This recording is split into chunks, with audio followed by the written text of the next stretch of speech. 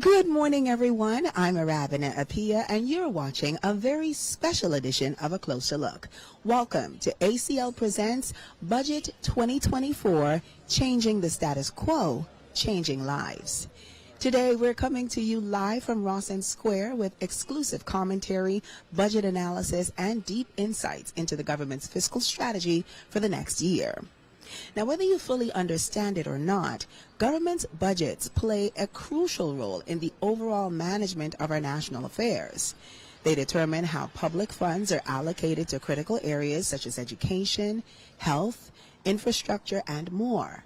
It reflects the government's priorities, its policies, and its goals. In a few moments, Prime Minister the Honorable Philip Davis will take to the floor of the House of Assembly to outline that fiscal policy, how much money the government expects to raise in terms of revenue, and how it intends to spend that money. And so, as to be expected, anticipation is high as Bahamians wait with bated breath to find out exactly how that strategy will impact them and their families. Over the next few hours, you'll hear from members of government and some of the country's finest financial minds, as well as my very special guest, Mr. Marcos Ambrista. How you doing, sir? It's always a pleasure to be on set with you, Always, Robin. right? We have fun together, don't we? We certainly do. So today is a huge day, Marcos. We are talking the budget. We are talking all of the government's fiscal plans, its strategies. What are you looking forward to hearing most from the Prime Minister today? I think I'm looking forward to finding what the Davis administration's priorities are going to be for the 2024 to 2025 fiscal year. Of course, I know that a lot of people are not budget educated, so of course we know that that will run from July 1st of 2024 to June 30th of 2025. I'm looking to see what are the pressing areas that will, of course, where the money will be spent, whether that be in our national security, whether that's education, youth, health. Of course, we know the Prime Minister's plan and his administration's plan to start a new hospital. Where are those funds going to be raised? Revenue. Where are we looking to source our monies from? Is it going to be any tax reform? Are taxes going to be increased? Which taxes may be increased? Are we doing grants and loans from international organizations? How are we planning to repay that? What's the stance of our economy at the moment? Where is tourism and where's the debt? All of these things are the things that I'm looking forward to. Listen, those are some heavy, heavy topics indeed. But I think, what is most striking to me in this moment is the theme that has been chosen. It's changing the status quo and changing lives. And I think those two things are really very much connected. And I can understand why the Davis administration has chosen that theme, because we're looking at how doing things differently is going to actually have tangible impact on the day-to-day lives of Bahamians. And I dare say that might be the thing that most Bahamians are, really listening for. How is it going to affect them? How is it going to impact their families? And you said it absolutely correct, Robin. What we are looking for is a budget that's going to change our lives forever. That's what we need more than ever before. This budget is crucial. It's coming off of the heels where we're on the rebounds. Things are going good. We've seen high numbers last year in tourism. How are we planning to double that? But more importantly, how does it affect the very small person on the street? So we're not just looking at the overall benefits of this budget, but we want to see how does it affect the common man? How does it affect small businesses and developing businesses that want to go from the small business area over to the medium-sized business? And so that's what we're looking forward to. I agree, Marcos. I think, like I said, I think Bahamians are specifically looking for ways or looking to hear about the ways that the government plans to really impact their lives in tangible and sustainable ways. So we're going to be talking to a number of people today, I understand. We have a number of guests lined up. I'm very excited.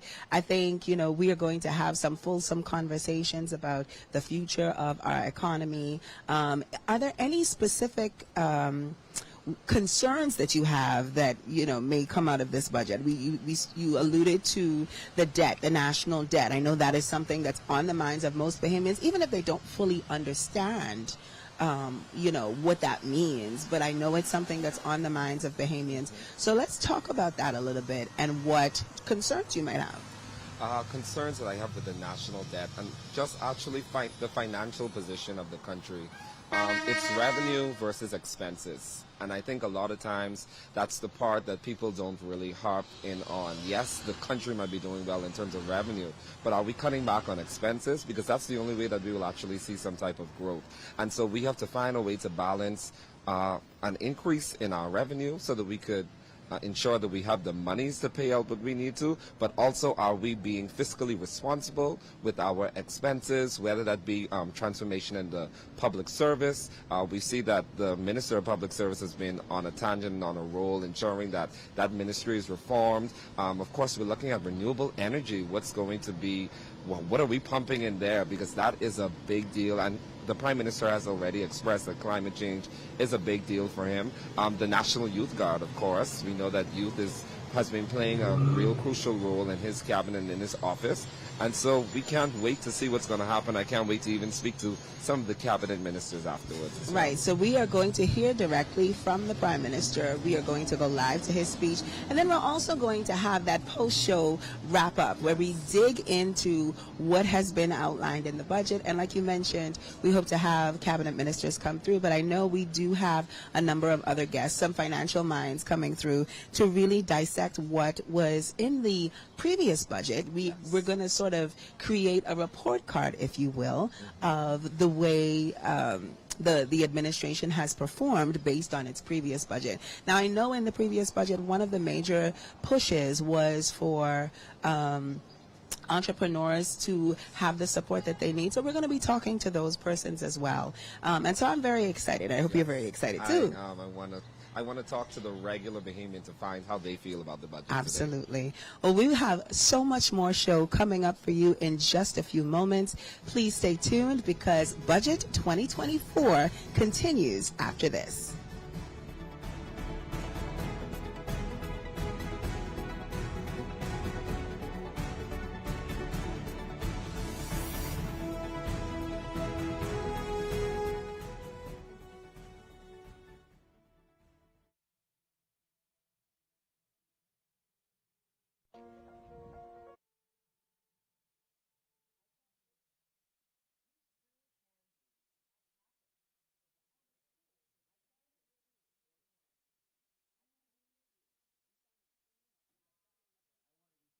And creative. You still can be at the Bahamas School for the Creative and Performing Arts. I always wanted to be in a band. I want to be a movie director. Acting, writing, singing, dancing. You can learn them all at Campus, the new school for the creative and performing arts. I always wanted to be a professional. Yeah!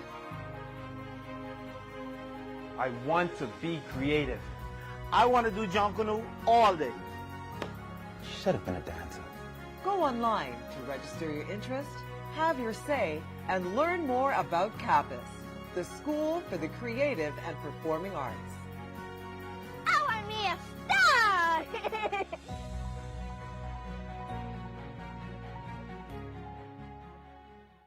Who loves breakfast? Do you know that breakfast is the best meal of the day? I'm so happy about this program. We're serving over 55,000 breakfasts. Ours breakfast? Breakfast. And this program is growing. It's good to have breakfast. It fuels the brain, right? So you don't have to worry about being hungry. All you have to worry about learning, right? This is the graduation of the National Youth Guard. Young Bahamians trained to assist on the front lines during national emergencies while gaining new skills to build their careers. They stepped forward to serve, growing stronger and making our country stronger too. If you think you have what it takes to join the next generation of leaders, then go online now to learn more and apply for the National Youth Guard. I want you to make the most of your talents. The person that you want to be is predicated on choices. You're not going to be able to pump fake your way to success. You have to be hungry. The barriers you face are real. Your capacity to overcome them is also real. You have the power to lead the crowd and not let the crowd lead you. We can't build a better country without your strengths. We want to make sure that you are all that you can be in this nation.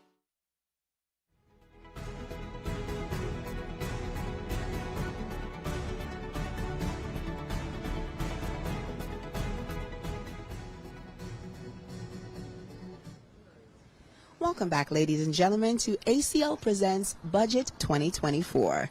Today, we're coming to you live from Rosson Square, where we are moments away from the Prime Minister's highly anticipated budget communication. Over the next several hours, we will be here to give you complete coverage, analysis, and insights from a few of the country's brightest financial minds. Some of whom are joining me here on the broadcast, including Senator Quinton Lightford. Good morning and welcome. Thank you. How are you doing today? Doing great.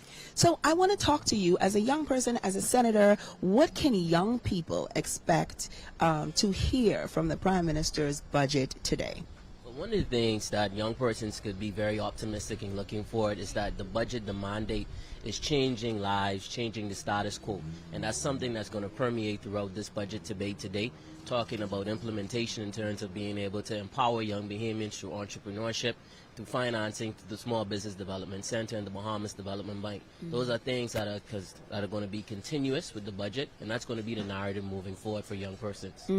Looking back at last year's budget, in your opinion, what were some of the most successful initiatives that the government implemented, and how do you foresee those really being built upon to, like you said, improve the lives of young entrepreneurs specifically? So yeah, some of the most successful initiatives from the last year budget in terms of looking at trying to reevaluate real property tax and provide home ownership for young Bahamians, because as a young Bahamian, that is one of I would say one of the biggest barriers in terms of being able for home ownership. And the government has been trying to maneuver and has successfully crafted a way forward for young Bahamians to have a part of the rock, so to say. Can you speak to any community development projects? I know that you are part of the work that's being done with the Bahamas Development Bank, and so you have intimate knowledge about the steps that are being taken and some of the community projects that are being undertaken by this administration in order to really reach the lives of young entrepreneurs and young creatives. Perfect. That's very good.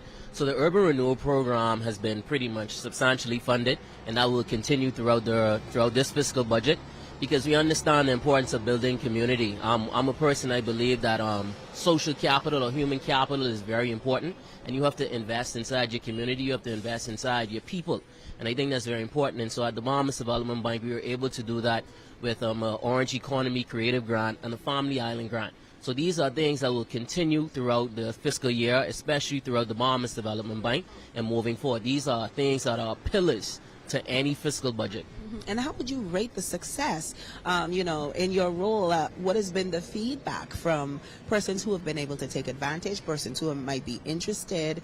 What are people really saying about those initiatives? Yeah, so persons definitely are very receptive of these initiatives. They think they like the head start, the push that it gives and provides. And I think that's very important. Like, a lot of persons look at it, they may say it may be a small grant.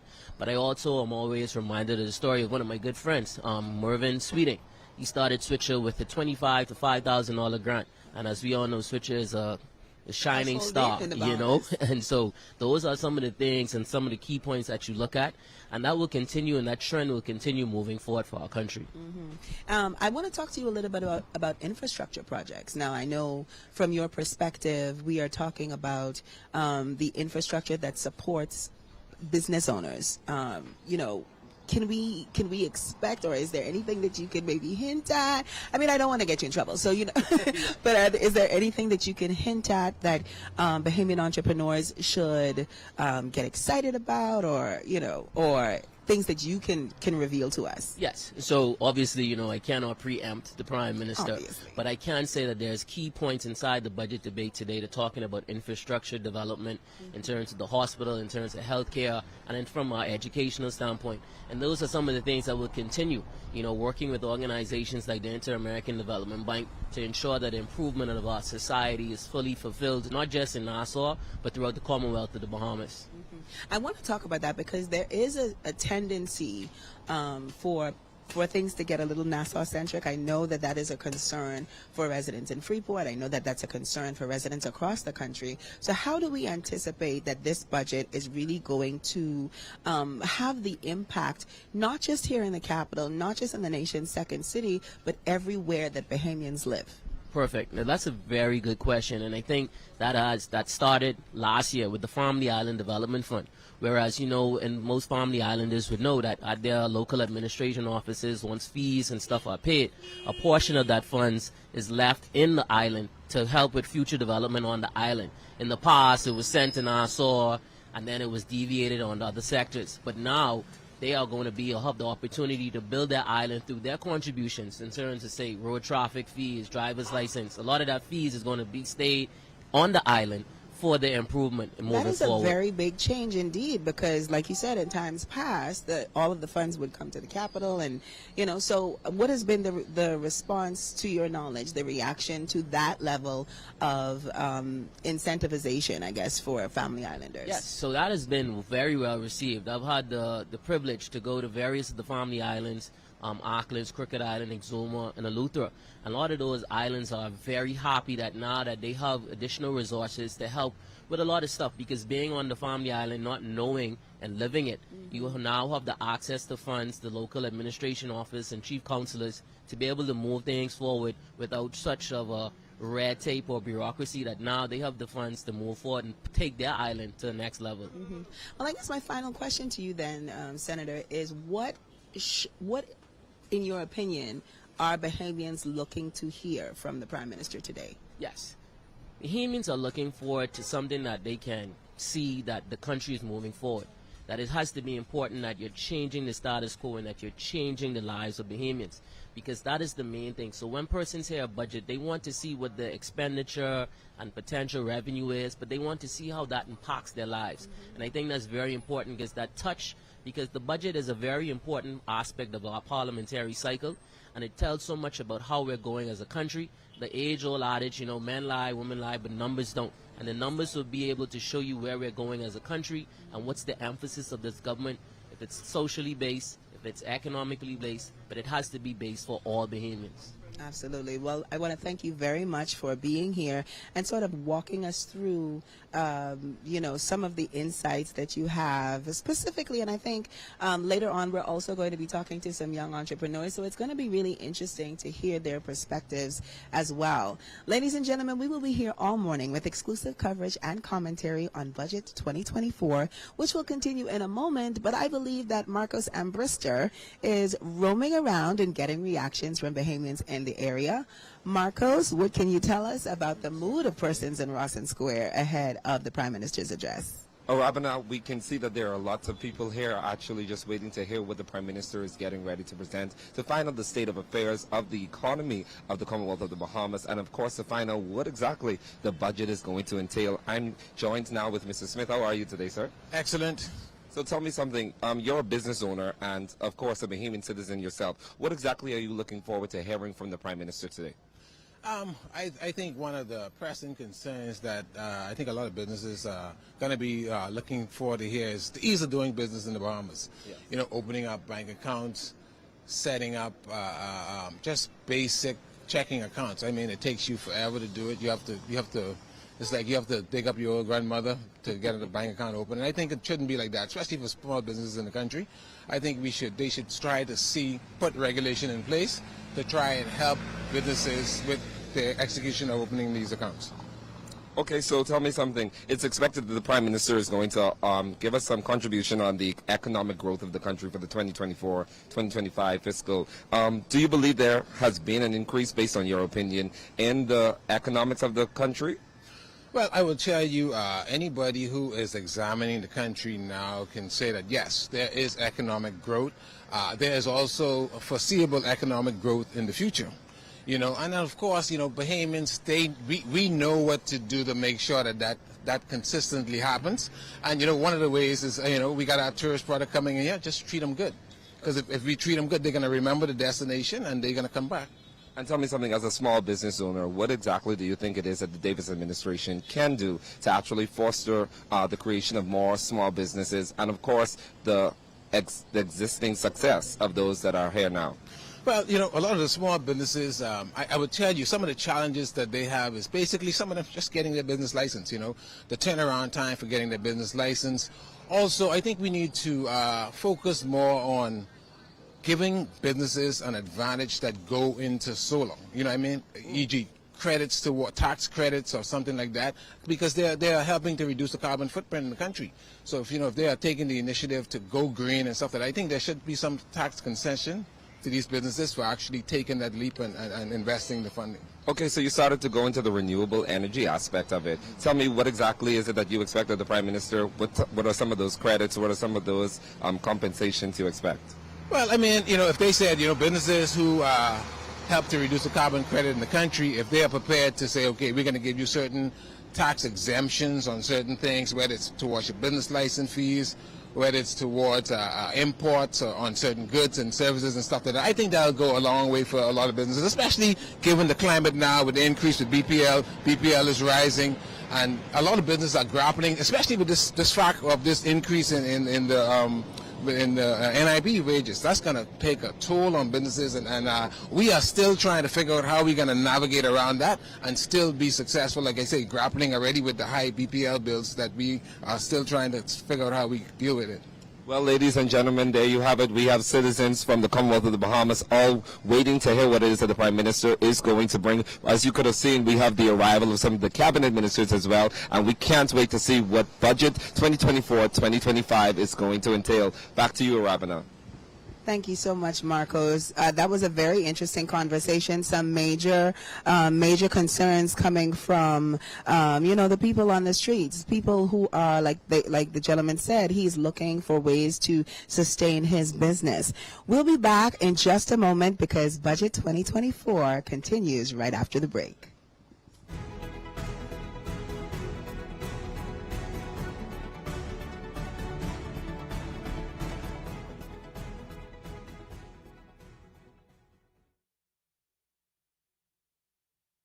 I want you to make the most of your talents. The person that you want to be is predicated on choices. You're not going to be able to pump fake your way to success. You have to be hungry. The barriers you face are real. Your capacity to overcome them is also real. You have the power to lead the crowd and not let the crowd lead you. We can't build a better country without your strengths. We want to make sure that you are all that you can be in this nation. This is the graduation of the National Youth Guard. Young Bahamians trained to assist on the front lines during national emergencies while gaining new skills to build their careers. They stepped forward to serve, growing stronger and making our country stronger too. If you think you have what it takes to join the next generation of leaders, then go online now to learn more and apply for the National Youth Guard. Who loves breakfast? Do you know that breakfast is the best meal of the day? I'm so happy about this program. They serve over 55,000 breakfasts. Ours breakfast? And this program is growing. It's good to have breakfast. It fuels the brain, right? So you don't have to worry about being hungry. All you have to worry about learning, right?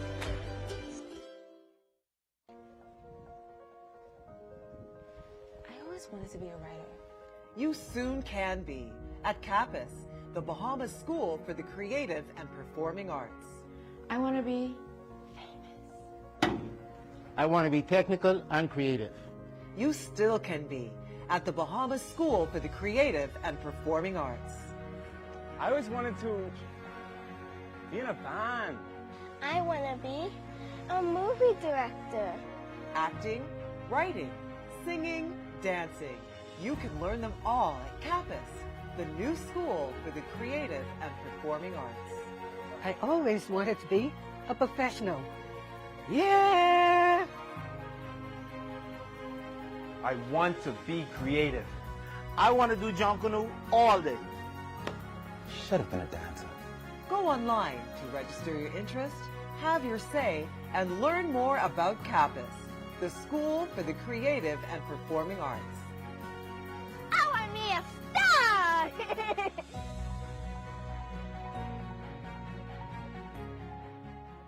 I want you to make the most of your talents. The person that you want to be is predicated on choices. You're not going to be able to pump fake your way to success. You have to be hungry. The barriers you face are real. Your capacity to overcome them is also real. You have the power to lead the crowd and not let the crowd lead you. We can't build a better country without your strengths. We want to make sure that you are all that you can be in this nation.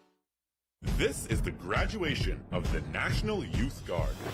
Young Bahamians trained to assist on the front lines during national emergencies while gaining new skills to build their careers. They stepped forward to serve, growing stronger and making our country stronger too. If you think you have what it takes to join the next generation of leaders, then go online now to learn more and apply for the National Youth Guard.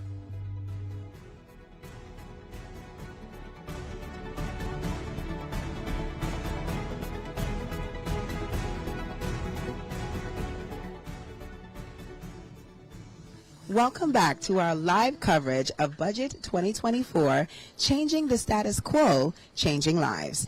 That is the theme of this budget presentation, which Prime Minister the Honorable Philip Davis will give this morning from the floor of the House of Assembly. And Bahamians across the country are eagerly waiting to hear this administration's fiscal plan mapped out. And I believe they're even more interested in, as the theme suggests, the status quo and how their lives will be changed. Well, here to give us some insight into that is Attorney General Ryan Pinder. How you doing, sir? I'm well. Good morning. Good morning. Thank you so much for being here. So I want to talk to you about the government's goals, its priorities, its fiscal strategy. What should people be expecting? What are you most excited to hear the Prime Minister reveal in the budget as well? Well, I think the budget you're going to hear the Prime Minister present today is a good summary of where we've come for the last 3 years. It draws a good balance between explaining the fiscal situation of the country with respect to how we're doing with revenues and debt to GDP, which are all important measurements on the health of a country. And I think what you'll hear is the dramatic improvement of the fiscal health of the country from when we came to office 3 years ago to today. You'll hear about a debt to GDP ratio that was over 100% when we came to office. It's now below 80%. You'll hear about an unemployment rate that was above 13% when we came to office, and it's now below 9% and dropping. You'll hear about the economy of the Bahamas having grown, tourism numbers having exceeded the most they've ever exceeded from pre-COVID levels. And so I think you'll hear a lot of success and optimism on the fiscal state of affairs of the country, which is very important for the health of the country. And then I think you're going to hear the Prime Minister speak about some initiatives in this budget that are going to be helpful for small businesses and Bahamians at large. You're going to hear about lower business license fees for the agricultural sector. You're going to hear about tax concessions for aquaculture and fish farming to help Bahamians get into the next technology with respect to fishing. You're going to hear the Prime Minister talk about modifications to the Industries Encouragement Act, like removing the bond that's required, which is a barrier for manufacturing and industry in the country, to make it easier for manufacturing and industry. And that's important because the more we can manufacture in the country, the less we're dependent on imports and the healthier our economy and country is. So in all of these areas, we are challenging the status quo. You know, the status quo has been a country that has accumulated more debt and more debt and more debt. The status quo has been economic growth that has been stagnant. The status quo has been difficult to do business, barriers to entry. And in all of those areas, you're going to hear the Prime Minister rebut the status quo, change the status quo, come up with new ideas and new concepts for small businesses and those that demonstrate the fiscal health of the country. Well, AG, I want you to speak to this budget from sort of the legal standpoint as well, because there are things that are being introduced that are going to require maybe some shift in policy, maybe some new legislation. So from your perspective as the Attorney General, what does this budget, and in terms of changing the status quo and changing lives, what does that look like to you? Well, I think the budget sets the stage for the next fiscal year. So it sets the stage of policy and the legislative agenda for the upcoming year. You would have noticed we right before coming to the budget, we tabled this suite of cannabis legislation to provide a new avenue of agriculture and industry for Bahamians. You're going to see shortly after the budget, we're going to table and debate the new intellectual property regime. That's going to create a modern-day framework for the creative industry and the orange economy, which I know is something that you hold dear to your heart. You're going to see additional, kind of innovations with respect to registered land, for example. We hear about the challenges of land in the country and buying and selling and title and the expense and the time it takes. All that's going to be reformed this fiscal year. So there's some very aggressive mandates that are going to be in the budget that you'll hear referenced by the Prime Minister today, but you'll hear more detail as the debate goes on, both in the House of Assembly and the Senate, on what we're looking forward to in this next fiscal year. Again, that's going to butt the status quo. That's going to change the status quo for Bahamians and bring on a new paradigm of living and doing business in the Bahamas. Well, I'm loving that there seems to be a continued focus on the creative, the orange economy. And I know that's something that first began in last year's budget, where there was a lot of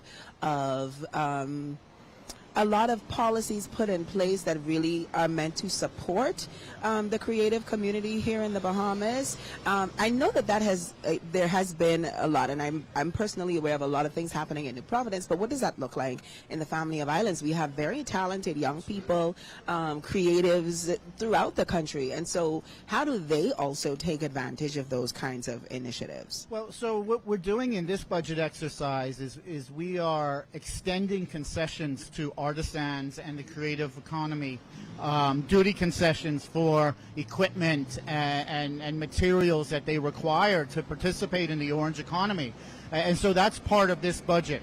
We're also making it much more clear in this budget when you're looking to get concessions and you're a small business owner, which most creatives start out as small business owners, to be able to have a more ease of access to the government system to get those concessions. And those are in law as well. In the Tariff Act, you'll see that's coming and being tabled today in Parliament. So what we need to do is continue to focus on streamlining access to concessions and access for the creative industry, especially in the Family Islands, as you mentioned, where the status quo for too long has been Nassau-centric country.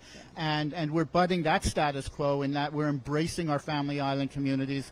We're bringing in a digital government and a digital age for ease of access no matter where you are in the country. And so that is a primary mandate. You know, you will hear the Prime Minister speak today in his contribution that this is the first time ever the Prime Minister and Deputy Prime Minister have represented Family Island communities. Yeah. And so they bring a special focus and attention to governance of the entire country, not governance just in Nassau or in some instances governance just in Freeport. But they're both Family Islanders, they're both island boys, and they both represent Family Island communities. So that focus is going to be there.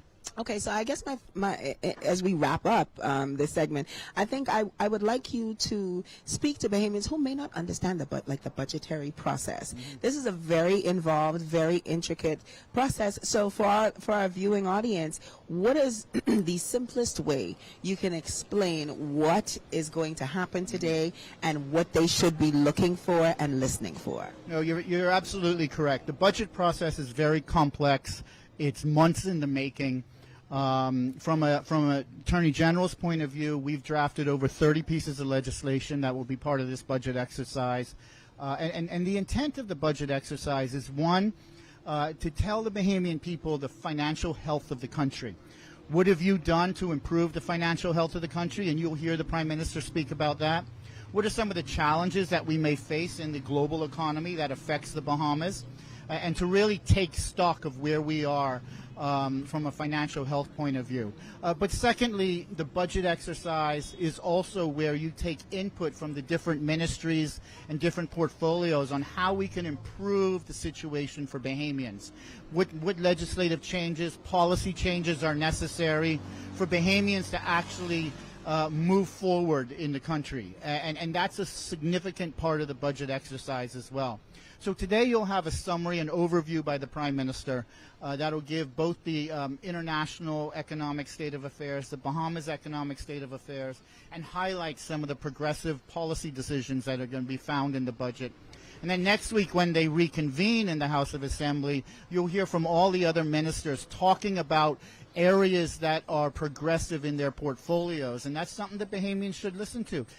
Bahamian farmers should listen to the Minister of Agriculture about the new lower taxes for farmers, about the new tax concessions available. The fishermen should likewise do the same. And pay attention to the minister with the portfolio in which you're in, because there are some specific items in there for each Bahamian to take advantage of, and it's an important exercise. It's a long exercise preparing, and it's a long debate. We'll be debating in the House of Assembly and the Senate for 3.5 weeks. But I think it's very constructive, and it's a good opportunity for Bahamians to understand what the government is doing for them. Well, I want to thank you very much, Attorney General, for being here, for giving us those insights. I understand that Marcos Brister is out and about. Marcos, what's going on where you are? Rabina, I am here in Parliament Square. I am just waiting. We are waiting for the arrival of the Prime Minister so that the cabinet ministers can actually walk over and we can begin this budget presentation today. Of course, everybody that is standing outside of Parliament is excited to either see the Prime Minister, to see the cabinet ministers, to see what it is that this means for the Bahamas, to see what this means for every small business, to see what this means for citizens. Of course, we're expecting to hear from the Prime Minister our financial standing. Where are we as an economy? Where there's going to be growth, if there's any revenue increases, are we managing our debt? Of course, we're also looking to find out a lot of information on renewable energy. We know that that has been a primary focus of the Prime Minister, as well as youth, the National Youth Guard, namely. We're looking to hear from the Prime Minister about healthcare, the new hospital that's actually expected to be begin construction very soon. We're also looking to hear from the Prime Minister if there's going to be any reform to taxes. Are there going to be any increases in taxes? Are there going to be any concessions for small businesses, as well as I would have had Mr. Smith with me earlier today? And of course, we want to see how this budget, of course, is going to change lives. This is what the Davis administration has touting that the budget presentation is going to be all about today. So we want to find out there's going to be people first. How is the public sector now going to be impacted? What about our communities? Are we making safer communities? What type of resources are we now pumping into national security and ensuring that our police force is well equipped to actually handle the fight that they're getting ready to do? Of course, education is always a big deal, whether that's from the University of the Bahamas and our other tertiary institutions to our high schoolers, our primary schoolers, and of course increasing our effectiveness there. We're also looking to how we're going to strengthen our infrastructure, major investments, whether that be in housing and development, modernizing our airports. We know that there are a few airports on the Family Islands that have already begun construction, so we will find out an update on all of those. And of course, sustainable development. That's feeding ourselves, that's ensuring that agriculture and innovative economic sectors for a diversified economy. So all of these things are what we're expected to hear from our Prime Minister this morning. Hopefully there will be lots of things for the orange economy, as you would have said, Arabina. And of course, we're looking to find out what part is actually going to take the priority for the Prime Minister and for the Davis administration this morning. We cannot wait to find out what's going to happen. But this morning, we're excited. Everybody is here. If you can take a look, we have people, of course, in normal traffic and the normal routine that's happening. But we are ready to see what's going to be a part of this presentation today. And as soon as the Prime Minister is here, we'll be able to begin this debate. Thank you so much, Ravina. Back to you. Thank you, Marcos. We are indeed waiting with bated breath to hear the Prime Minister's contribution, and I know that it is going to be a lot of really good information for us to dig into.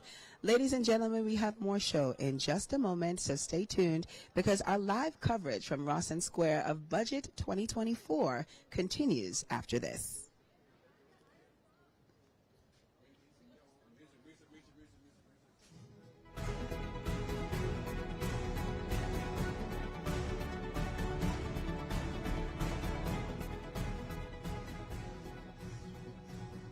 This is the graduation of the National Youth Guard. Young Bahamians trained to assist on the front lines during national emergencies while gaining new skills to build their careers. They stepped forward to serve, growing stronger and making our country stronger too. If you think you have what it takes to join the next generation of leaders, then go online now to learn more and apply for the National Youth Guard. I want you to make the most of your talents. The person that you want to be is predicated on choices. You're not going to be able to pump fake your way to success. You have to be hungry. The barriers you face are real. Your capacity to overcome them is also real. You have the power to lead the crowd and not let the crowd lead you. We can't build a better country without your strengths. We want to make sure that you are all that you can be in this nation.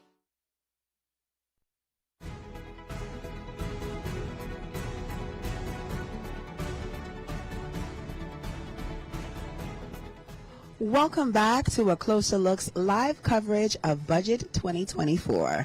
The government's theme, Changing the Status Quo, Changing Lives. Joining me now are two young, talented Bahamians who I know are excited to hear what the government has planned to transform their lives as entrepreneurs. Please welcome to the show CEO of Sign Island, Kweku Simonet, as well as Benjamin Davis, the CEO of Drive Green Rentals. Welcome to both of you. Good morning. How you doing? I'm good. How are you guys? Good, good. All righty. Gentlemen, this is being set up to be quite the budget contribution. I know that as young Bahamians, as young entrepreneurs, you guys likely have some of the same concerns. We're talking about, access to funding. We're talking about growth. We're talking about development. We're talking about the ease of entry into doing business. What are some of the things that you're hoping to hear from the Prime Minister in his contribution today? Mr. Simonet, we'll start with you. So for me, it's mainly just trying to see if we could put a little bit more, access to capital for small business. I think right now the Bahamas we're primed. The past 5 to 7, 10 years, we've seen a lot of small businesses grow, especially with the help of the SPDC, which has done an amazing job in being able to allow people to find the capital.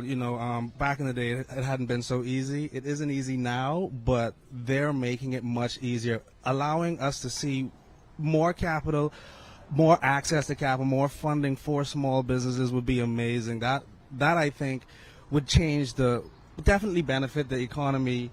It's helping it now, but I definitely see it making a huge impact if we can kind of focus on small business to empower Bahamians within the next 5 to 10 years. I plan to see it should be a very, very, very impactful situation. Okay, now, I see you nodding along, so you agree? Yes, it's a lot I agree with, and I actually want to add a little bit to what my co-panelists is saying here as well. In addition to being able to access some funding, we also want to be able to see a little bit more concessions, I would think, as well for small businesses. So right now there are a lot of programs that the government has already done and is already doing. We mentioned Small Business Development Center.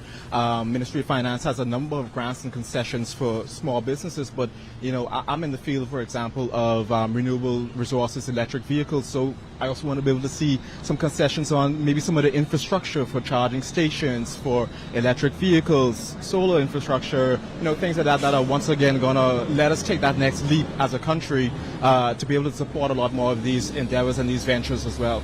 Well, I know that renewable energy, sustainable energy has definitely been a focus for the Prime Minister specifically.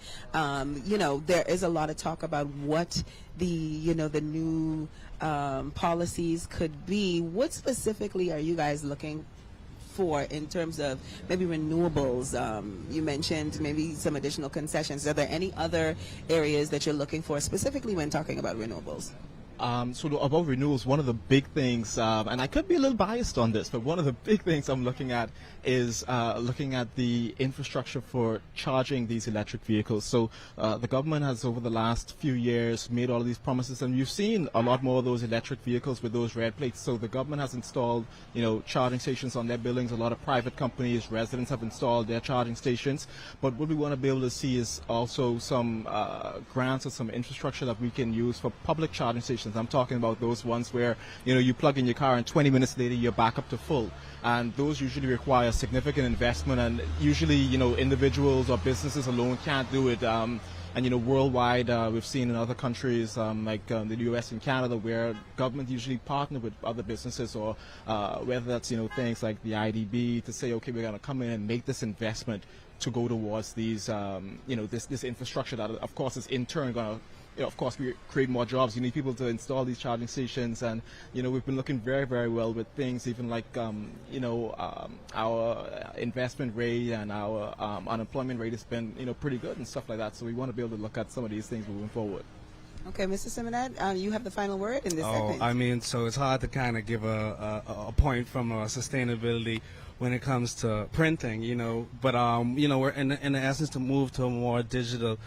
I just know that we're a small island state, and we're going to be like one of the first ones to face this economic problem issue. So I think the more we address it, the sooner we address it, the better it is for everybody and our future. Absolutely. But I want to thank you, gentlemen, so much for being here. I hope that we get to talk to you guys again once we hear exactly what is in the budget communication. So don't go too far, because we might, I might want you back on to get your feedback. No, ladies and gentlemen, I'm kicking it to Marcos Ambrister, who is hearing exactly how people in Rosson Square are feeling about the impending budget. Marcos, what's going on? Oh, Robin, I'm actually so excited about what's actually to come. Just hearing from you and those small business owners, especially after hearing from people like Mr. Smith, and of course listening to people like Mr. Senator Quinton Lightbourne, who is of course responsible for the Small Business Development Center. A lot of small business owners, one of the things that they're looking forward to is the ease of doing business in our country. Of course, whether that is the ease of opening accounts, whether that be some restrictions that are currently in place by the central bank, some concessions that can be given. Of course, a lot of them even mentioned the ease of even getting their business licenses, of course, of faxing their returns, the impact of the National Insurance Board, the reform that they've had with their taxes, what that is going to be like for them. And as well, a lot of them are looking to find out if they'll be able to get any concessions for being green, just like the government. Your current interviewees would have spoken about how the government has recently turned over all of their cars, some of their cars so far, into green cars. Of course, we want to ensure that we're also, as small business owners, doing our part, and that there are going to be any concessions, whether that be carbon credit, whether there be some concessions that might allow them to be able to get something back on their business licenses, or on the reforms that they're making for so their returns that they're making on their taxes. Of course, we're currently right now just waiting for the Prime Minister and his cabinet to make their way over to the House, and then we'll be able to begin our budget debate. Robin, the things are hyped and things are pumped down here. A lot of people are waiting to see what's going to happen, and I believe citizens are looking forward to, more than ever, they're looking forward to a budget debate, a budget presentation that's actually going to be for everyone, that changes the status quo, and of course affects every Bahamian. Back to you, Rabina. Thank you so much, ladies and gentlemen, and thank you, our viewing audience, for joining us at a live broadcast of Budget 2024, Changing the Status Quo, Changing Lives. Joining me now on the broadcast is the Director of Communications in the Office of the Prime Minister, Latre Raming. Hi, Latre. How are you? Doing fine. This is a big day. Office of the Prime Minister. The Prime Minister is getting ready to give his official budget presentation, and I know that there are some major key priorities that the Office of the Prime Minister has been really focused on, and I would like you to share those with our viewing audience. So I think the key priorities for the government of the Bahamas is crime, education, healthcare, cost of living, and investment in jobs and security. And so one of the things that you'll see from the Prime Minister today is the continuation of those priorities. I think it's really important to reiterate to the viewing audience that budgets, every single budget is tied together. They're a continuation of the government's long-term strategy. By law, the last Wednesday in the month, the Minister of Finance is required to come to the House to really seek permission to finance the government new fiscal period. And I think that the government's theme, changing the status quo, changing lives, this encompasses the focus of the government in this fiscal period. Mm-hmm. I'd like to take a moment to reflect on the last budget. In your opinion, what are some of the major initiatives, the success stories coming out of last year's budget that you can speak to, and how are we building on them in this budget? So last year we focused on a budget for security and progress. We know that we wanted to focus on security for economic security, social security, and national security. I think we've made tremendous progress around our crime initiative. As you would have seen, the government introduced a 5-point crime plan that really focuses on improving overall infrastructure. We're building on that in this current fiscal budget. You'll see further investment in technology to fight crime, further investments in the resources for both the police force and the defense force. You'll see a lot of further investment in the public service, ensuring that we build a very modern civil servant that could really meet the ambitions of the Bahamian people and what they expect from governments and governments. Mm-hmm. And what challenges, if any? Because I know there are always some hiccups, right? But I think that this administration has been working to navigate the international changes, the international implications, the state of the world economy, as well as we try to right-size our own economy and create opportunities for Bahamians. So, are there any challenges that you could speak to, and how have we really, managed to sidestep those issues? So there are three challenges I would say we could speak to. Of course, there are the external variables. We don't control the American economy. We don't control our major trading partners. And we don't control the interest rate that the American government fund. And so we've had to find innovative ways to really navigate high interest rates into secure funding, a really whole expenditure, looking at even, for example, the funding for the new hospital is being done at a lower concessional loan. Another challenge we have as SOEs, it's no secret that state-owned enterprises takes up a significant chunk of the government budget in subsidizing it. So in this budget, the government will now require state-owned enterprises to come up with their business plan. That we want to see how you intend to become a revenue-generating entities. And the key for the prime is climate change. The reality is all of the gains and success of this budget could be written off by one hurricane. And that's something that we are mindful of. Yeah, we're about to go into a new hurricane season. So I know that the Prime Minister's focus on renewable energy, the Prime Minister's focus on addressing issues related to climate change has been something that we have seen both locally and internationally. What, or can you hint at any things? I know you don't want to preempt the Prime Minister, obviously, but can you hint at perhaps anything that Bahamians should be listening for in terms of how the Bahamas is strategizing how we deal with climate change? I think, of course, one of the things that we're looking at is debt swapping, the extent to which we could see that as a viable option for us. Looking at as a much more of course, carbon credits remain a key focus, monetizing our carbon credits and making significant progress to that. The Prime Minister won't go into depth into the communications, but definitely is opening contributions. He will talk on a more broader scope issue of climate change and carbon credits. I think one of the things that we have to do is look at resilience. The reason why we are holding expenditure and ensuring that we could improve revenue is to ensure that if there is a hurricane, we could absorb those external shocks. And so I know that people listen to the budget for the bells and the whistles, but sometimes it's about just making sure that we have done enough to stabilize our economy and grow the economy as well. In terms of investments and future investments, what would you say from the previous budget? What would you say were some of the most successful investment projects that the government undertook?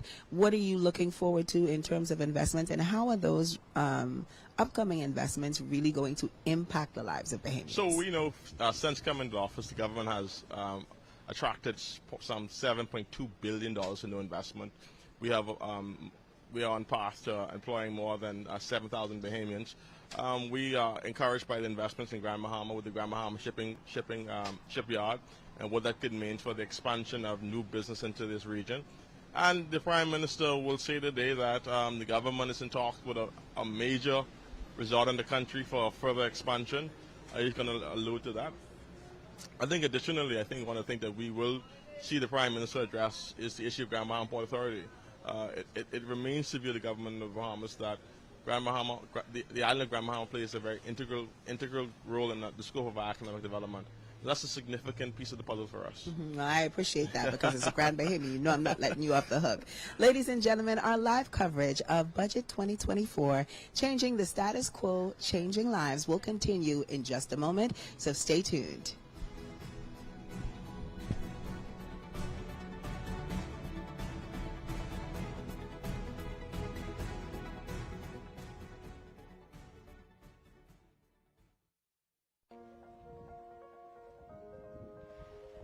Wanted to be a writer.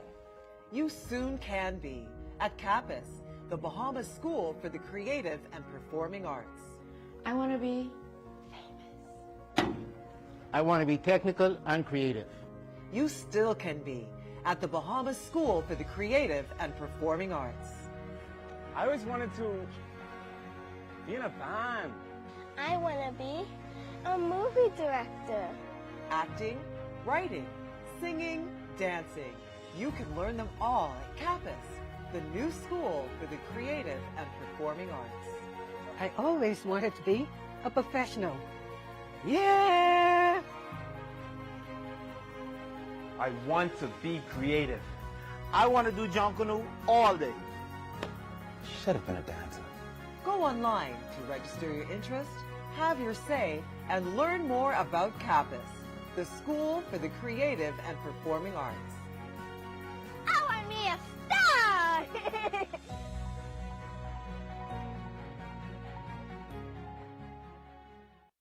Who loves breakfast? Do you know that breakfast is the best meal of the day? I'm so happy about this program.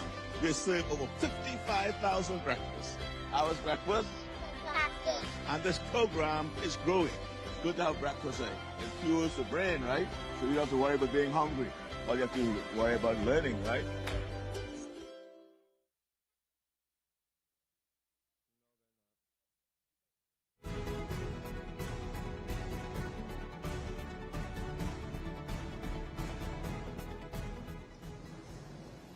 Welcome back, ladies and gentlemen, to our live coverage of Budget 2024, Changing the Status Quo, Changing Lives. And Latre, you know, when we went to break, we were talking about Grand Bahama, and I told you I can't let you off the hook, because as a Grand Bahama girl, I need to make sure that, you know, the second city is being taken care of. Now, I know you touched on a few things in terms of investments that are happening on Grand Bahama Island. What should Grand Bahamians really be listening for in this budget communication? I think I reiterate the fact that the Grand Bahama Port Authority is really an integral part of the government overall strategy. That's really critical to the economic growth of Grand Bahama. I think another component of the expansion of the Grand Bahama shipyard, I think really diversifying the island's economy, keeping it aligned with as an industrial economy. We wanted to make an announcement today on something that is very important to Grand Bahamians, but I think out of abundance of cautions, we determined to hold on it. I mean, you know, Grand Bahamians are no stranger of good news, and then the good news is apparent. So I think so we want to make sure that we are absolutely certain. I think that we anticipate some really good news coming from Grand Bahama. Okay, well, I'm excited to hear Grand Bahamians. You heard it straight from Latre Raming. There are good things on the horizon. In terms of the other family islands, however, because again, in speaking to some of our other guests, you know, there has been a little bit of concern about things being a little Nassau-centric, very Nassau-focused. And so we have heard from people who have talked about this administration's thrust to really embrace the family islands. We heard the Attorney General speaking to that earlier. Can you also speak to some of the initiatives that are happening straight across the board and how Bahamians on every island of the nation can really benefit from what's coming? So one of the key things in this budget is dealing with the focus of infrastructure. We know that we're going to focus on the Exoma Airport, the Grand Bahama Airport, and the Cat Island Airport. The Cat Island Airport is on the way and currently being constructed. I mean, in the process of construction right now. We know that the government has secured funding for the Exoma Airport through the Saudi Investment Fund. We do also know that there's funding being secured for the Grand Bahama Airport, and the removal of the previous airport is happening now. So you're going to see a lot of infrastructure development, particularly around airports, which is a really integral part of driving our tourism growth. We're seeing a lot of growth in tourism in Eleuthera and Abaco and even in Cat Island, even in Exoma. So improving airport infrastructure is really critical to driving this growth. You'll see the continued investment in our road infrastructure projects. Of course, we believe that maintaining the infrastructure in the Family Island, and more importantly, expanding access to healthcare. You're going to see a number of significant investments into the clinics, particularly in Andros, Eleuthera, just being able to really ensure that Bahamians have access to really good quality healthcare. Well, that sounds like great information. I do believe that in just a few moments, the Prime Minister and his cabinet will be making their way to the House of Assembly. So we're getting ready to go live into Parliament in just a few minutes, where the Prime Minister will give his official budget presentation. So ladies and gentlemen, stay tuned, because we have so much more show. Latre, I want to thank you so much for being here and for really sharing some insights. I know that the Prime Minister and his team are going to be here just for a minute. But Marcos, you are on the ground level of everything that's going on. So, tell us, what you're seeing right now. What's happening? Arabina, as the moment gets louder, as the moment grows closer, the crowd is getting larger. Of course, anticipation is getting higher. As you may be able to see in the background, on now we have the arrival of all of our cabinet ministers. We have some of them that are still currently walking over. And of course, you're going to see the Prime Minister is going to make his arrival very, very soon, so that we can begin our budget debate. Of course, everybody is excited. Of course, you see a lot of Bahamians that are all waiting, I guess, for their cabinet members to root on their favorite cabinet members to root on the Prime Minister. And of course, it's only going to get up from here. Back to you, Ravina. So much, Marcos. Now, Latre, I know that one of the thrusts, and we've spoken about this as well, but I wanted to go back to something that you mentioned in connection to renewables and the impact that hurricanes can have. I know we had some entrepreneurs on a while ago, and they were talking about perhaps the need for even more concessions as we try to steer the country toward more sustainable energy options, more renewable energy options. Is that something that we can expect to hear from the Prime Minister today? So insofar as support for small businesses, there will be some concessions. There will definitely be concessions in a particular industry that is aimed towards growing, strengthening, and supporting Bahamians. What we are going to be looking forward to is a significant partnership with the African Exim Bank. I'm sure Quentin would have alluded to it this morning. That for the first, the Bahamas Development Bank is going to see a capitalization of $30 million, and that's going to be very significant for small businesses really being able to tap into that fund. Obviously, there are going to be some improvement around the manufacturing aspect of our country. So budgets year by year is a give and take. We try to make modest changes to the Tariff Act and ensure to see how we could touch the lives of Bahamians. I would be remiss if I did not ask about taxes. So in that famous red box you'd see coming over in a couple of seconds, there are no new taxes.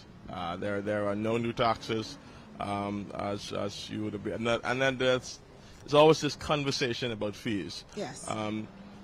Any fees that would be introduced in this budget will not impact Bahamians on a very broad sense, and so we know that this is questions that we're often asked. We could confidently say that our economic growth is not hinged on additional tax burdens to the Bahamian people. And I know you mentioned, about embracing the Family Islands. And speaking to Senator Quentin Lightburn earlier, he made mention about, a policy shift that now allows Family Islands to really be able to take advantage of the funds and the fees that they pay for that development of that specific island. And I think that is a bold move, and it's a major improvement over what has been done so far. Ladies and gentlemen, I'm sorry, Latre, ladies and gentlemen, we've just gotten word that the Prime Minister and his cabinet are on their way. We're going to kick it to Marcos Ambrister on the ground floor. Marcos? Robin Pia, this is the moment that we've been waiting for all morning long, and of course the country has been waiting. It is the last Wednesday in the month of May, which means that today the Prime Minister will be making his budget debate. As you can see, the Prime Minister is accompanied by all of his cabinet ministers and the rest of his entourage. They are, I'm not sure if you can see, but that's the little red box right there. That is our briefcase that's going to be laying out all of the legislation. As you can see, that is Michael Halkidas that is currently holding it. He's bringing that over as the minister that has a whole lot of responsibility for financial services. As you can see, the Prime Minister, as we know, is the Minister of Finance for the Commonwealth of the Bahamas, and so that is the reason why he will be making this presentation today. We can see with him, of course, the Deputy Prime Minister, the Honorable Chester Cooper. We see a whole lot of our cabinet ministers, Minister of National Security. We have our Minister of our Attorney General that's also with him. As you can hear, we have people here that are people that are currently cheering on the Prime Minister. We have the Honorable Glenys Hannah Martin, our Minister of Education, that is currently here, and of course a whole lot of security. And everybody is here. Everybody is excited to see what's going to happen this morning as we make our presentation. Ladies and gentlemen, the budget debate is getting ready to begin very, very shortly, and we cannot wait to hear the current state of affairs for the Commonwealth of the Bahamas, whether that be our economy, what are the priorities for the Davis administration, whether that's crime, education, infrastructure, tax reform, debt, and of course looking to find out how we are going to increase our revenue for the year 2024 to 2025. Ladies and gentlemen, the fiscal year 2024-2025 is being tabled today, and that will take place from July 1st to June 30th. That will cover those areas. Just a little bit of reminder. So this is tabled here in the House first. Of course, then we will have all of the different ministries that will be responsible for ensuring that those funds are allocated to where it is supposed to be. We can see a whole lot of journalists are now here. Everybody's trying to get the inside scoop on what's going to happen. And of course, everybody wants to know what's being presented today. But ladies and gentlemen, the budget debate is getting ready to begin shortly. Arabana Apia, I'm so happy to say that's it for us down here. Thank you so much, Marcos. Ladies and gentlemen, we are here at Rosson Square. As you just saw, Prime Minister the Honorable Philip Davis and his cabinet have gone into the House of Assembly. We are just moments away from the budget presentation now, which we will provide live coverage of as well, so do stay tuned. Latre, it has been such a pleasure having you on. Are there any final words for you, for the Office of the Prime Minister? What would you like to encourage Bahamians to do at this point? I think just to be mindful. This is the third budget presentation that the Prime Minister is making. To remember the country we inherited. Like I said, that we inherited a country of debt to GDP of 100%. There was a point in time where the government of the Bahamas was discussing the devaluation of our currency, whether or not we were moving towards an IMF program. I'm not allowed to be political, but I think the other party call an early election because of the economic realities. And so we're happy that we've been able to make the tough decisions that without any added burden to the Bahamian people. We are confident in the direction the government is heading in. I want the Bahamian people to measure this administration based on the kind of country it inherited.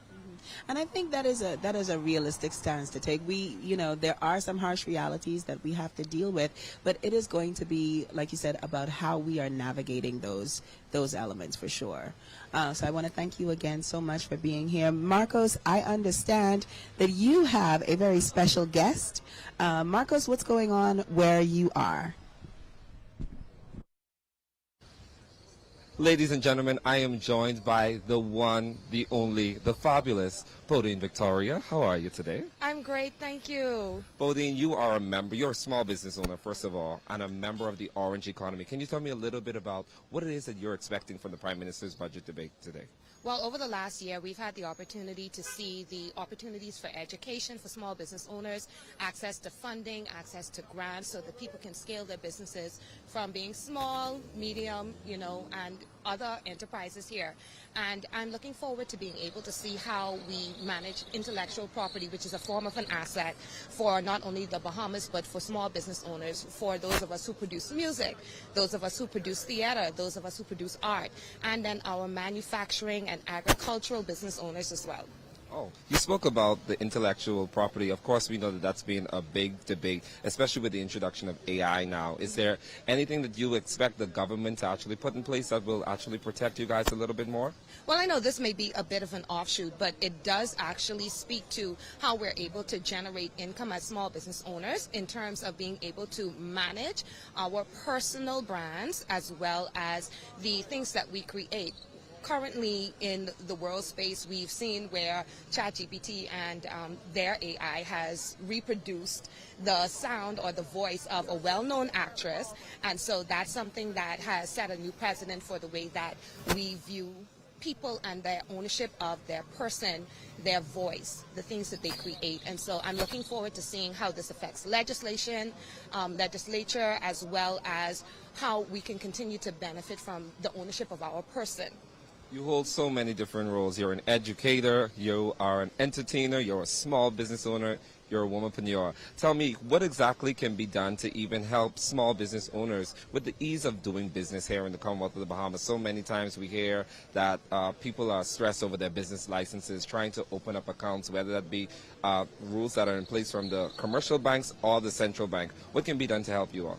Well, I think the biggest part of this process is the education of the small business owner and those that intend to scale. What I have seen over the last few years, 2 years, and I'm a product of one of the programs, is that a lot of entrepreneurs still need to understand that the way that business works, how to access capital and funding, how to access the grants that are available, how to run and manage their business in a way that allows for them to thrive personally, but also allows for their business to expand. So I think that the key to this is the funding that is put into the education spaces, especially as it turns for the financial education of entrepreneurs.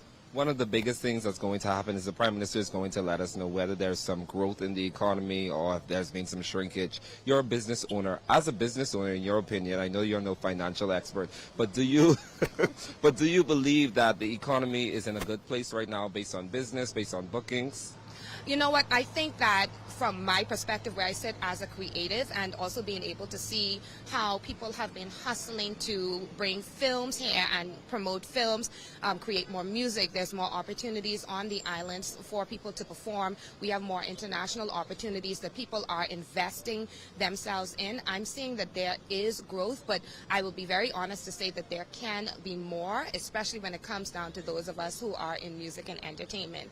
I'm going to speak for that because that is a specific niche that has in the past gone underfunded, underutilized in a substantial way, because it's such a special place internationally and locally. And so I can say that with the way that I've been able to expand my business and the services that I offer, I've seen growth, and there are others like me that have seen that as well. And we're looking forward to being able to duplicate those efforts, duplicate that kind of principle, that growth principle. And I'm looking forward to seeing how that budget is able to do that this year. Well, Bodine, we are so excited to hear from the Prime Minister, and we're so thankful to have you on set. It's always a pleasure to be with such a great business owner and a mass media influencer like yourself, of course. Ladies and gentlemen, we're getting ready to hear from the Prime Minister very, very soon. But before we do, I'm going to kick it back to you, Ravina Pia, on set. Thank you so much, Marcos. Bodine raised a lot of really interesting and important points and questions. So I'm going to be listening intently so that, we have answers to give her in the post show. Ladies and gentlemen, our coverage of Budget 2024, Changing the Status Quo, Changing Lives, continues right after this short break. This is the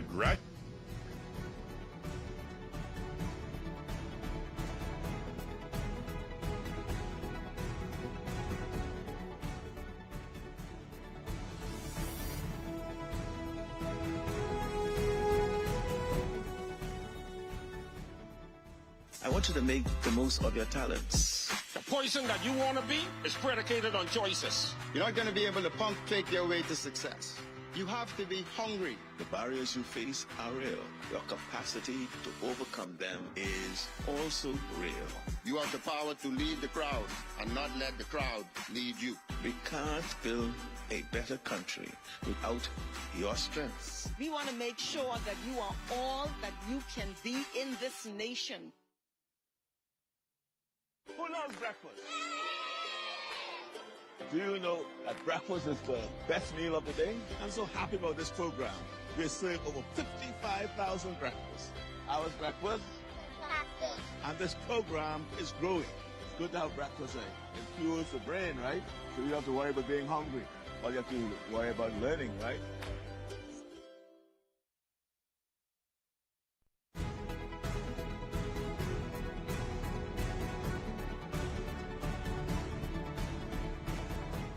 Ladies and gentlemen, you're watching Budget Up 2024, Changing the Status Quo, Changing Lives. This is an ACL special presentation, and we are coming to you live from Rosson Square, where in just a few moments, Prime Minister, the Honorable Philip Davis, will give his official budget presentation. I am here with Latreille Ramming of the Office of the Prime Minister, as well as Shantez Tillett-Wilson. Welcome, Shantez. Thank you. It's a pleasure to be here. Thank you so much. Now, Latreille and I have been having conversations about what Bahamians can expect. We're making our predictions about what some of the things are going to, some of the key elements that are going to come out of today's budget presentation. In your opinion, what should Bahamians be listening most attentively for? Well, I think that we'll have a lot of exciting new announcements with regards to the fiscal position of the Bahamas. I know that doesn't sound like the most exciting thing for most Bahamians, but it really is a harbinger for better times to come. We've made so much progress with regards to closing the deficit, putting the country in a better, more balanced position as a country. And I know that, once again, that sounds very high level, but think of it as your own budget. Your wallet is always better when it has a surplus, not a deficit. We're getting there, and we've been working very hard and made a lot of strides in the last 3 years. But also be looking out for new changes in energy. We're going to be making some new, I think we've already started with our move over to renewable. So we will be investing further in that. We'll be looking to become more sustainable, but more importantly, bring cheaper energy to the Bahamas. So we'll be getting some new announcements in the coming weeks with regard to that, and throughout the debate you'll hear that as well. I think that another exciting set of reforms is the reforms to education that they will be announcing. There will be investment in that space, and with regards to the feeding program, the National School Breakfast, we'll be expanding that. I don't want to preempt the Prime Minister, but there will be some exciting announcements with regard to that. So all in all, as citizens, really want to be listening out, seeing where the Bahamas is spending its money, where the Bahamian government is spending its money, because where you spend your money is where you are saying it's most important to you. So we really want to encourage citizens to be listening in, to be engaged, to be thinking critically about the budget in a way that helps them to better understand how we're going to be moving forward, what our vision is for this country. I think that's a really important point to make, right? That we as Bahamians have to be fully engaged. It's one thing to know that there's a budget presentation. It is an entirely different thing to be fully invested, to be fully engaged, to be listening intently. So how do we, as we move forward, how do we encourage more Bahamians to really see moments in our political cycle like this, like the budget, as super important and really something that we should be as invested in as everything else? I think you bring up a great point. That I think that there's a sense, especially with Bahamians, that when they vote is the only time that they have a voice, is the only time that they really engage with what government is doing in a really active way. But the budget is a time every single year that you can really be engaged from the point of view of be listening in, be making sure, like I said, think critically and listen critically to the way that the government is presenting its numbers, especially its expenditure. I think that, how the government is spending is a great way to show what policies and programs you'll be seeing in the next year and how that could potentially affect you. Of course, you want to look at revenue as well. Revenue, obviously, most of it coming from things like taxation. That also affects the average citizen because it's how is that going to impact your pocket? What are you paying into government? That's your money. I think that there's a really important thing that Bahamians need to remember, that the government's money is your money. So you should pay attention to it like it's going into your bank account. Well, I love that you made the analogy earlier about, our specific personal budgets, because I think that's a great way to really localize this very complex idea, right? It is how we are spending the money that we have, how we are being fiscally responsible. Is that something that, as you plan the budget, as you plan the comms around the budget, is that something that you guys are thinking of? Like, how do we get Bahamians to be fully engaged, fully invested? Absolutely, and we encourage you all to follow our platforms, the OPM platforms. We're on Facebook, we're on Twitter, we're on Instagram, we're on LinkedIn, all the big ones. Follow along. We'll be breaking down the budget into much more manageable, digestible pieces. We'll be pulling out what the highlights are. Where are the major places that we are making major investments? Where are the major changes to revenue measures, for example? And this government has been very committed to making sure that any new revenue measures do not hit the average Bahamian's pockets. We're making sure that we're balancing revenue measures. We're talking about fair taxation, not just any kind of taxation. So making sure that those who can pay their fair share, and those of us who are just everyday citizens, making sure that we're easing that burden. So yeah, look out for our various platforms. We will be breaking it down. We will be breaking down the numbers, of course, but also the policies, so you can get a comprehensive view of what's going on. And I think, to bring it back to you, Latre, we were talking earlier about the theme, about changing the status quo. The Attorney General, talked about bucking the status quo, really shifting things. And I know that theme is really near and dear to you both. Yeah, definitely. I think the Prime Minister's famous quote is, "I didn't come to government to defend the status quo." We've been consistent with that. We believe that there has been some historical challenges the country has faced. We're not here to manage those crises, we're here to solve them. And we want the Bahamian people to know that these issues are complex. BPL, there's no silver bullet, but we're up for the task. We believe that we have the Prime Minister have assembled a very talented team of individuals. I think that he has the depth to get it all done. He has the confidence of the Bahamian people. He's said from time and time again, they don't call him brave for nothing. So he's brave enough to take on these challenges. And we know that in tackling the status quo, that there are some Bahamians who benefit from that status quo. And so I'm sure that the Prime Minister will put those Bahamians on guard as well. Well, I love that you brought that up, because there is a perception that, it's who you know, it's which connections you have. And so, I'm interested to see how the Prime Minister is going to lay out what that really looks like. And from your perspective, what does it look like to really challenge the status quo and really have transformative impact on the lives of average everyday Bahamians? Either of you. Well, for me, it is transformative new legislation, unprecedented in its nature. Things like the new cannabis legislation that's introducing a whole new, not just one industry technically, that's a slew of industries. It's breaking us into a whole new area of medical care, but also of agriculture and manufacturing, presenting new opportunities for Bahamians, while also, challenging some of our preconceived notions about something that has already been in existence in our area, bringing new opportunities to religious groups, for example. So it also looks like challenging some of the powers that be. The Prime Minister has taken a strong stance in Grand Bahama, ensuring that he advocates for the people of Grand Bahama, and challenging the way that it's been structured along the way, the Grand Bahama Port Authority, for example, to ensure that we're getting the best deal for Grand Bahamians, who have for too long not gotten, someone fighting on their behalf. Mm-hmm. Now, Latre did mention that the Grand Bahama Port Authority is and will continue to be a substantial partner of the government in moving the economic development of Grand Bahama forward. There have been a little, a few bumps in the road. But can you guys speak to the strength of that relationship, what that's going to look like as we challenge the status quo, as we change the status quo? What does that look like for the relationship with the Grand Bahama Port Authority and for residents on Grand Bahama, period? So, I think the Prime Minister made it very clear. This is nothing personal. The law of the Bahamas is very clear. The Hawksbill Creek Agreement is very clear. There's an obligation to the government. There's an obligation to the Bahamian people. And that the government the Bahamas have a duty and right to act on their behalf to exercise that obligation.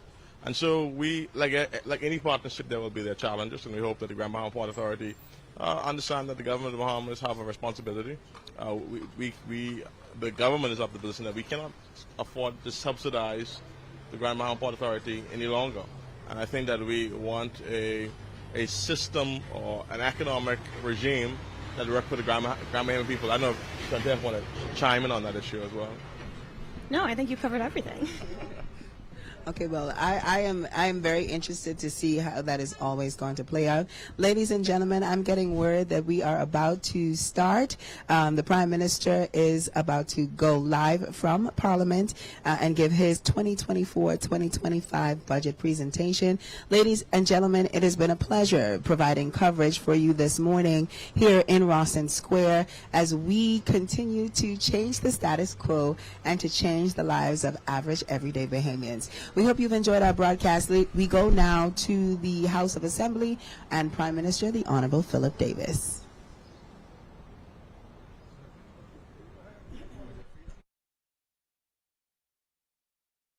Impact Devotional segment, I'll be releasing a prophetic word over our nation today by declaring rain is coming. Now the story recorded in 1 Kings chapter 18, where the word of the Lord came to the prophet Elijah and told him, go show yourself to Ahab, and I will send rain upon the earth.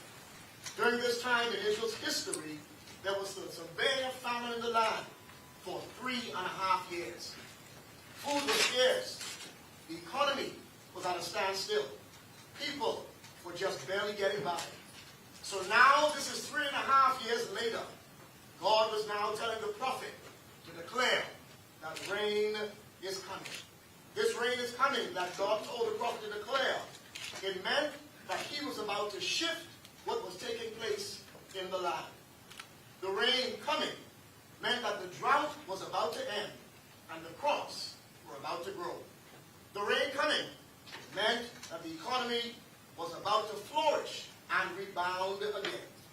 The rain coming meant that people would be able to start work again and the economic engines would begin running on all cylinders. Elijah obeyed God and showed himself to Ahab. And immediately afterwards, Elijah said to Ahab, go up, eat and drink, for there is a sound of an abundance of rain. Elijah then put his face between his knees and prayed and told his servants to go up now and look towards the sea.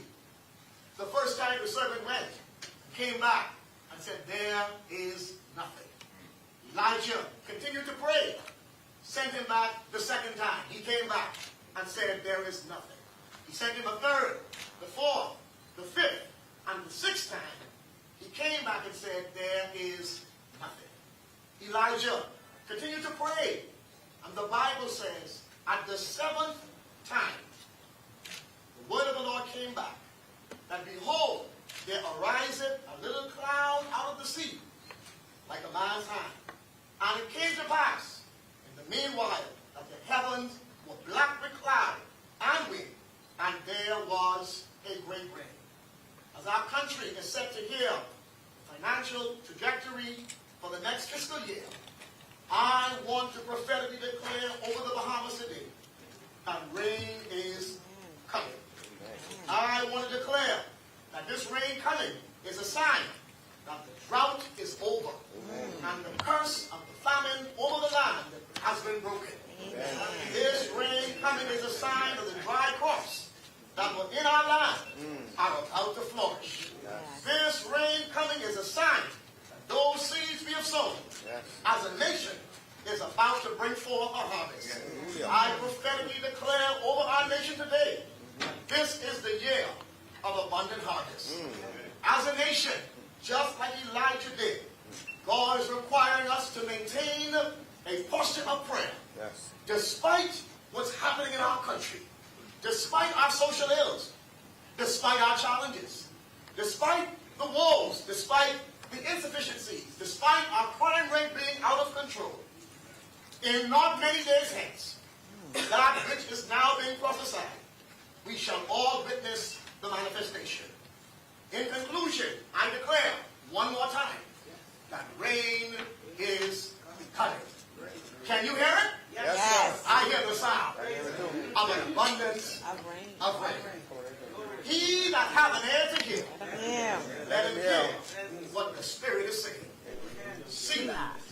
thinking on these things. Amen. Let us pray. Our gracious and eternal Father, we praise and we exalt your name. To you alone belong glory, honor, wisdom, and power. We pause today, Lord, to thank you for your goodness toward us as a nation. We thank you, Lord, for never giving up on us. We thank you that the plans you have for this nation is to prosper us and not to harm us, but to give us a hope and a future. We thank you today, Lord, for sending rain to our nation.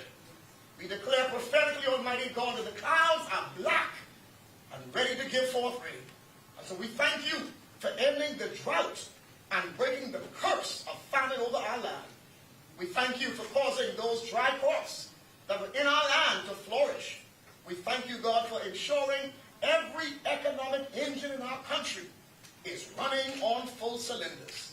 Oh Lord, we recommit our nation to you, and we declare that we will pray and we will seek your face. You said men ought always to pray and not to faint.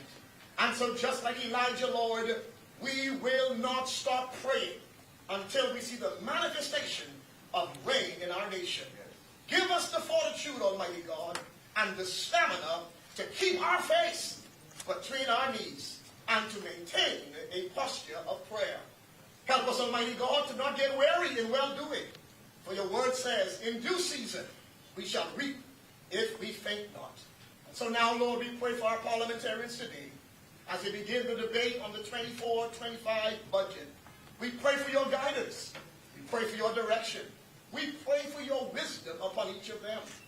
We pray, Almighty God, today for clarity and transparency as the budget is presented. May that which is presented benefit all Bahamians, irregardless of their political persuasion. Father, be thou exalted in the proceedings of this honorable house today. In Jesus' name we pray. Amen. Let us pray the Lord's Prayer. Father, who art in heaven, hallowed be thy name. Thy kingdom come, thy will be done on earth as it is in heaven. Give us this day our daily bread, and forgive us our trespasses, as we forgive those who trespass against us. And lead us not into temptation, but deliver us from evil. For thine is the kingdom, the power, and the glory, forever and ever. Amen.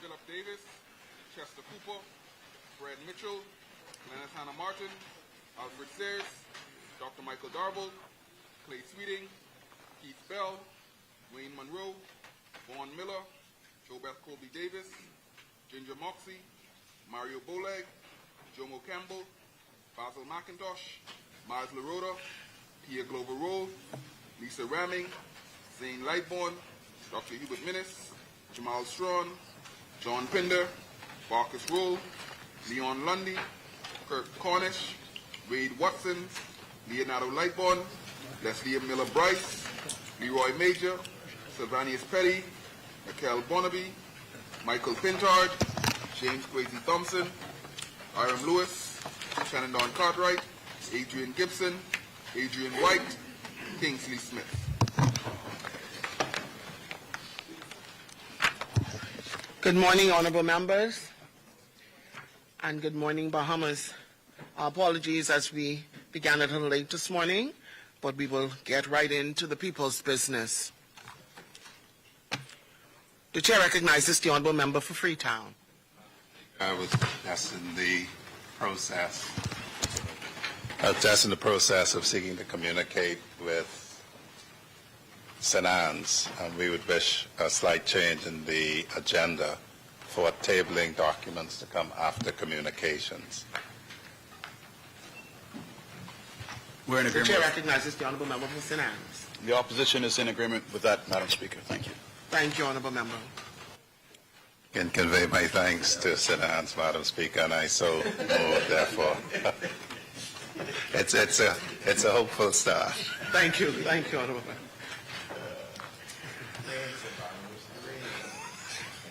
Introduction and swearing of new members. Laying of documents by ministers. The move to after communications, Madam Thank you, honorable member. Statement and communication by ministers. The chair recognizes the honourable member for Cat Island, Rumkey and San Salvador. Thank you, Madam Speaker. Madam Speaker, I don't think any right-thinking member of our society would not embrace the promise of our inspiring words this morning, that it should rain, and that is raining is to come. And I think we all should be embracing that, because no doubt all of us would want to see a prosperous and abundant Bahamas for all Bahamians. And I can say it's raining. It's raining. Madam Speaker, it's a great privilege to represent the talented and hardworking Bahamians of Cat Island, Rumkey, and San Salvador in this honorable House. It is on their behalf and on behalf of Bahamians across all of our islands that today I present our government's annual budget for the fiscal year 2024-2025.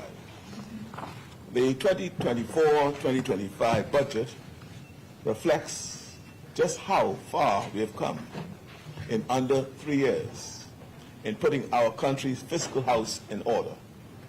In fact, as you will see, we have significantly surpassed international projections. I very much understand why the international projections were cautious. They were cautious because we faced, and in many ways continue to face, very serious challenges. But let me tell you something. It's never a good idea to underestimate Bahamians. When we came into office, the fiscal situation was bleak, with a deficit that was 13.1% of GDP. By the end of the last fiscal year, that deficit had been significantly reduced to 3.8% of GDP. And during this budget communication, I will announce a further reduction. But I don't want to wait to share the bottom line. What is the bottom line? In under 3 years, we have knocked $1 billion off our deficit.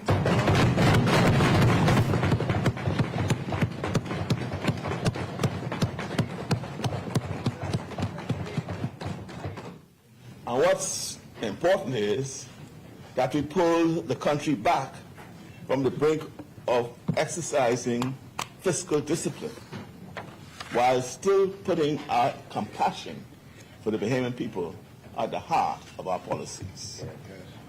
We could not do otherwise. When we came into office, Bahamians were suffering terribly. Far too many were out of work and in despair.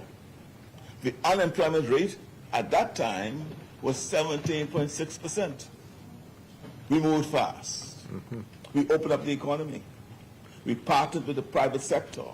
We encouraged innovation and new investment in tourism and other sectors.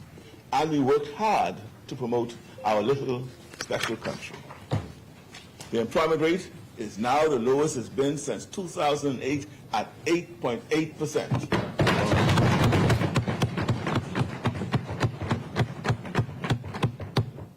Another key fiscal measure, the debt to GDP ratio, shows how dire the situation was in 2021.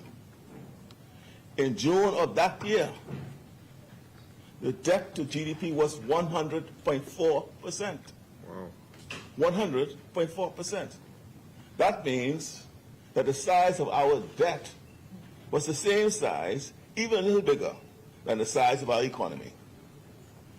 Once this happens to a country, a cascade of negative consequences can gain momentum, leading to a very grim outcome.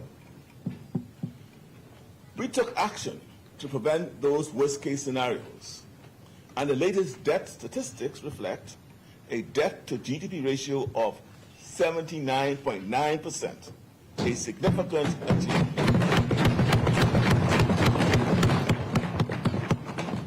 We know we still have a lot of work ahead of us, but we have come a long way, and our country is finally headed in the right direction.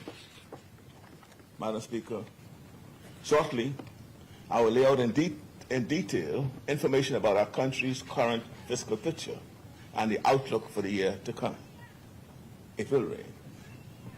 I will begin with a look at the international and domestic microeconomic conditions, and then turn to our 9-month fiscal performance for the year 2023-2024, our financing activities, and our medium-term debt management strategy.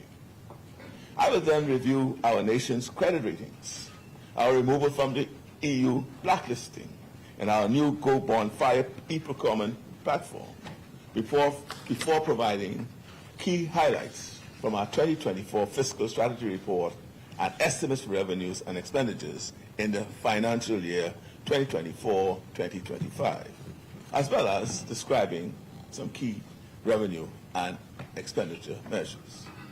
But first, I want to reiterate the values and the vision behind the policy decisions we have made.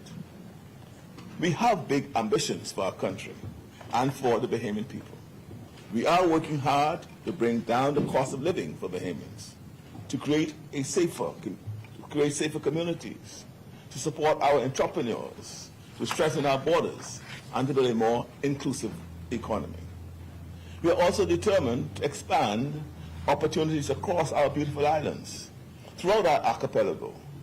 It's the first time the Bahamas has a Prime Minister and a Deputy Prime Minister representing Family Islands. We are making the most of it, aren't we?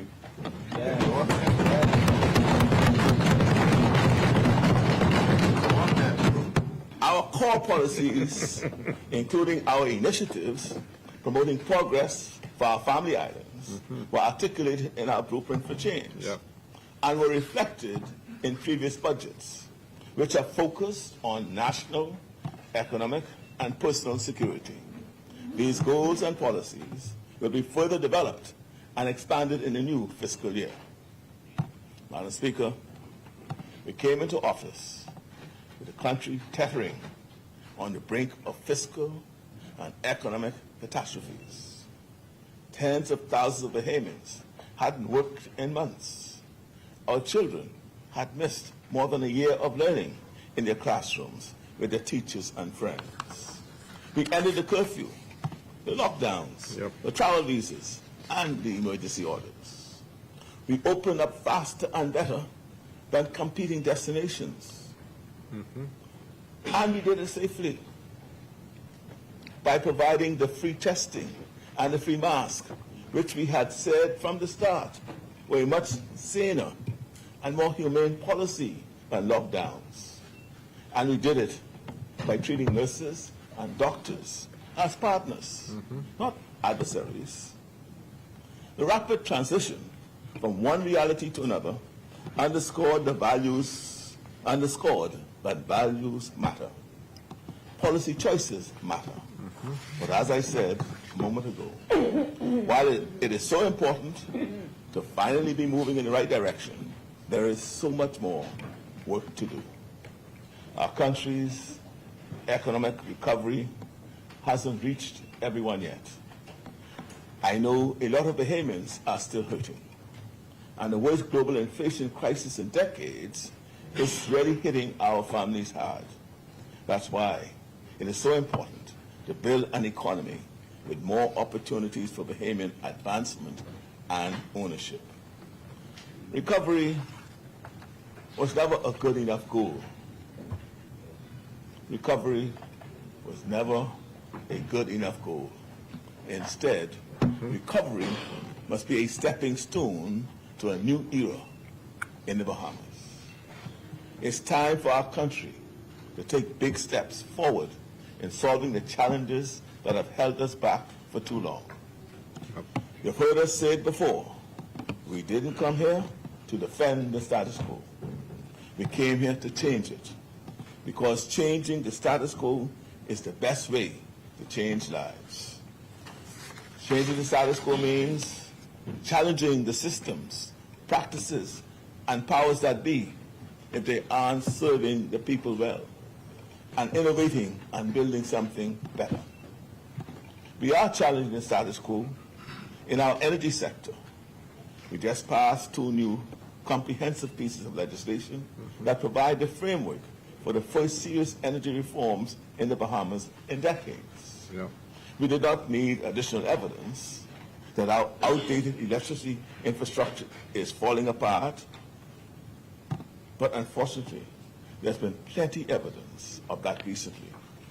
Let's check what happened last night in the East, decaying transfer ship. Yep. Just fell apart. Yep. Nothing could be clearer. Temporary patches and band-aids aren't sufficient. Despite the enormous scale of the challenge, with BPL, more than $500 million in debt, we are finalizing comprehensive energy reforms, which will upgrade and modernize our failing grid, bring solar on board in a big way, pull down sky-high costs, and increase reliability. Got to be done. We're also challenging the status quo in healthcare, building not just 1 new hospital, but 2, one in New Providence and 1 in Grand Bahama. Even as we are renovating clinics and procuring ambulance for our family islands and making long overdue investment in mental health care. We are challenging the status quo in Grand Bahama, where the Port Authority has been earning private profits at the public's expense while failing to live up to their responsibility to develop Freeport. It's time, long past time, for change in Grand Bahama. The people of Grand Bahama deserve a credible partner with a vision for progress and shared prosperity. We are challenging the Nassau-centric status quo by recognizing that the people and potential of the family islands have long been overlooked and underestimated. That's why solar energy, new investments, and infrastructure improvements are in motion across our archipelago. We are challenging the status quo in labor relations. We signed 27 labor agreements in 30 months, after none had been signed in the previous 4 years. 0. Because Bahamian workers, and we appreciate this, that Bahamian workers deserve dignity and security. We are challenging the status quo when it comes to work permits, insisting that employers live up to their obligation to identify and train Bahamians for these positions. We are challenging the status quo with a new National Youth Guard, a pioneering force to support our security forces during national emergencies. Young Bahamians can gain career-ready skills while training to serve our country.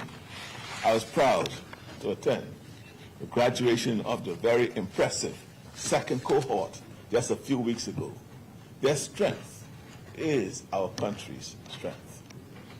We are challenging the status quo when it comes to tax fairness by stepping up collection from the wealthiest companies because they must shoulder their fair share of the tax burden.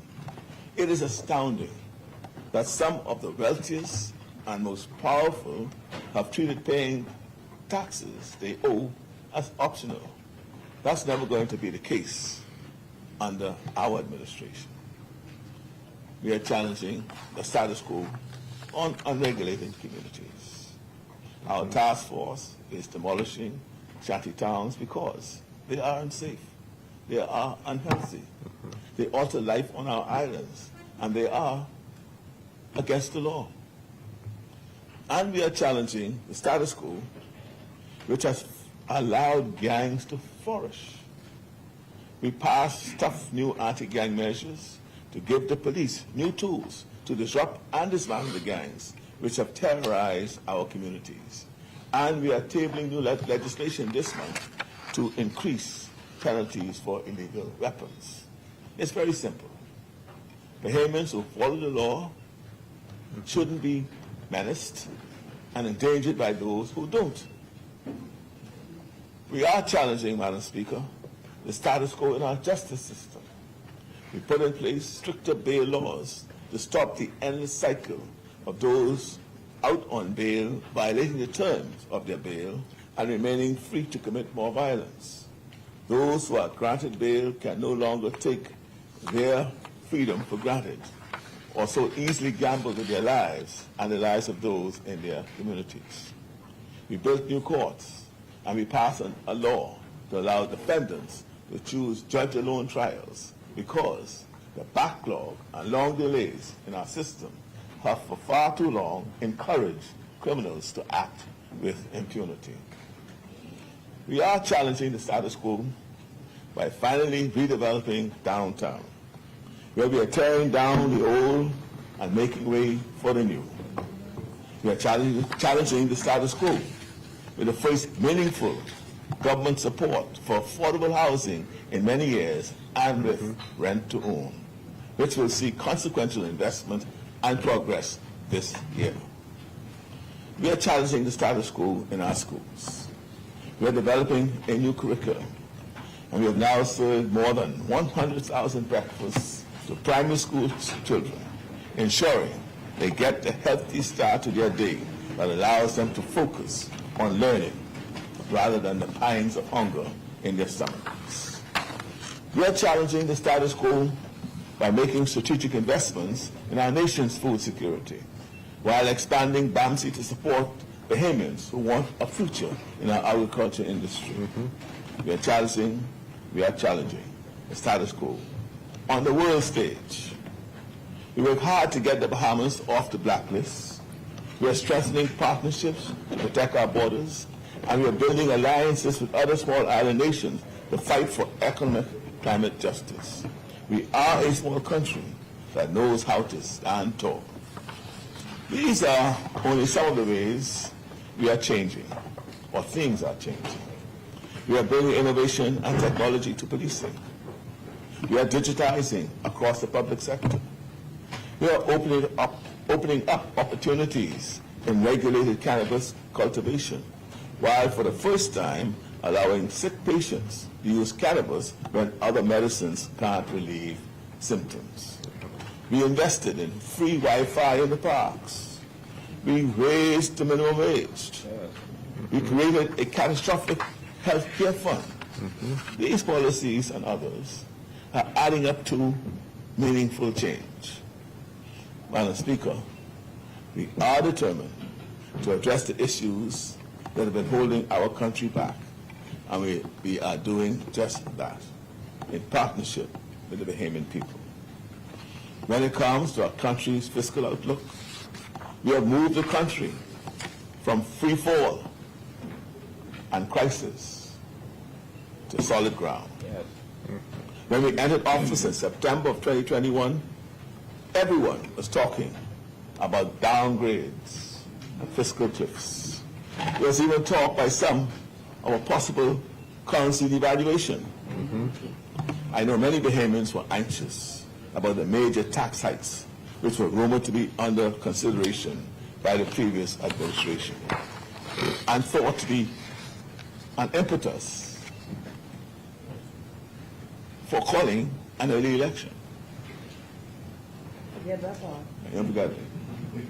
As the Prime Minister and the Minister of Finance, I have the privilege of presenting this budget and telling you about the decisions we made which move our countries from sky-high deficits to fiscal stability, and while lowering VAT instead of raising it.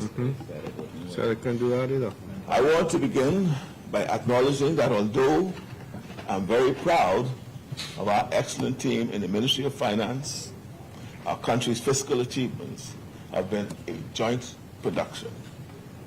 The results of hard work, not just in my ministry and in the Ministry of Economic Affairs, but also in departments throughout our government. as Prime Minister, I've emphasized that a focus on fiscal prudence requires an all-hands-on-deck approach. And I'm grateful to my colleagues and their teams for responding with a shared seriousness of purpose. In the Ministry of Finance, we have seen and felt support for these shared goals in the series of meetings we have held with ministries and various agencies. Ministers, permanent secretaries, and heads of public operations are in attendance and actively participate in an approach that leads to better outcomes and supports accountability. In many cases, tough choices have to be made, and making them has required flexibility and openness to innovation and a consensus about key priorities. Working together, we've been able to continue our commitment to fiscal consolidation, strengthen public finances, and a lower burden of public debt. Madam Speaker, the remainder of this budget communication I've divided into 4 sections. The first presents an analysis of the current microeconomic and fiscal conditions, as well as future prospects, which underpin the framework for this year's budget proposals. Following, there is a discussion of significant financial developments in the Bahamas. Subsequently, the key policy measures outlined in this budget are presented. And then finally, a summary of the anticipated fiscal outcomes for the fiscal year 2024-2025 are provided. I turn now to an overview of the current economic developments and the future projections for both the international and Bahamian economies. This will serve as the basis for the subsequent discourse on the development of the budget framework, as well as the strategies that have been formulated to address obstacles and capitalize on opportunities. Given the tightly interconnected global economy, it is important to begin with an assessment of global economic climate.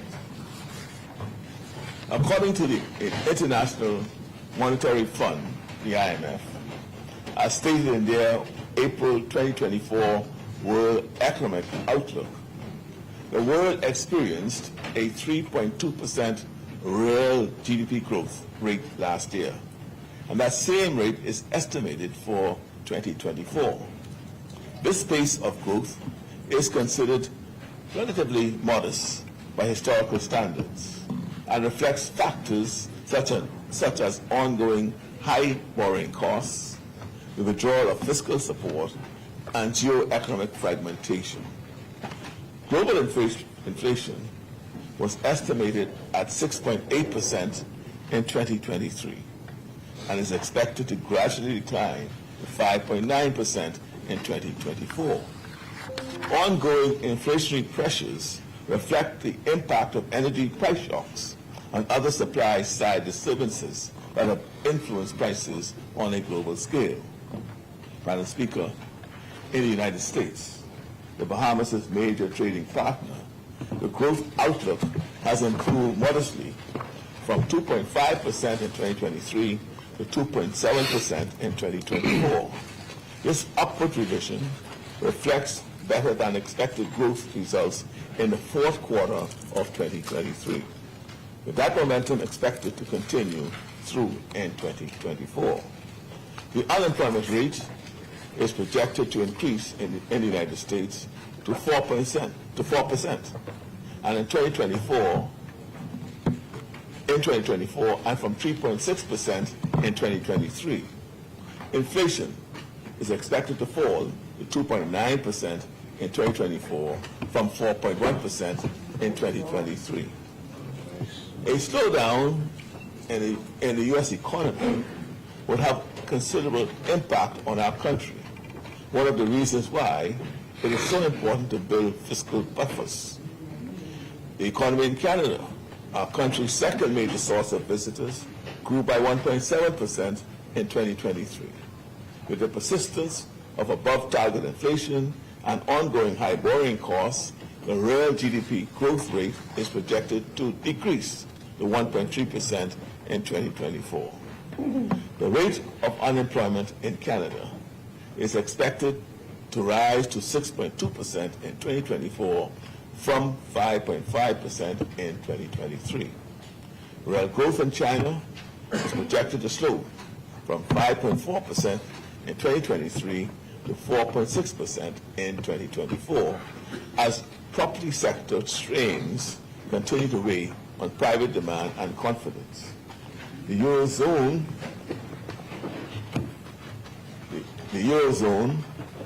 is projected to experience a gradual economic recovery following a challenging period because of the war in Ukraine. According to the April 2024 World Economic Outlook, weak consumer sentiment and the lingering effects of the pandemic in the form of fiscal policy constraints contributed to subdued growth of 0.4% in 2023. Madam Speaker, according to the 2024 Latin American and Caribbean Microeconomic Report, the region experienced stronger than expected growth in 2023. The real GDP growth reaching 2.3%.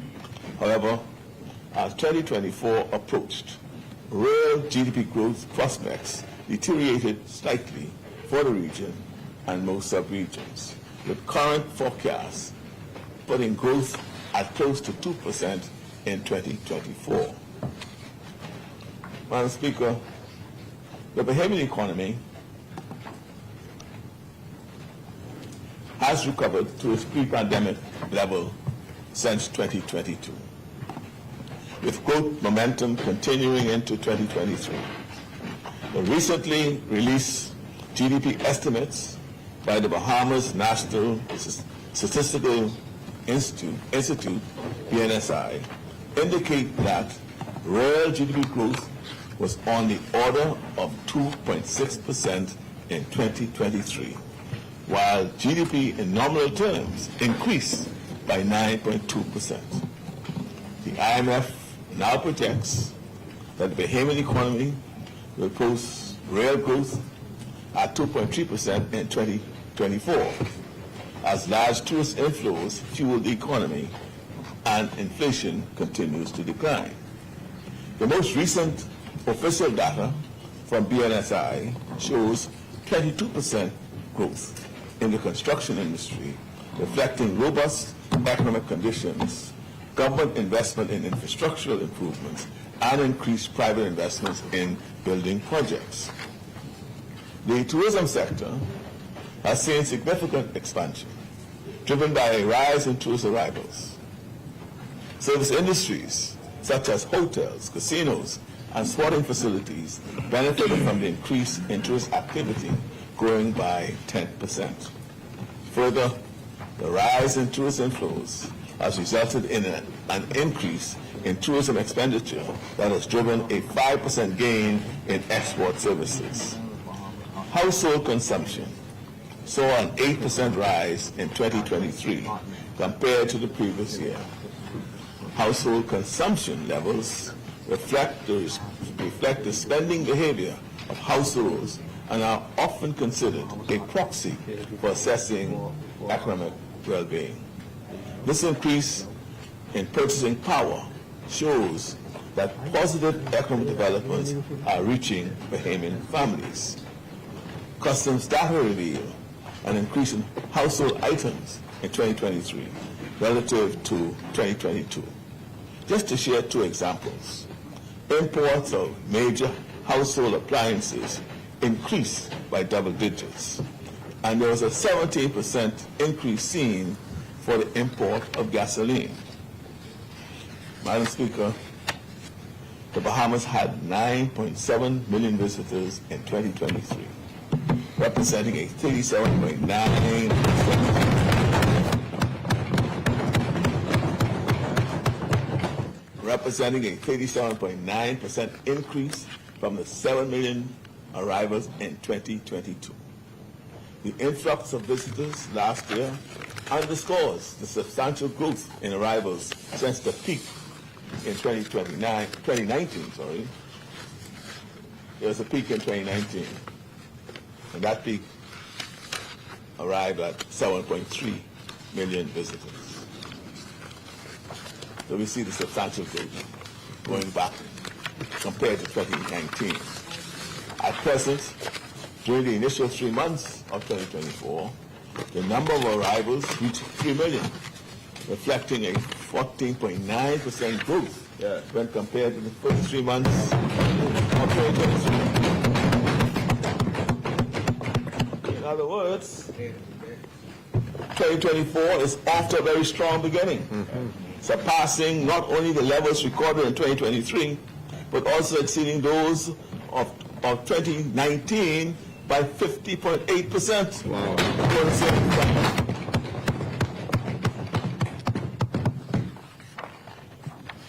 Speaker, I also consider the performance of tourism by island as a proxy for economic activity on those islands. In New Providence, tourist activity grew by 35.7% in 2023 compared to the year prior. I ain't go back to 2019.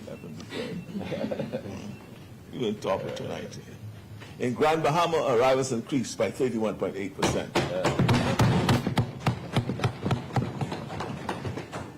In Abaku, 25.1%. Yes. Growth.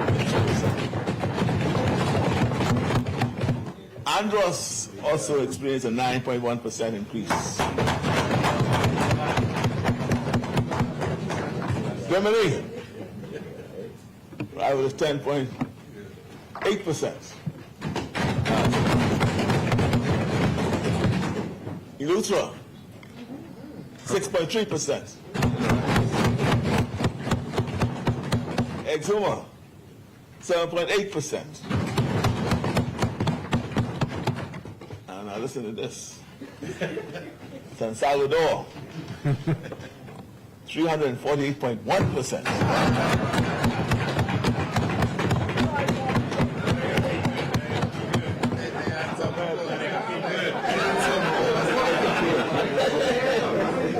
Tourism is working.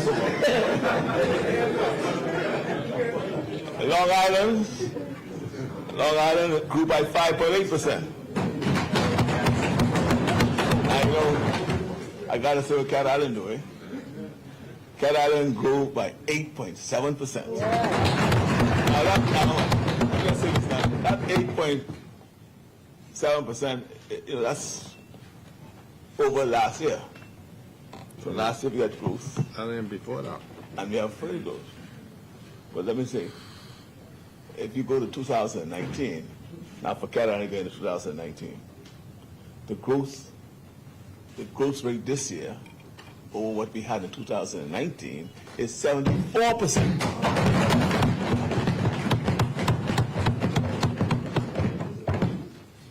So the Family Island is, I guess, we're breaking this cycle of national-centric. Now, Madam Speaker, again, with respect to the short-term vacation rental industry, data provided by Airbnb confirm the favorable improvement in tourism. At the end of March 2024, total room nights sold increased by 16.7% from the previous year, reflecting the rise in average occupancy rates for both entire unit listings and comparable hotel listings.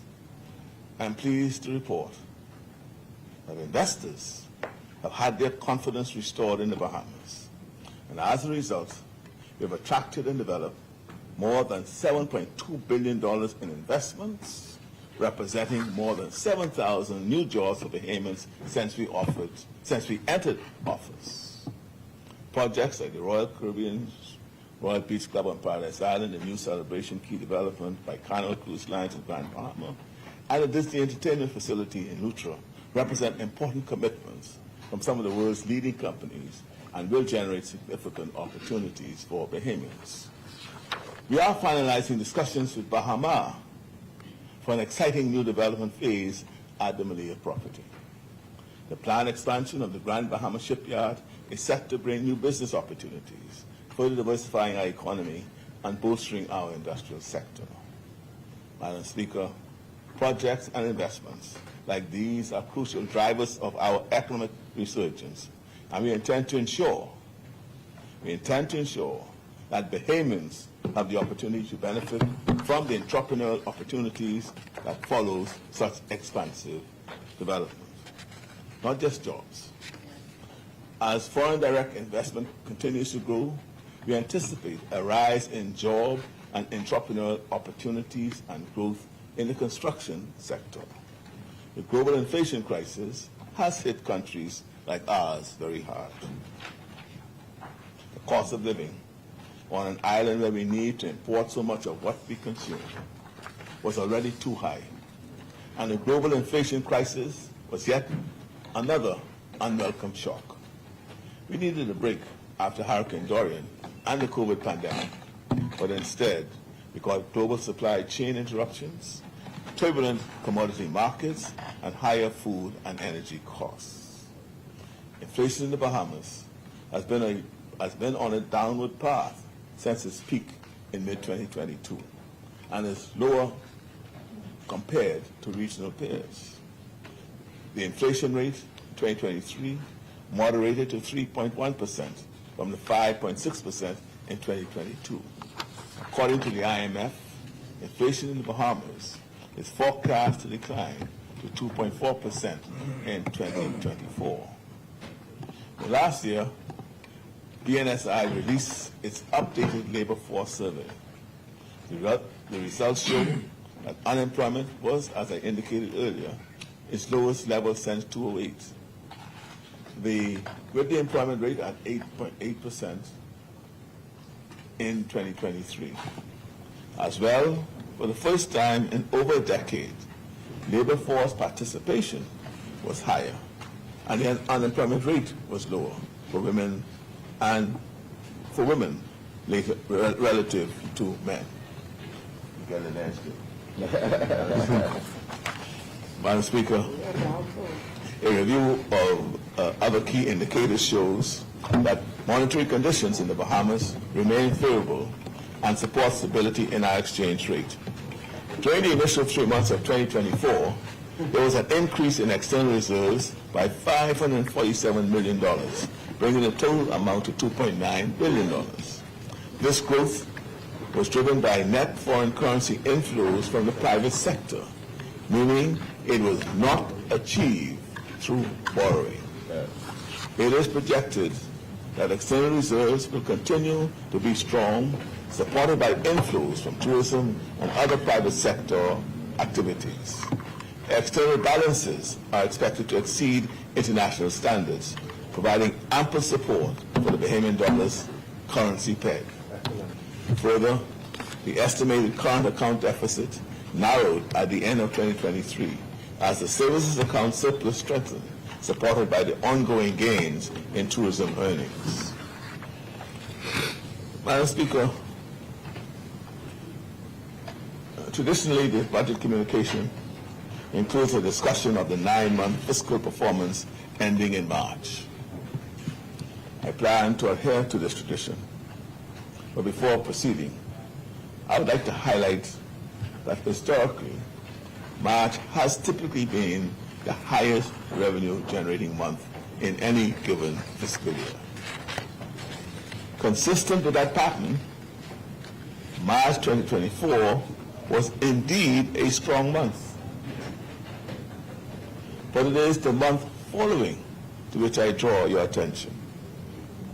The preliminary total revenue for April 24 is estimated to be $385.8 million, reflecting a significant increase of $108.6 million or 39.2% compared to April in the previous year.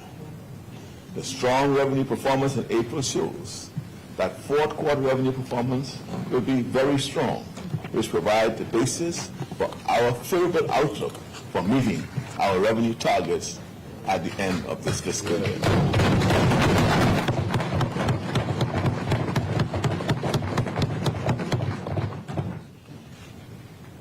I will now review the fiscal performance from from July 2023 to March 2024, the first 3 quarters of the last fiscal year. Total revenue for the period, at 9 months, amounted to $2.2 billion, which marks an increase of $112.4 million, or 5.4% as compared to the previous fiscal year. At this time, total revenue stood at 66% of the budget forecast, not out of line with expectations, owing to timing considerations. This improvement in revenue performance resulted from an increase in tax revenue of $136.9 million to a total of $2 billion. Tax revenue to date amounts to 67% of the budget forecast. Revenue highlights during the first 3 quarters of the fiscal year are as follows. Taxes collected on property grew by $18.4 million and totaled $145.6 million, which represents 74.6% of the budget targeted. This increase period over period was expected due to the strengthening of the collection exercises under the Real Property Tax Act, a majority of which is collected from non-Bahamians. To demonstrate our revenue enhancement efforts, I can report that real property tax accounts experienced a 3% increase in 2023 compared to 2022, and a further 2.3% increase in 2024 compared to 2023. This increase is reflected in the 2023 real property tax billings exceeding those of 2022 by 14.6%. As of the current year, 2024, the real property tax billings have surpassed those of 2023 by 5.1%. It is evident that the increase in revenue cannot solely be attributed to inflation, but rather to the diligent collection efforts of our dedicated public officials. VAT receipts improved by $58.5 million, or 6.3%, and amounted to $993.9 million, following amendments to the VAT Act strengthening collections enforcement. This total accounts for 62.5% of the budget target. Data indicates that the number of VAT registrants has risen by 9.4% in 2023 compared to 2022, and by an additional 2.9% in 2024 compared to 2023.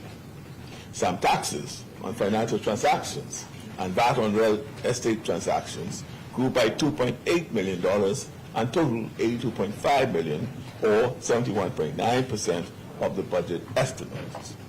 The area of revenue underperformance, which became apparent during these 9 months, is the VAT on real estate transactions. For example, we look at the budget forecast for VAT on realty transactions over $1 million. It is $190.3 million. At the end of March 2024, we have only collected $15.1 million, or 7.9% of this total.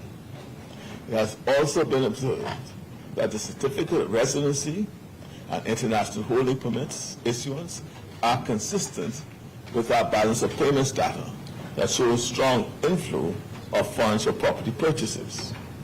Last year's revenue intake of this item was $121.1 million. These are the reasons why it is necessary for this government to take a deeper dive into the underperformance of this category of revenue. And we're talking about sale of property that is worth $1 million and more. We have addressed this issue of underperformance in this year's budget by implementing legal and administrative measures to improve compliance in this area. These measures will be explained later in this communication. Excise taxes on alcohol and tobacco totaled $16.7 million, a $15 million increase from the same period last year. surpassing the budget forecast by $14.3 million. Although our original forecast anticipated a decrease in this item due to this new distinction between excise taxes and excise duties, this revenue performance can be directly attributed to improved enforcement efforts.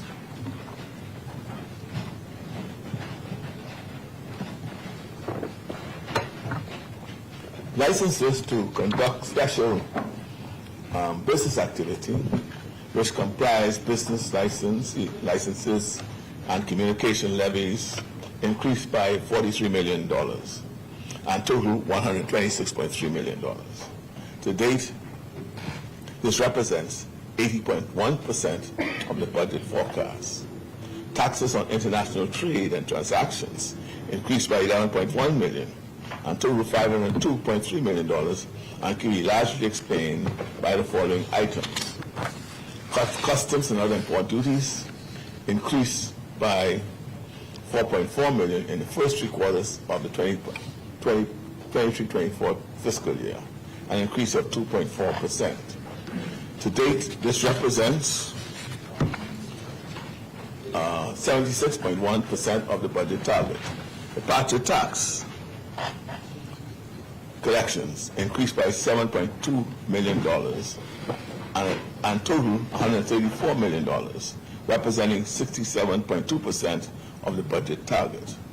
Although non-tax revenue met an overall decrease of 9% period over period, sales of goods and services improved by 13.4%. This was a result of an increase in revenue garnered from fees and service charges. Non-tax revenue equated 59.2% of the budget projection. Given revenue performance to date, you expect all major revenue components, with the exception of VAT, on real estate transactions to meet revenue targets. I want to express my gratitude to the public, including the private sector, for their cooperation in meeting tax obligations, and acknowledge the significant efforts made by our country's revenue collection agency to collect that which is owed under the law. I turn to expenditure performance during the first 3 quarters of this fiscal year. Total expenditure increased by $76.9 million to $2.4 billion during the first 9 months of the fiscal year. This fulfills 69.7% of the budget target. Specifically, recurring expenditure increased by $35.9 million to a total of $2.2 billion, which accounts for 70.3% of the budget forecast. This increase reflects the following. Outlay on compensation of employees increased by $35 million to a total of $629 million, representing 73.5% of the budget target. This reflects a higher public sector wage bill due to various union agreements and employee promotions and reclassification reforms, or classification reforms. Interest payments on public debt increased by $17.3 million to a total of $409.1 million and amounted to 66.8% of the budget forecast. Payments on foreign currency obligations total $205.7 million, or 50.3% of the total, while payments on our domestic debt obligations total $203.4 million, or 49.7% of the total. Beyond those increases in expenditure, a few categories of spending experienced reductions. Spending on the use of goods and services had a modest decline of 0.1% to a total of $431.7 million, which represents 68.7% of the budget forecast. Current transfers, not elsewhere classified, fell by $4.8 billion to $158.5 billion, or 62.5% of the budget forecast. Government subsidies contracted by $78.6 million and totaled $312.8 billion. This equals 76.7% of the budget forecast. Regarding capital expenditure, spending increased by $41 million, totaling $235 million, which accounts for 64.4% of the budget forecast. This increase was driven by a net rise for the acquisition of non-financial assets, including building maintenance for education facilities, roadworks, sporting infrastructure development, and family island capital development. The government's fiscal performance for the first 9 months of the fiscal year shows a deficit of $214.1 million, which accounts for 2% of nominal GDP. This represents a decrease of 14.3% from the deficit of $249.8 billion in the same period of the prior year. The deficit in the previous year amounted to 2.4% of nominal GDP at the end of March 2023. We achieved a decrease in the deficit via operational efficiency while ensuring no new taxes and controlling expenditure. I want to note that payables have been declining, falling to 2.1% of nominal GDP at the end of 2023. So that any suggestions that the reduction in the deficit is due to an accumulation of payable will be erroneous or are erroneous. Now, the primary balance performance. The primary balance, Madam Speaker, refers to the difference between a government's total revenue and its non-interest expenditure. This measure provides significant insight from a fiscal policy perspective into a country's fiscal health. This represents the ability to meet financial obligations without relying on borrowing. At the end of March 2024, the primary balance reflected a surplus equating to $194.9 million, or 1.8% of nominal GDP. This represents an improvement over the primary surplus of $142 million, or 1.4% of GDP in the prior fiscal year. To date, this equates to 40.5% of the budget forecast. This increasing primary surplus signifies that revenue collection is growing faster than primary government spending. In fact, for the third consecutive time, we have achieved a primary surplus.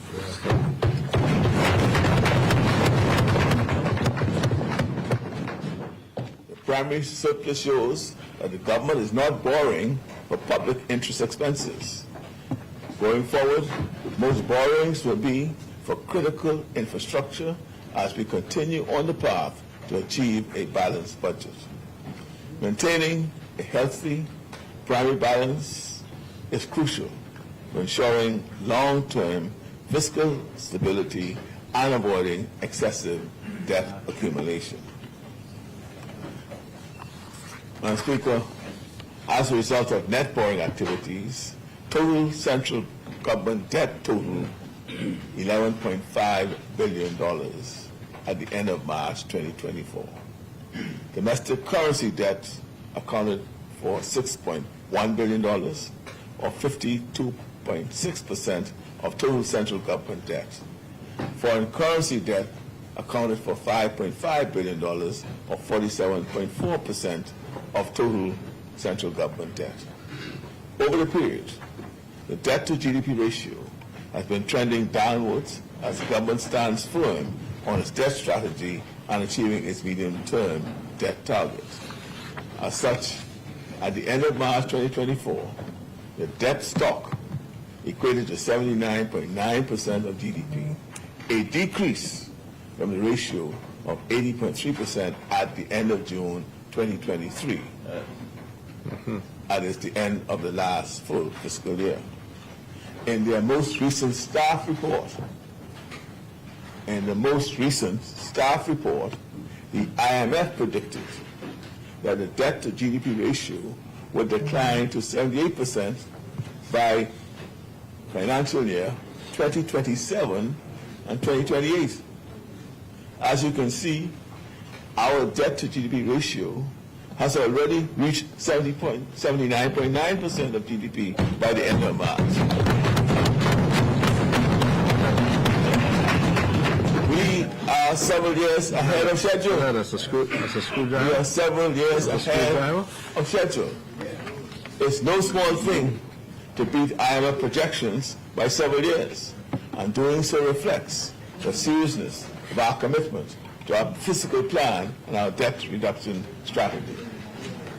Madam Speaker, as I previously indicated, revenue receipts showed robust performance during the 9-month period to March 2024 and extraordinary performance during the month of April 2024. Year over year, revenue growth is currently at 9%, notwithstanding the underperformance in VAT on real estate transactions. We expect little or no fall in revenue performance over the last month of the fiscal year and project total revenue of $3.1 billion, which represents an 8% increase in overall revenue. On the expenditure side, we project both recurrent and capital expenditure to be slightly below our original estimates, with recurrent expenditure expected to be about 5% below budget and capital expenditure around 10% below budget. Most of the shortfall in the capital spending directly relates to slow disbursements from multilateral funded projects. Total expenditure is expected to be $3.3 billion in comparison to the budgeted amount of $3.4 billion. We estimate that our projected deficit is going to fall between 1% and 1.5% of GDP, slightly higher than the 23-24 original forecast of 0.9% of GDP. However, our projection accounts for a 60.6% decrease in the deficit outturn from the previous fiscal year of 2022-2023. Projected deficit between 1% and 1.5% of GDP is also lower than the IMF projection of 2.6% of GDP in their staff report released in January of 2024. This outturn can be directly attributed to robust revenue performance in most categories and our consistent commitment to expenditure control. I now shift our focus to the subject of government financing. With respect to domestic debt, we have undertaken strategic measures to bolster our financial position. We have successfully issued $236.4 million in Treasury bills and $149.2 million in local bonds, demonstrating confidence in our domestic markets. Additionally, our commitment to fiscal responsibility is evident in our net prepayment of $131.1 million in central bank advances and $117.1 million on existing loans. These actions reflect our dedication to managing our domestic debt obligations responsibly and sustainably. Turning to external debt, we have secured crucial financing arrangements to support our nation's development agenda. Notably, we have received a commercial loan of $500 million from Banco Santana and BNP Paribas, bolstered by an IDB policy-based guarantee. I explained that Banco Santana transaction in great deal during the mid-year budget earlier this year, so it is on public record. Continuing disbursements totaling approximately $63.1 million on new and existing multilateral debt have further fortified our external financial position. We have also remained steadfast in our commitment to fiscal discipline by repaying $662.4 million on existing external debt. Madam Speaker, at the end of March 2024, the weighted average interest rate on our existing debt was 5.8%. This reflects an increase from our total weighted average interest rate of 5.6% in 2023. This uptick indicates a modest rise in borrowing costs over the period. Further analysis reveals that the interest rates for external bonds experienced a slight uptick, reaching 7.3% at the end of March 2024, compared to 7.2% in the end of March 2023. The interest rates for external loans increased to 6.8% at the end of March 2024, compared to the 5.9% at the end of March 2023.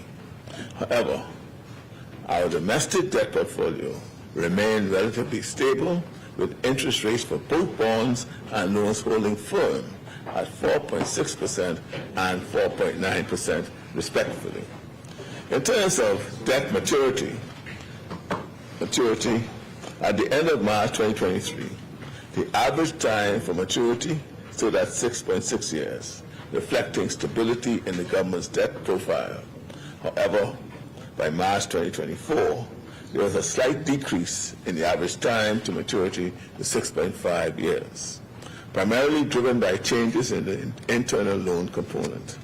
Notably, the average time to maturity for external debt remained steady at 6.6 years, underscoring the government's efforts to manage external financing risk amidst challenging market conditions.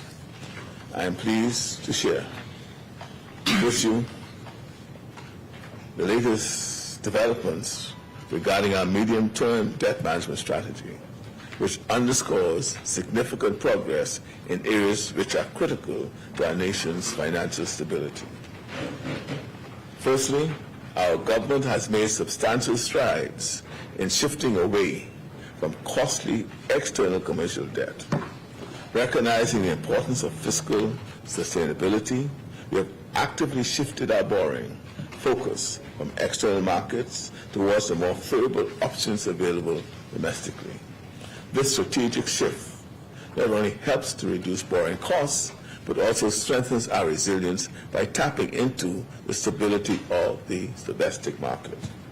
Another notable achievement is the prolonging of the average maturity time of our debt. By extending the maturity profile of our debt, we are actively mitigating refinancing risk and enhancing overall debt sustainability. This allows us to better align with our long-term fiscal objectives, alleviating the burden of short-term debt obligations and providing more stable financing conditions over time. The advancements in our medium-term debt management strategy reflect our commitment to prudent fiscal management and the pursuit of sustainable economic policies. Madam Speaker, to understand our fiscal situation, one must understand the impact of the climate crisis on the Bahamas. Yes. Small island nations like ours have contributed only a tiny fraction of the fossil fuel emissions which are causing climate change. But we are among the most vulnerable to the impact of warming seas, more intense storms, and environmental degradation. In fact, the Inter-American Development Bank estimated that our country sustained $7.7 billion in economic loss in the past decade alone from the impact of extreme storms like Dorian and Matthew. These storms leave in their wake terrible tragedies, and they also leave behind the kind of destruction which slows our national development. Storms have wiped out hospitals, airports, roads, schools, water and sewage pipes, disrupting economic activity, reducing government revenue, and requiring new government spending. We borrow in order to recover and rebuild, increasing our debt burden, which affects the interest rates we pay, which are already higher than we want them to be, because lenders price in our future climate risks too. As you have heard me say many times, we are paying for the hurricanes of the past and the hurricanes of the future. That's why we have worked so hard to stand up for the Bahamas on the world stage, forming alliances with other small island nations, and working for climate justice at summits with leaders from around the world. Fairness principles, such as the polluter pays, means that wealthy, high-emissions countries should pay for the impact caused by their pollution. Yes. The establishment of a loss and damage fund at the United Nations is a good start, but it will be a fight to induce countries to fund it properly. That's one of the reasons why we've been working to be the first country in the world to establish blue carbon credits. Our seagrass meadows cover 92,000 square kilometers, and absorb as much or even more carbon than the Amazon rainforest. We worked with the IMF so that blue carbon credits could be established as an asset class. And we are working with scientists and an independent verification company to methodically map and quantify the seagrasses. When we have finished the mapping and the verification process, we will be in a strong position to determine the best way to move forward. The voluntary carbon credits market has changed a lot since we entered office, and new efforts to regulate and standardize practices are underway. Our goals remain the same: to protect our beautiful waters and to be compensated properly for the role our seagrasses play in removing carbon from the atmosphere. In addition, separately, we are also considering a debt for nature arrangement, which could allow the government to increase our conservation efforts, such as improving our biodiversity and the health of our ecosystems, while reducing the government's cost of capital. And as part of our strategy to manage debt, the Bahamas has joined the Development Bank for Latin America and the Caribbean, CAF, which will increase our access to concessional resources. In April of this year, 2 agreements with the Development Bank of Latin America and the Caribbean were signed to start the process of the Bahamas obtaining full membership in CAF. The legislation to join CAF will be tabled during the budget debate. CAF is a development bank committed to improving the quality of life in Latin America and the Caribbean, with over $54 billion in assets and a robust credit rating. CAF promotes sustainable development and regional integration with an aim of converting the organization into a green and blue bank. Membership in CAF provides the Bahamas new opportunities to improve the quality of life for all Bahamians and underscores our country's commitment to development, environmental protection, and preparing for the growing impacts of climate change.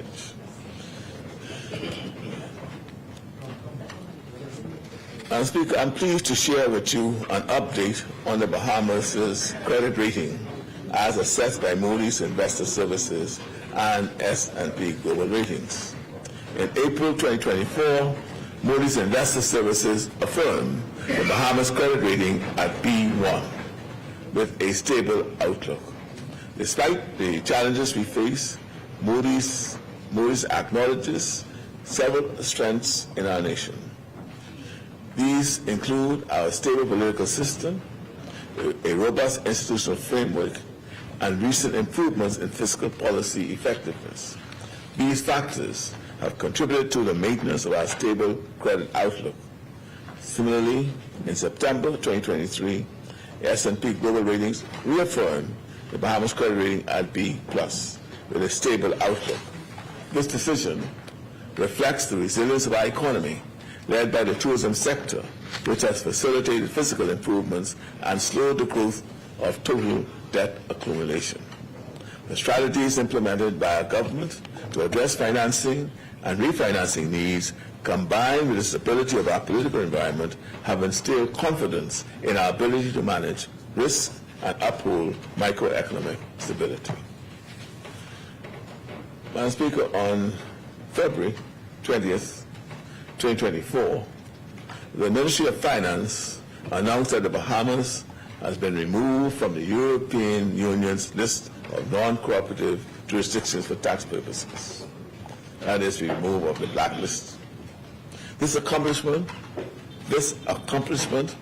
is a result of the hard work and dedication of our government. Over the past years, we have made significant progress in addressing concerns from the OECD and the EU through measures such as investing in new reporting systems and increasing compliance efforts. Our goal now is to secure a fully equipped monitoring mechanism designation and to remain off the EU's blacklist. In October 2022, we embarked on a transformative journey with the launch of the Go Bonfire e-procurement platform aimed at modernizing our procurement procedures and enhancing transparency across all government agencies. This platform empowers vendors by providing them with seamless access to procurement opportunities, which allow them to efficiently search for opportunities, download necessary documents, and receive timely notices.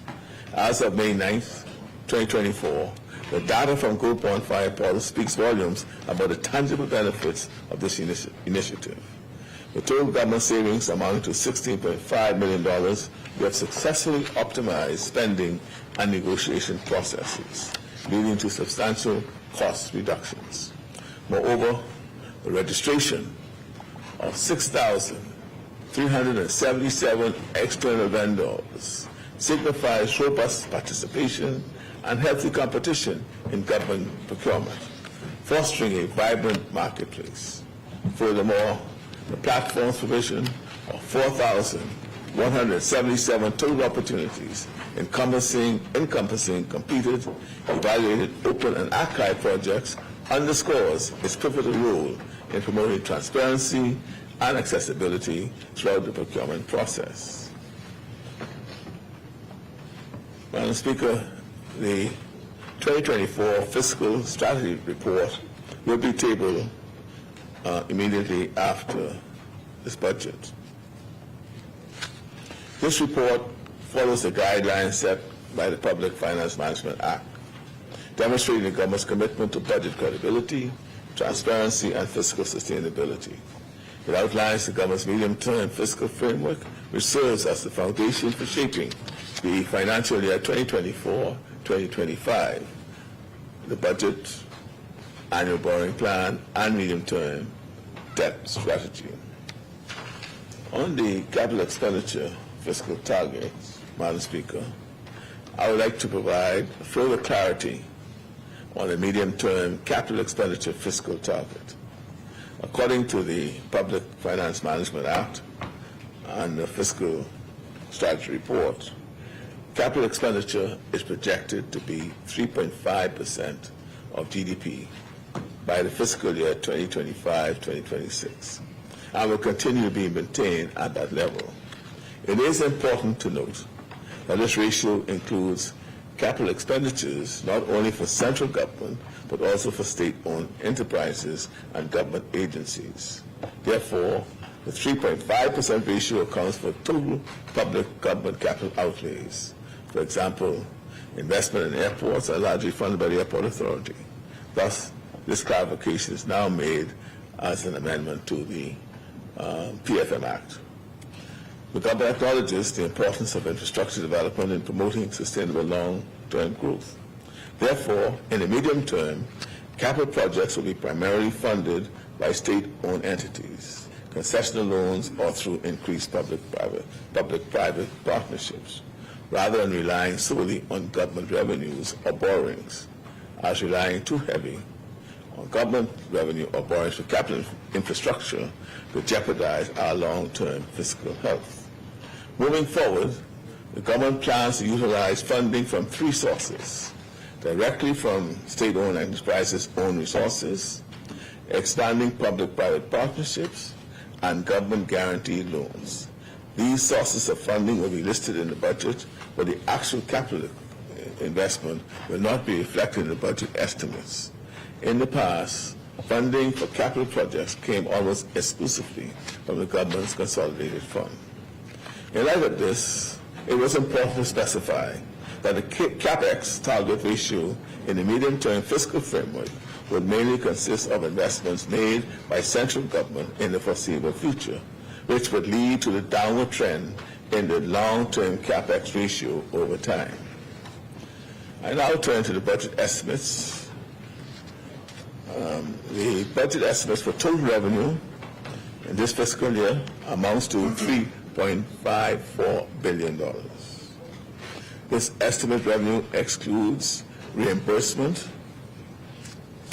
This estimated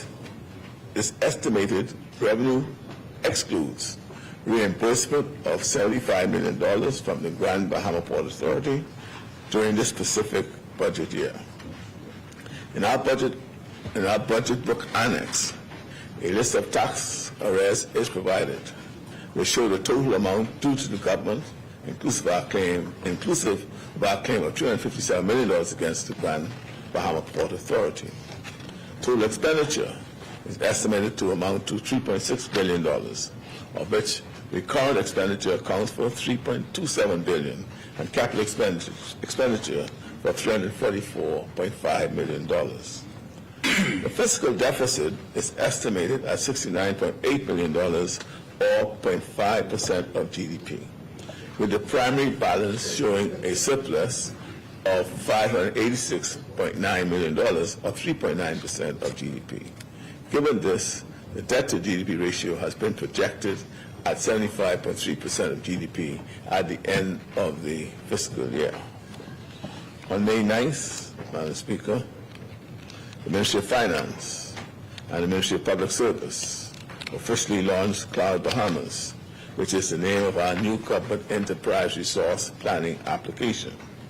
This application, or ERP, is going to modernize how we do business in the public service. As we have referenced in the past, the previous government put in place a compendium of financial legislation, which included reporting obligations, which could not be met using the government's existing financial information systems. We declined to speculate as to whether an error of this magnitude was intentional, but subsequent complaints about misreporting deadlines when the government's existing systems made reporting impossible cannot be taken seriously. Thus, we've ignored the noise and focused on the remedy. So beginning in January 2025, Cloud Bahamas will bring change and innovation to the public sector. The new system will allow for improved financial reporting, including a public sector income statement and balance sheet. I'll speak to additional innovations of Cloud Bahamas later in this communication. But I'm highlighting here the improved financial reporting capacity and the significant benefit of lowering the cost of operating the public sector. In accordance with the PFM Act and to ensure prudent fiscal management, this budget year, we are appointing both the Public Sector Audit Committee and the Fiscal Responsibility Council. The Fiscal Responsibility Council will assess compliance with the general principles, fiscal responsibility principles, and fiscal objectives, and advise on fiscal and budgetary matters of the government. The Public Sector Audit Committee will advise on the resources of the Internal Audit Department and Auditor General, recommend an internal audit charter for approval by the Auditor General, advise the Financial Secretary on resources for the Internal Audit Department, review and make recommendations on audit reports and management action plans, require explanations for deficiencies in reports, review progress against the audit plan, and refer matters to the appropriate authorities. These very important new initiatives will bring substantial support to our determination to exercise prudent fiscal management. Madam Speaker, the PFM Act outlines the reporting and financial responsibilities of the state-owned enterprises. Further, in Section 113, a statement of corporate intent and business plan is also required. This administration is committed to ensuring compliance with these regulations. In cases where SOEs are unable to fulfill these obligations, they will be provided with support and guides to help them improve their performance in these areas. Earlier this year, A workshop was provided for directors of SOEs to provide support for improving management practices, gaining efficiencies, and optimizing productivity. Our objective is to support improvements and efficiencies in our state-owned enterprises. This will support meeting fiscal and expenditure targets in the coming years. This ongoing reform process is crucial for us to stay on course towards our medium-term financial objectives. This administration's revenue philosophy has always been to lower the overall tax burden for ordinary Bahamians and to focus on tax efficiency and enforcement. This budget has no new taxes, with some adjustments made to fees on government services where the cost of providing that service has increased. Since we started prioritizing this focus, we have gained favorable results. The revenue to GDP ratio has shown consistent growth, rising from 18.7% at the beginning of our term to 20.4% in the most recent complete fiscal year, which was 2022-2023. Going forward, we will continue on this path of revenue enhancement toward the attainment of our medium-term revenue target of at least 25% of GDP. Madam Speaker, revenue measures in this budget, in Budget 2024, can be categorized as falling within four main priorities, which are enhancing the well-being of Bahamians and creating opportunities, increasing revenue from foreign direct investments, addressing the revenue underperformance of VAT on real estate transactions, and developing an equitable and competitive business environment.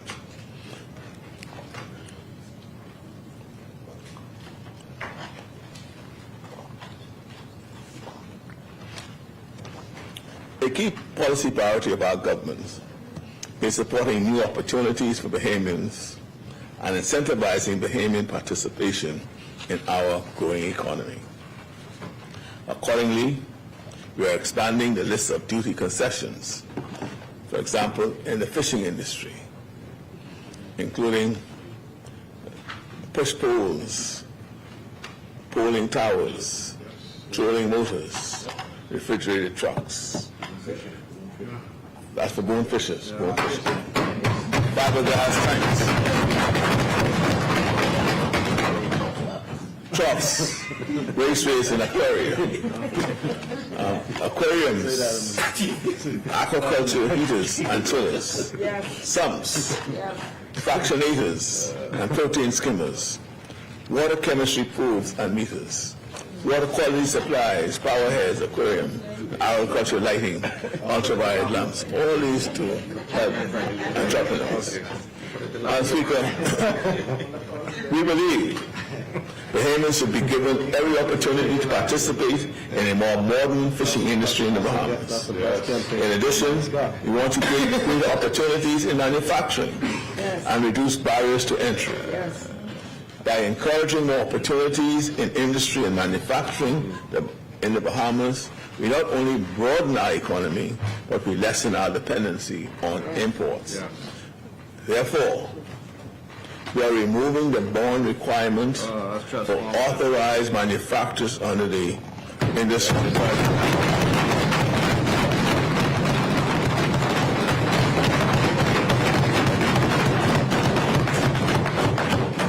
And we are removing, under the Act, they could bring in their equipment duty-free.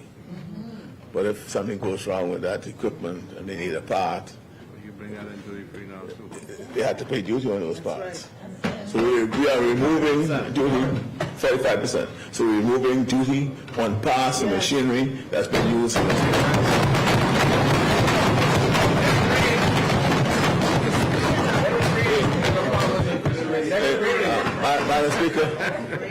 Madam Speaker, you see, removing the bond in particular, which we find to be a hard, quite an obstacle.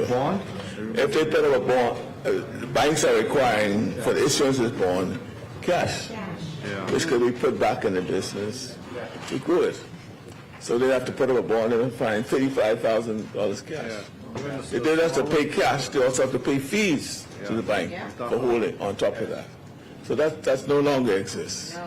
Right? You don't have to do that anymore. That's a big deal. Right? And so that cash that has been put up for the bond could be used for their operation expenses and also to grow their business. And that's what we're about, finding the obstacles that's in the way for growth and knocking them down.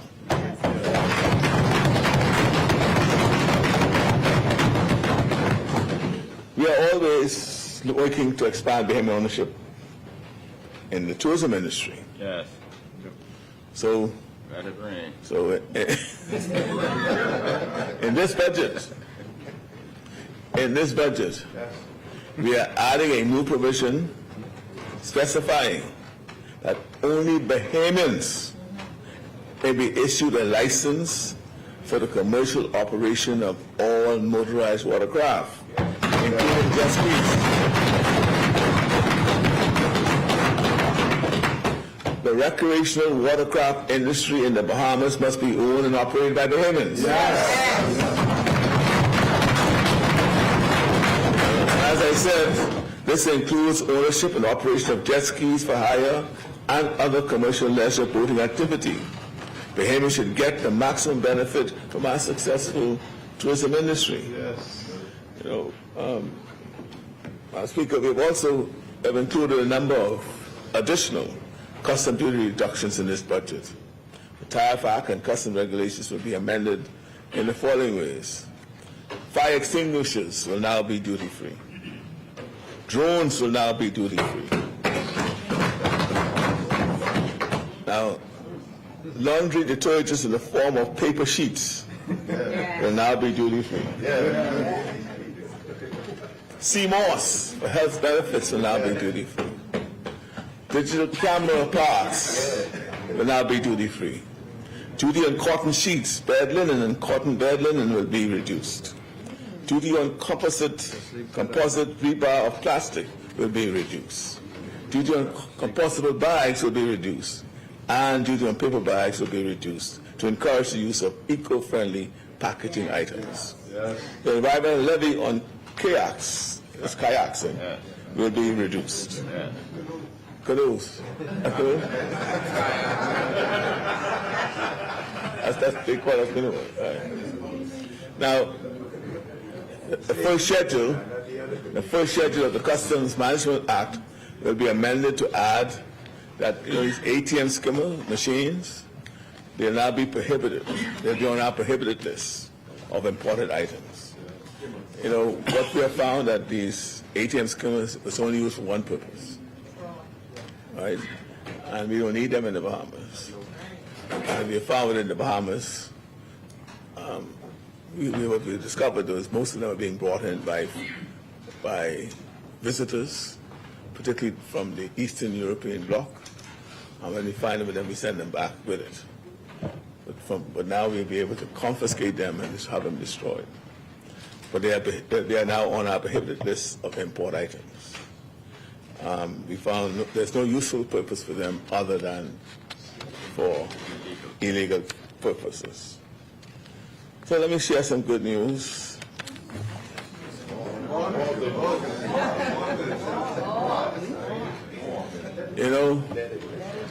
Bahamians are all over the world. And very often they seek their passport. And to get their passport, they may have to travel miles to get it. So we're making provisions for a consular fee schedule. So the passport office will now be able to courier Bahamian passports with their visas to your door, wherever you are. A number of Bahamians live in Western Canada. For them sometimes to get their passport renewed, they have to come into Toronto or to Ottawa, right? Why they have to do that when they could apply online, get it? All they do is pay for the services. So we introduce that new.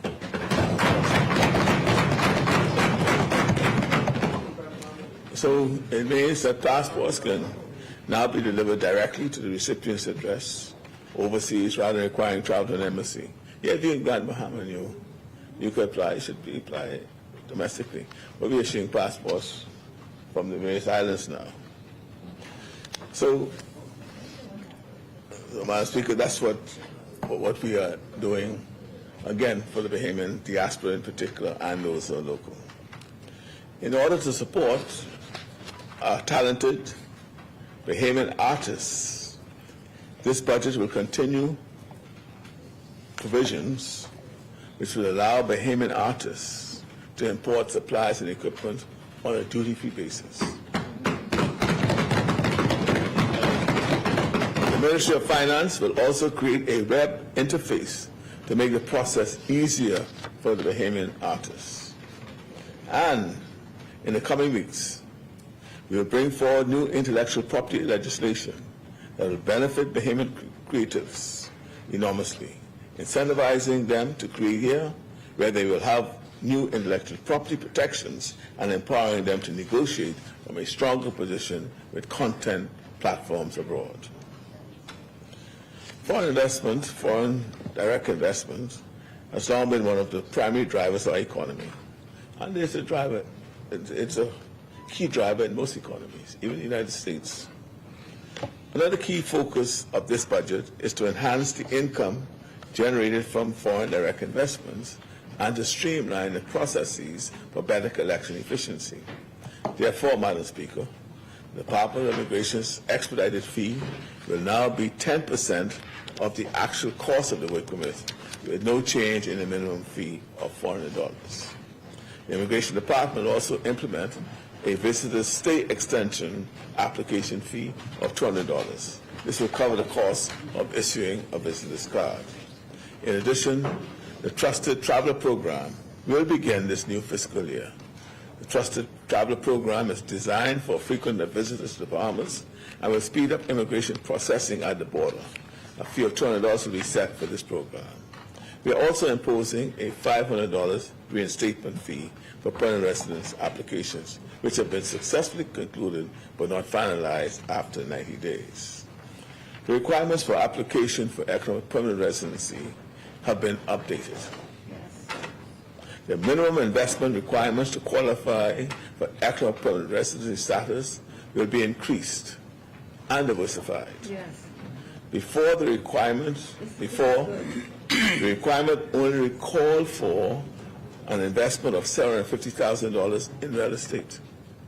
This will now be increased to $1 million in real estate investments, and we're adding, or you can purchase a zero coupon bond from the Central Bank of the Bahamas. In both cases, the assets must be held for a minimum of 10 years. This measure will come into effect January 1st, 2025.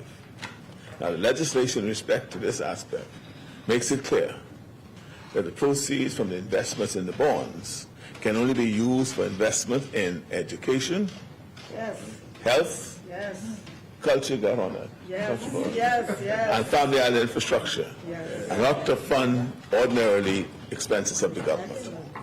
We are also amending the Immigration Act to clarify that a deed of gift cannot be used by foreigners to make application to qualify for permanent residency. Additionally, we propose to enforce the following rules when submitting applications for economic permanent residency based on the purchase of real estate. That is, you need to provide 3 items. Firstly, you need to provide the real property tax assessment number of the property that's being purchased. This will allow real property tax numbers to be carried through the process for greater transparency and tax efficiency. Secondly, an appraisal report that is no more than 12 months old, and to determine the value of the property. This is to ensure, as I said, that the real estate meets the minimum threshold for consideration for economic permanent residency. Finally, applicants will need to provide a stamped conveyance to the department. You know, it is not right. It's another matter, Madam Speaker. It is not right to sign away acres of seabed to commercial ventures for minimal amounts. Something I'm sorry to say has occurred too often in the past. Well, no more. The government is currently undergoing a comprehensive evaluation of all seabed leases in order to guarantee that we are receiving a fair compensation for the use of our resources.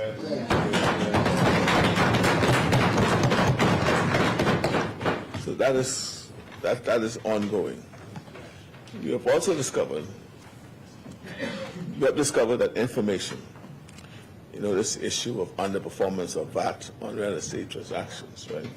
We have discovered that information provided by the real estate sector about the buoyancy of the high-end real estate market, they are out there saying how buoyant the market is. But that's not being reflected in government receipts. We have witnessed a sizable drop in revenue this year from this category of activity. This is a primary underperforming revenue item that we have identified. And we have included a number of administrative measures to address the underreporting of real estate transactions. One such measure is the requirement that the real property tax assessment number be provided by the Department of Inland Revenue, and has to be affixed to the certificate of registration and all certificates before forwarding on, for example, to the Department of Immigration if you're seeking permanent residence. Further, the Department of Immigration must ensure that real property tax assessment number is captured on its approval documents for economic permanent residency and homeowners. This administrative step will help streamline the process and ensure that the real property tax number is carried throughout all the processes across all government agencies, which will allow for auditing to ensure that the correct tax amount is being paid. Another area of concern is the government is aware that there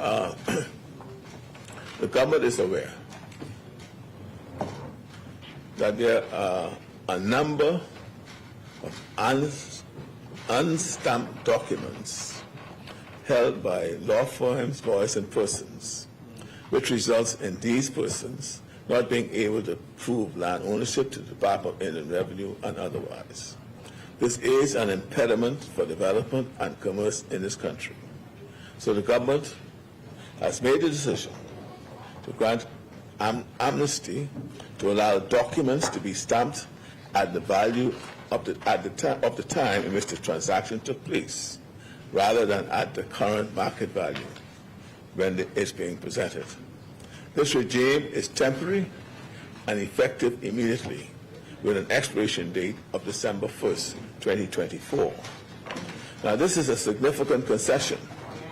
At present, all documents are stamped at their current market value, regardless of when they were purchased. So, for example, suppose an individual purchased a property 30 years ago for $25,000 and sold that same property for $50,000, but never stamped the documents. Later on, a new prospective buyer wants to acquire the property through a mortgage. The property now has a small house on it and is now worth $150,000. In order to have the property financed, all of the transactions for the past 30 years need to be recorded. That is, to have the VAT paid at the current market value of $150,000, plus the penalty.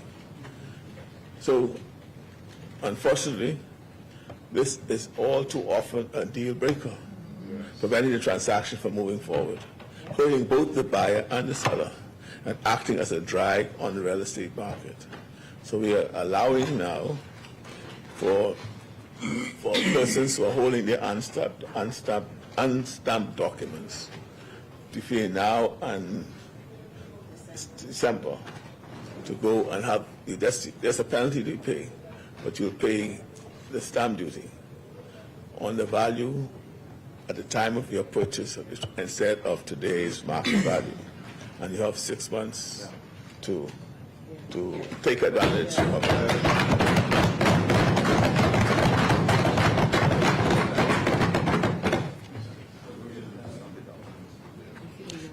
Another measure to address the issue of revenue underperformance for VAT would be the elimination of inter-vivos transfers for non-natural persons. All inter-vivos transfers after 1st of July have to be to natural persons. Another goal of our government is to reduce barriers and encourage wider participation in all aspects of our economy. One barrier we are taking down is related to investment in the real estate sector. We are providing a VAT exemption for individuals investing in a real estate trust where the individual investment totals less than 10% of the ownership. Thus, the real estate trust is responsible for paying VAT when initially acquiring the property. For individuals buying or selling shares in the trust are eligible for VAT exemption. This is a real estate fund. This is a fund that they created. It's called a trust, but it's a trust or fund. It is required that a minimum of 10 individual investors participate in the purchase of the property, and these investors must be separate entities, not related entities, with beneficial ownership.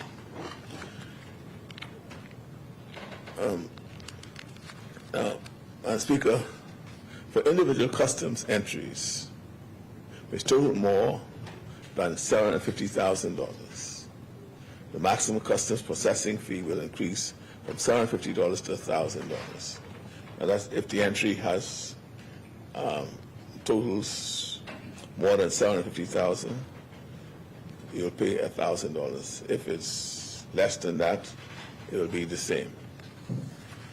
To reiterate, this will only impact, and reiterate again, only impact individual customs entries over $750,000 in value. Credit unions are currently taxed as other financial services entities by paying a business license fee. This budget includes an amendment to the VAT Act seeking to exempt credit unions from paying the business license fee if they pay their central bank regulatory fees. We expect that the regulatory fee applied would represent the true cost of regulation of these very important financial institutions, as the government recognizes that credit unions provide invaluable access to financing for ordinary Bahamians, and we are committed to maintaining and enhancing that access. As previously stated, Madam Speaker, in prior communications, the proposed legislation for the implementation of an international business income tax for large multinational corporations will come into effect this year. Our objective is to present the draft legislation at the conclusion of the budget debate in order to initiate the process of public consultation.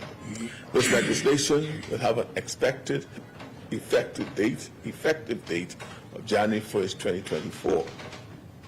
The government estimates that introducing a qualified domestic top-up tax for in-scope Pillar 2 multinational entities operating within the Bahamas will bring in an additional $140 million in potential revenue. However, revenues from this measure will not be seen until the financial year 2025-2026. The coming into force of the international business income tax for large multinationals would necessitate changes to the current business license and stamp tax regime.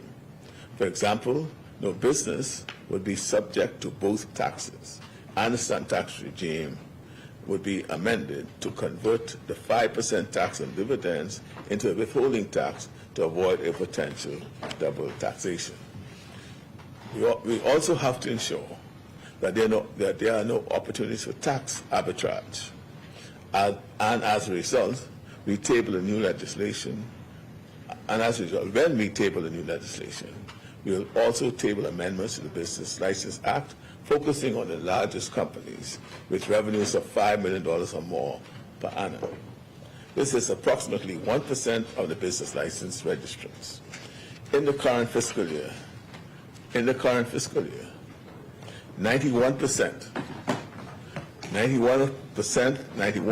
of registrants pay no business license fees, with declared revenue of less than $100,000 per annum. An additional 4% have declared revenues of less than $500,000. and an additional 4% have declared revenues of less than $5 million. The proposed reform will impact only the largest companies. We plan to consult closely with the business community on these measures prior to presenting new legislation to Parliament. The Business License Act is also amended to clarify that the rate for businesses with a turnover of $100,000 and below that are exempted from business license tax does not apply to financial services entities, international business companies, proprietary trading entities, and family offices. So the exemption does not apply to those categories of entities. I turn to the expenditure measures in the budget. You will see, Madam Speaker, that even as we are seeing levels of revenue, our expenditures remain measured and strategic. Our vulnerability on the front lines of climate change, our exposure to downturns in the U.S. economy, and the turbulent commodity markets which accompany geopolitical conflict all necessitate prudent fiscal management. Nonetheless, we are unwilling to postpone any longer some of the big transformative changes that our country needs in energy, in healthcare, in infrastructure, to really serve our people well, to support a vibrant economy, and to give us strength and resilience in uncertain times. The government cannot shoulder the full costs of transformative change across multiple sectors simultaneously, especially after years of one external shock after another, from Dorian to COVID to the global inflation crisis. We need to limit upfront costs for the government so that we can create the fiscal buffer we need to survive external shocks. But we do not accept constraints on the size of our ambition. Thus, we are creating public-private partnerships in critical areas. Other new projects and initiatives will be funded via government-guaranteed loans. And we are moving to limit state subsidies for our state-owned enterprises, which we believe can become profitable revenue generators rather than expenses. We don't need to scale back our ambitions. We just need creativity and innovation to achieve them. As I review some key expenditure measures, it will be clear that the investment in this budget are investments in our people, our safety, our prosperity, and our future. A strong public sector, Madam Speaker, is essential for a nation's progress. Beginning in July of last year, the Ministry of Labor and Public Service rolled out the first public service-wide promotional exercise in over 9 years, providing an additional $18 million for public servants. This is separate and apart from our efforts to eliminate the decades-long promotions backlog, which is moving steadily along. As of today, we have negotiated over 27 trade union agreements, as I mentioned earlier, increasing salaries and introducing new benefits for many public servants, including our uniformed branches, teachers, and nurses. Between the promotions and the new trade union agreements, thousands of public servants have been positively impacted. Even so, we believe salaries are too low, and that fair compensation is crucial for attracting and retaining the best employees. Therefore, funds have been designated in this budget to conduct and implement a salary review with the aim of increasing the compensation for the entire public service, including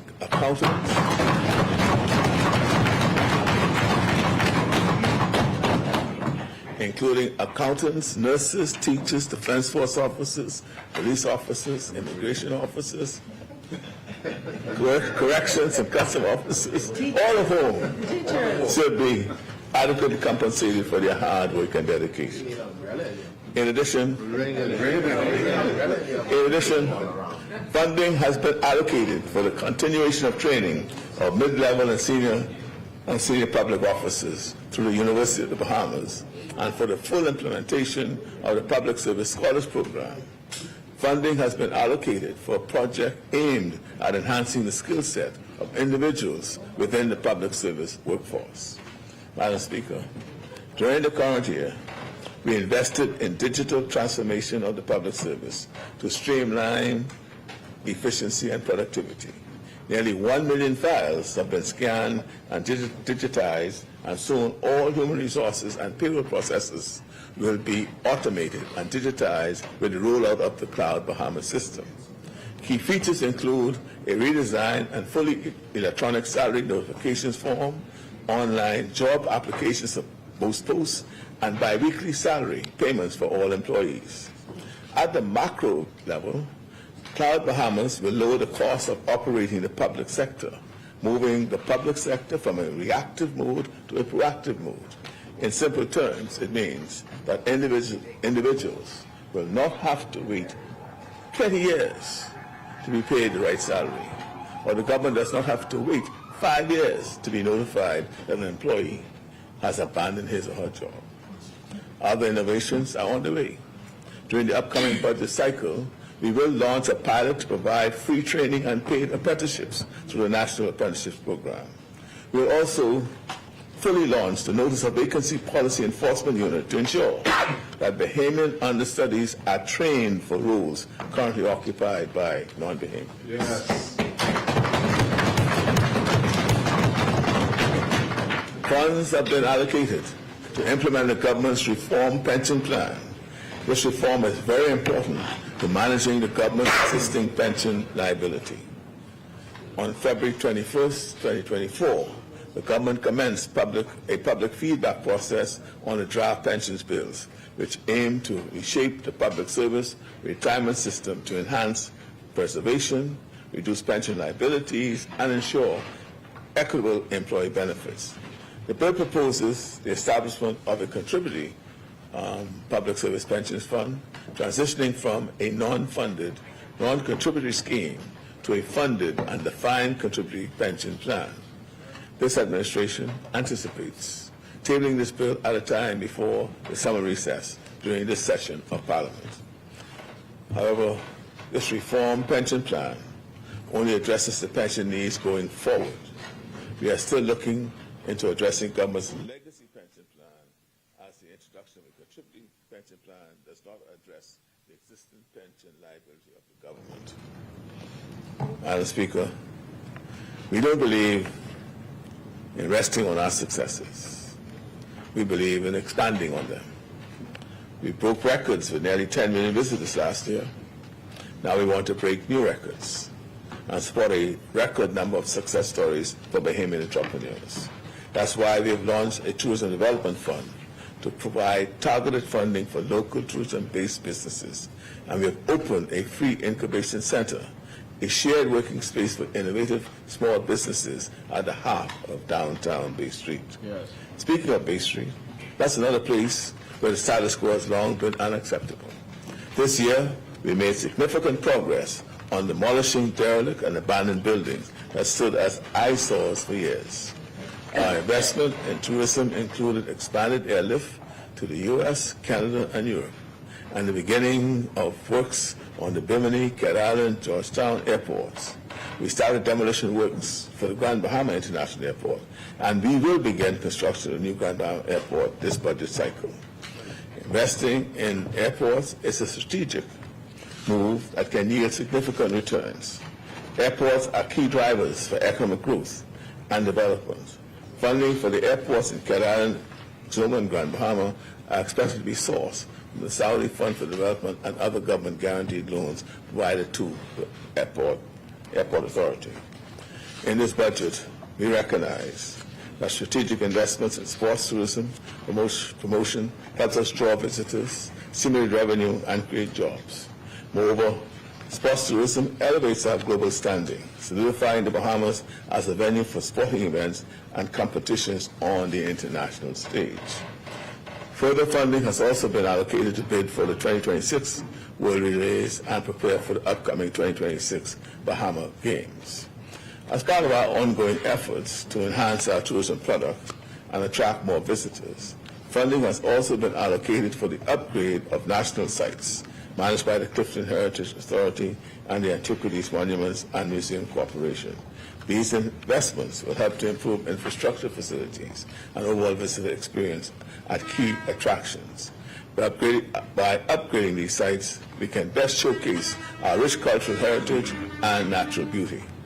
We are doing more to ensure that the experience of traveling to and from the Bahamas is a positive one. We introduced additional immigration booths at the Lyndon Filling International Airport to alleviate congestion and reduce wait times. Given the record levels of arrivals we are seeing, in the upcoming budget cycle, we will recruit an additional 100 immigration officers. These investments will allow us to take full advantage of the enormous growth we are seeing in tourism. National security is essential for national growth and development. We have recruited additional Royal Bahamas Defense Force officers and purchased 4 new safe boats to patrol our waters. Our vessels are part of the sudden blockade we have formed with international partners to detect, intercept, undocumented vessels heading into our waters. We have recruited more Royal Bahamas Police Force officers, which will allow us to continue our current strategy of expanded patrols throughout New Providence. We are supporting the increase in manpower with expanded CCTV surveillance capabilities powered by artificial intelligence and facial recognition technology. In the upcoming year, we've allocated funds to strengthen our electronic monitoring capabilities, strengthen the CCTV network, expand the use of body cameras on police officers, add to the police vehicle fleet, and acquire new vessels for the Defense Force. We see these expenses as an investment in the safety of our people. Madam Speaker, we are introducing amendments to the Road Traffic Act, which will allow the Royal Bahamas Police Force to impound unlicensed or uninsured vehicles driven by persons who do not possess a valid driver's license or uninsured vehicle, as unlicensed vehicles are known to represent a substantial unlicensed uninsured vehicles are known to represent a substantial public health and crime risk. We also recognize the fact, moving on to another subject, we also recognize the fact that food security is also a national security. So we have allocated funds to expand programs like the Golden Yolk Egg Production Initiative as we take steps toward growing more of what we eat at home. As previously announced, the government, through its real estate investment vehicle, Ponciana, has completed the purchase of the former home of the Registrar General Department, 50 Shirley Street. The government is also finalizing the transfer from the National Insurance Board to Ponciana Rodney Bain building. The site of these 2 buildings will be the new judicial complex. The size of the investment is $70 million and will be raised by Ponciana independent of the government. Work on this project has already commenced, and demolition of the Rodney Bain building, which is the first phase of this project, is scheduled to commence in the early fall. Madam Speaker, in this budget, we have dedicated financial resources towards the creation of both a judicial and parliamentary authority. Additionally, funding has been set aside for the Attorney General's office to improve the operations of the Registrar General's Department and enhance its services for the community. Moreover, this budget includes allocation of funds for settlement of outstanding legal judgments, inclusive of land acquisition matters. In the upcoming budget cycle, funding has been set aside to improve the operations of the Registrar General's Department and enhance its services for the community. This budget also allocates funds for the modernization of the parliamentary registration system. Our younger citizens are our pride and joy. Over the past year, we began the process of a comprehensive research-based curriculum reform to modernize the curriculum and improve educational outcomes. We will see the results of this work soon. Meanwhile, our primary school students have been served more than 100,000 breakfasts, as I mentioned earlier. That's 100,000 times a child was able to focus on his or her teacher and the lesson properly without feeling the pangs of hunger. The program has been an extraordinary success, a hit with children, parents, and teachers, and administrators. And I'm very pleased to say that we are continuing the program in New Providence and expanding to ensure that every school on the Family Islands will now be included.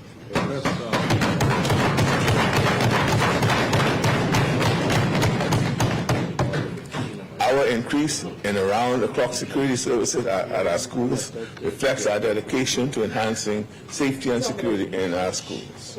School community. We are also investing $12 million for the University of the Bahamas to gain additional accreditations, as well as $8 million in upgrades to the Bahamas Technical and Vocational Institute to ensure that our technical and vocational students remain competitive at the tertiary level.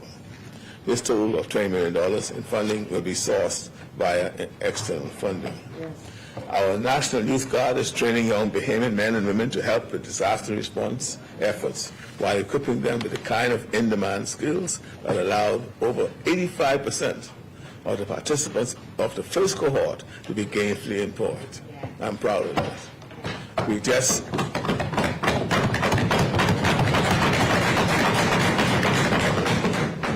just attended a beautiful and emotional graduation for the second cohort, and we are now recruiting the third cohort of this trailblazing program. Just a few weeks ago, we opened the Grand Bahama Ministry of Youth, Sports and Culture office, which had been closed since Hurricane Dorian. And throughout the past year, we invested heavily in sports development across our islands. We renovated the National Stadium and the Betty Kelly Kenning Aquatic Center to host sports tourism events like Grift and the World Relays. We also provided funds for 200 young people to receive training in digital skills to prepare them for emerging opportunities in that job market. As Speaker, we recognize the need for major investment in healthcare so that our public clinics and hospitals can meet the healthcare needs of the 21st century Bahamas. It has been more than 70 years since a new hospital was built in New Providence. Medicine has changed. Our population has grown. In this upcoming budget cycle, the work will begin for a new hospital in our nation's capital. We will also invest in renovations of Princess Margaret Hospital's accident emergency ward. In addition, work has begun on a new hospital in Grand Bahama and will continue at an accelerated pace. The hospital in Grand Bahamas is out the ground.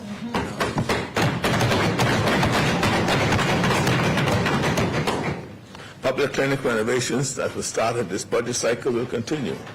During the current fiscal year, we began a major training and recruitment exercise to address the shortage of healthcare workers in our nation. We also funded salary and benefit increases for our nurses, as well as a number of promotions across the public health system. Funding for healthcare will be raised domestically through a commercial bank totaling $75 million. This will be targeted toward the ongoing development of the hospital in Grand Bahama and the renovations at Princess Margaret Hospital. Additionally, financing from the China Exim Bank will be allocated for the construction of the new hospital here in New Providence. In Grand Bahama, a number of important initiatives are underway. The Ministry of Grand Bahamas Restoration Village has assisted dozens of families with housing, employment support, counseling, and social services. The beautiful Grand Bahama initiative employed hundreds of people who completed more than 100 community projects. Many other efforts are underway, including the restoration of the YMCA grounds, the revitalization of the Grand Bahama Arts and Crafts Center at BIC, the renovation of the downtown farmers market, and works at the Grand Bahama Sports Complex, including the upcoming construction of a major world-class aquatic center.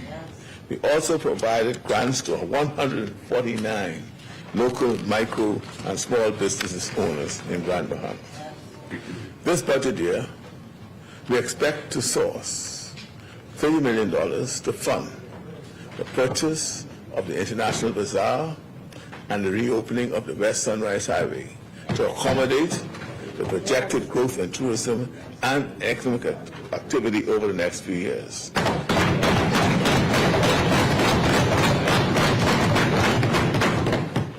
Beyond preserving a significant landmark, this endeavor holds economic potential, as the revitalization of the bazaar can stimulate tourism, create jobs, and generate business activity.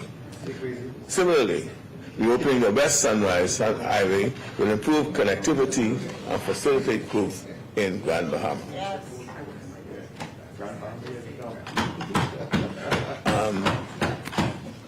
Madam Speaker, yeah, we can do all that. During the current fiscal year, this topic of hurricanes, man. During the current fiscal year, we expedited recovery and rebuilding efforts in both our hurricane-hit northern islands. The West Grand Bahama Homeowners Assistance and Repair Program and the St. Bernard Partnership Project repaired well over 100 homes across the island of Grand Bahama. We know that it's urgent to pick up the pace when it comes to home repairs, and we are making plans to carry those out more efficiently so that we can reach more families. On Advocacy, our collaboration with the Bahamas Conference of Methodist Church has rebuilt several homes. The Disaster Reconstruction Authority's state-of-the-art hurricane shelter and community center will be completed during the upcoming fiscal year. This shelter provides the surrounding Advocacy community with programs and support throughout the year, and a place of refuge during hurricanes. Meanwhile, we have recruited record numbers of young Bahamians into the Nicola P. Small Meteorology Cadet Program to expose them to the work of the Department of Meteorology and to pique their interest in pursuing a career. We have also expanded the number of weather stations throughout our islands to better monitor the weather and keep Bahamians safe. Madam Speaker, to support our economic growth, we are making key investments in infrastructure. Our efforts have included major waterworks to bring fresh, potable water to settlements in Harbour Island and mainland Eleuthera, as well as the extension of pipe water to areas of Exuma for the first time. Yeah. Our islands seeing major waterworks include Andros, Kidd Island, Morris Island, Grand Key, and Long Island.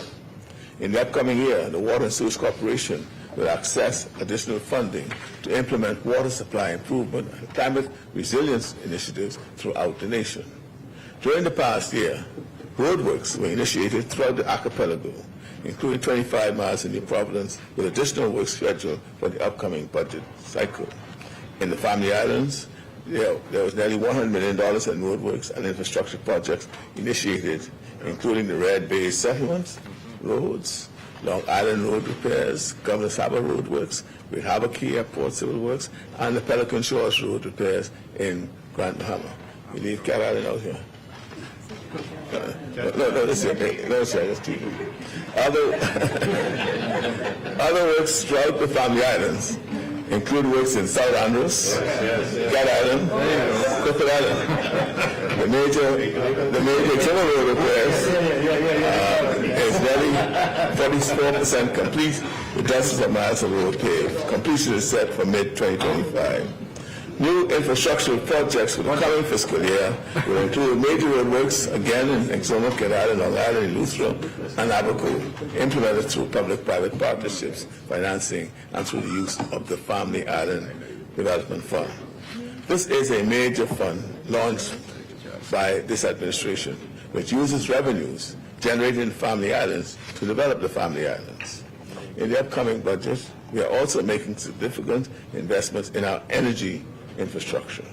This will include exploring a major solar energy project on New Providence and micro solar grids throughout the Family Islands, as well as investments to facilitate a transition to LNG.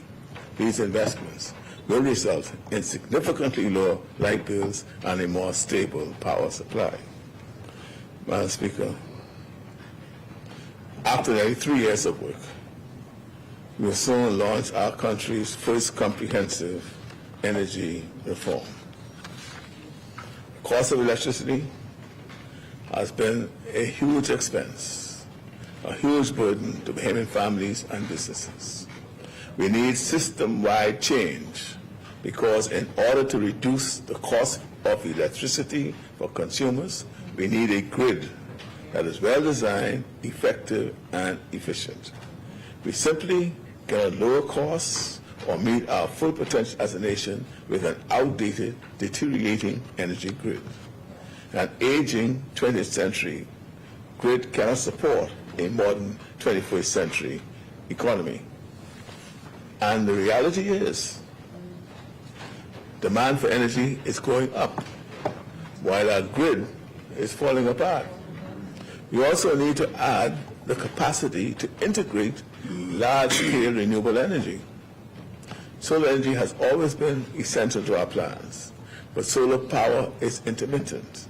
That means the amount of solar power generated will fluctuate, will vary, depending on whether it's a sunny day or a cloudy day, daytime or nighttime. Using solar energy across archipelago requires careful planning and design and major new investment in grid flexibility and energy storage. Madam Speaker, BPL, the BPL we inherited from our predecessors, was carrying a $500 million debt, $500 million. And experts have told us we need another $500 million in capital investments to rescue and then modernize our grid. $1 billion just to get BPL on track. I look forward to sharing plans for a new energy future for our country, including extensive use of solar power in New Providence and in the Family Island, LNG as a partner fuel, and a modern power grid shortly. Madam Speaker, this budget will allocate additional funding for mailboat contracts, as well as funds to support the expansion of mailboat routes. Further funding is allocated in the capital budget for the Port Department for the upgrade of navigation aids in the Bahamas, which also enhances safety for our seafarers. Additionally, funding has been provided to build a Bahamian workboat Class A for our Defense Force, which will allow them to fully participate in our national sport sailing. Housing. Speaker, housing remains a priority for this government. In the upcoming budget, we're investing an additional $5 million for small home repairs. This is separate and apart from the funds allocated for the same purpose in urban renewal. We are exploring options for increased financing for housing for public servants in the Family Islands, including leveraging private sector funding to address the scarcity of accommodations driven by the increased investment in short-term vacation rentals in our Family Islands.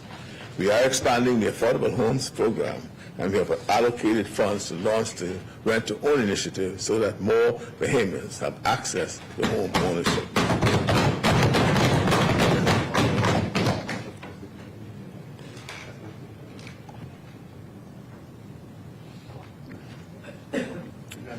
Madam Speaker, many components of this budget carry forward and build on the measures that we have implemented since we came into office, along with new measures that align with our meeting our challenges and furthering our aspirations. I look forward to opening the budget debate next week, when I can describe at greater length our investments in our people, our country, and our future. In closing, I want to share my optimism for the country we are building together. Optimism isn't complacency. I know how much work lies ahead, but rain is coming. It's going to be raining. And we know it won't always be smooth sailing. In a time of geopolitical conflict, in a new climate era of more intense hurricanes, where it's now been predicted that this year there'll be 17 to 25 named storms, 8 to 14 hurricanes, and 4 to 7 major hurricanes. That's what's predicted for this year. And these change. We can't say that's what we know now. And with the impact of the global inflation crisis continue to play out, We may face some rough waters ahead, but finally, our country is navigating forward in a sturdier boat and moving in the right direction. We are growing stronger, building both resilience and new opportunities. We are a country on the move. We are seeing the fruits of our labor, from the millions saved with the e-procurement platform to the gradual reduction in our debt and debt to GDP ratio, removal from the blacklistings, and overall economic development of our islands. We continue to strengthen revenue by reinforcing compliance and reform and introducing new mechanisms in this year's budget. We've also seen other aspects of fiscal consolidation with the introduction of the pension bills and draft legislation for qualified domestic minimum top-up tax. It's worth remembering how far we have come. In under 3 years, we went from the brink of risking harsh austerity measures to a new era of compassion and fiscal responsibility. Yes. We went from deserted, empty hotels to record-breaking numbers of visitors. Yes. We went from the worst economic contraction in our nation's history to robust economic growth. We went from shocking levels of unemployment to record job creation. Yes. We went from understaffed security forces to hundreds of new police and defense force officers. We went from despair to optimism. We are facing forward with renewed confidence and determination. We are strong enough to challenge the status quo on behalf of the Bahamian people. Yes. And we are changing lives. Yes. What a blessing to be involved in all of these endeavors.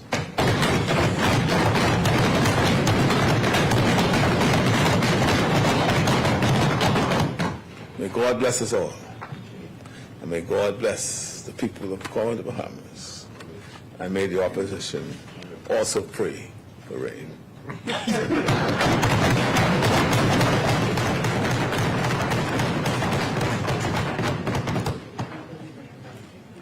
Thank you, Honourable Member. Order that the communication be brought up. Perfect timing, 1 o'clock on the clock. Perfect timing, 1 o'clock on the clock. What's today's date? 29th.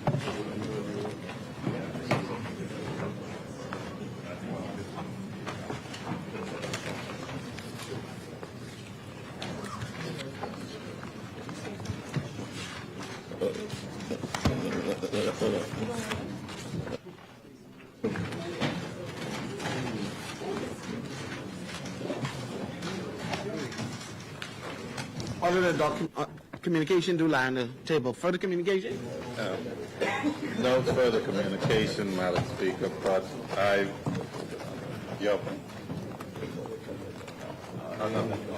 would move at this time, Madam Speaker, that we sit out to sit beyond 1 p.m. I think the clock there is wrong. Thank you, Honourable Member. It has been moved and seconded that the business of this House proceed beyond the 1 p.m. hour. As many are in favor.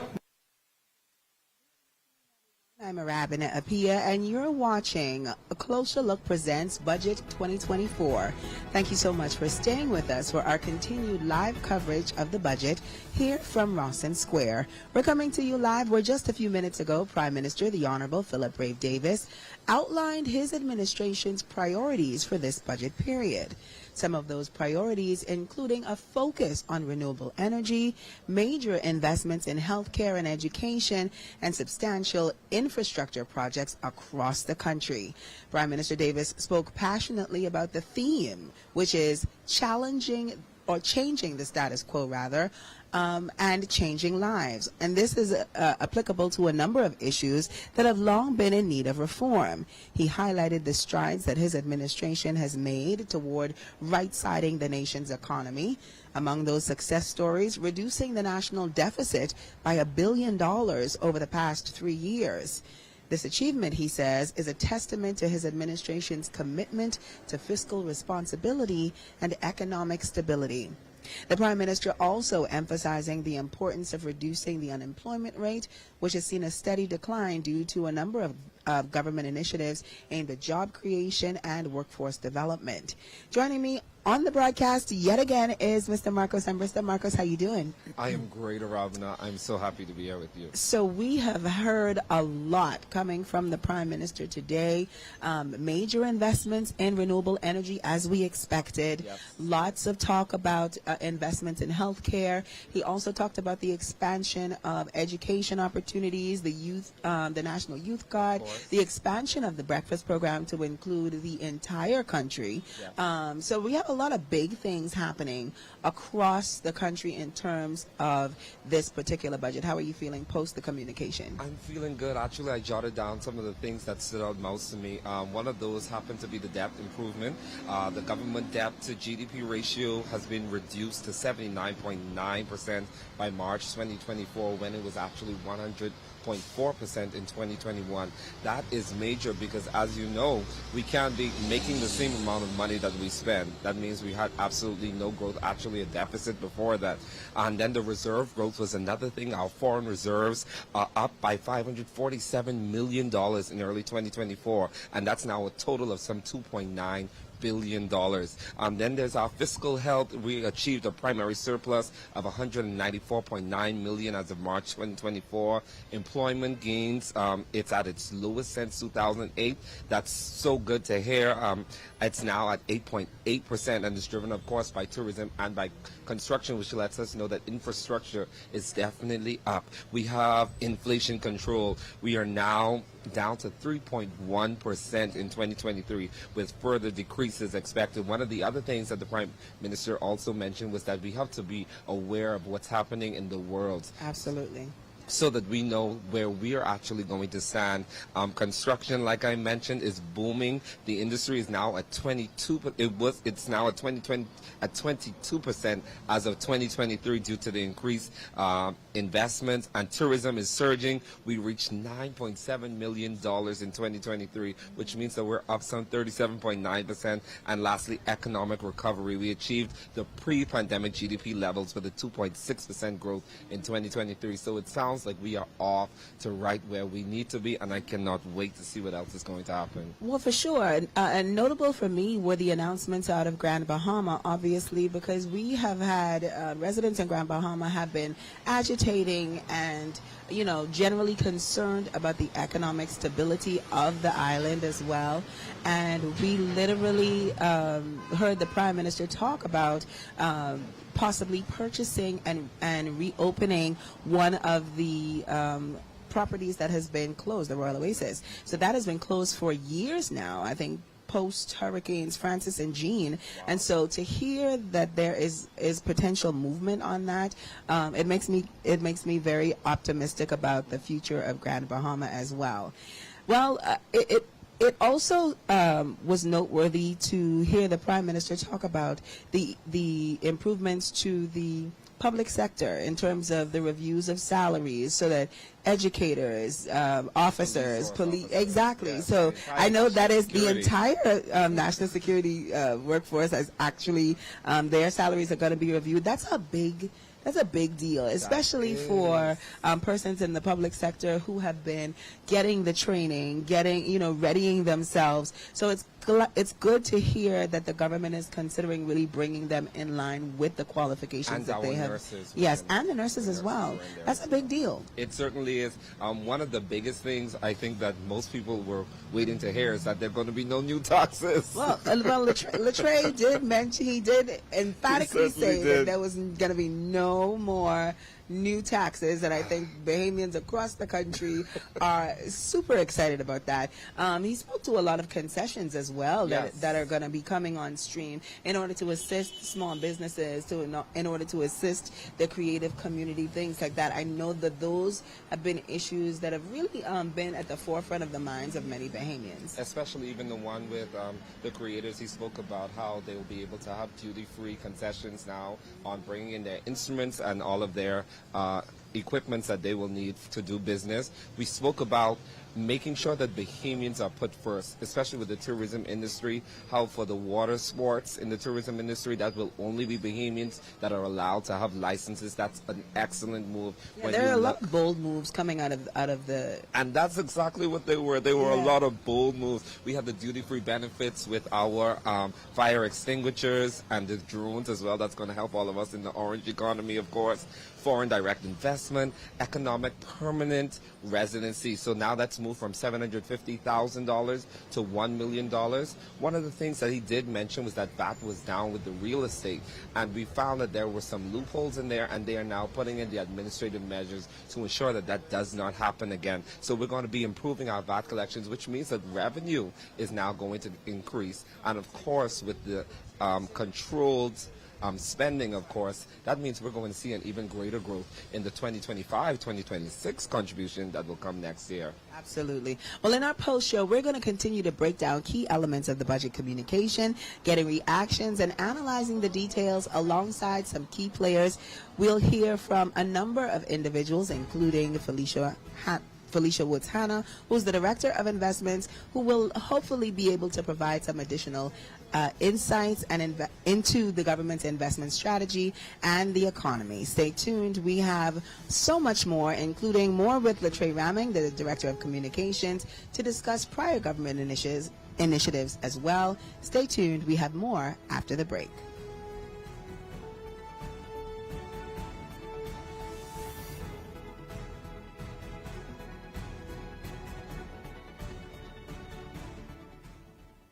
Who loves breakfast? Do you know that breakfast is the best meal of the day? I'm so happy about this program. We serve over 55,000 breakfasts. Ours breakfast, and this program is growing. It's good to have breakfast. It fuels the brain, right? So you don't have to worry about being hungry. All you have to worry about learning, right? I want you to make the most of your talents. The person that you want to be is predicated on choices. You're not going to be able to pump fake your way to success. You have to be hungry. The barriers you face are real. Your capacity to overcome them is also real. You have the power to lead the crowd and not let the crowd lead you. We can't build a better country without your strengths. We want to make sure that you are all that you can be in this nation.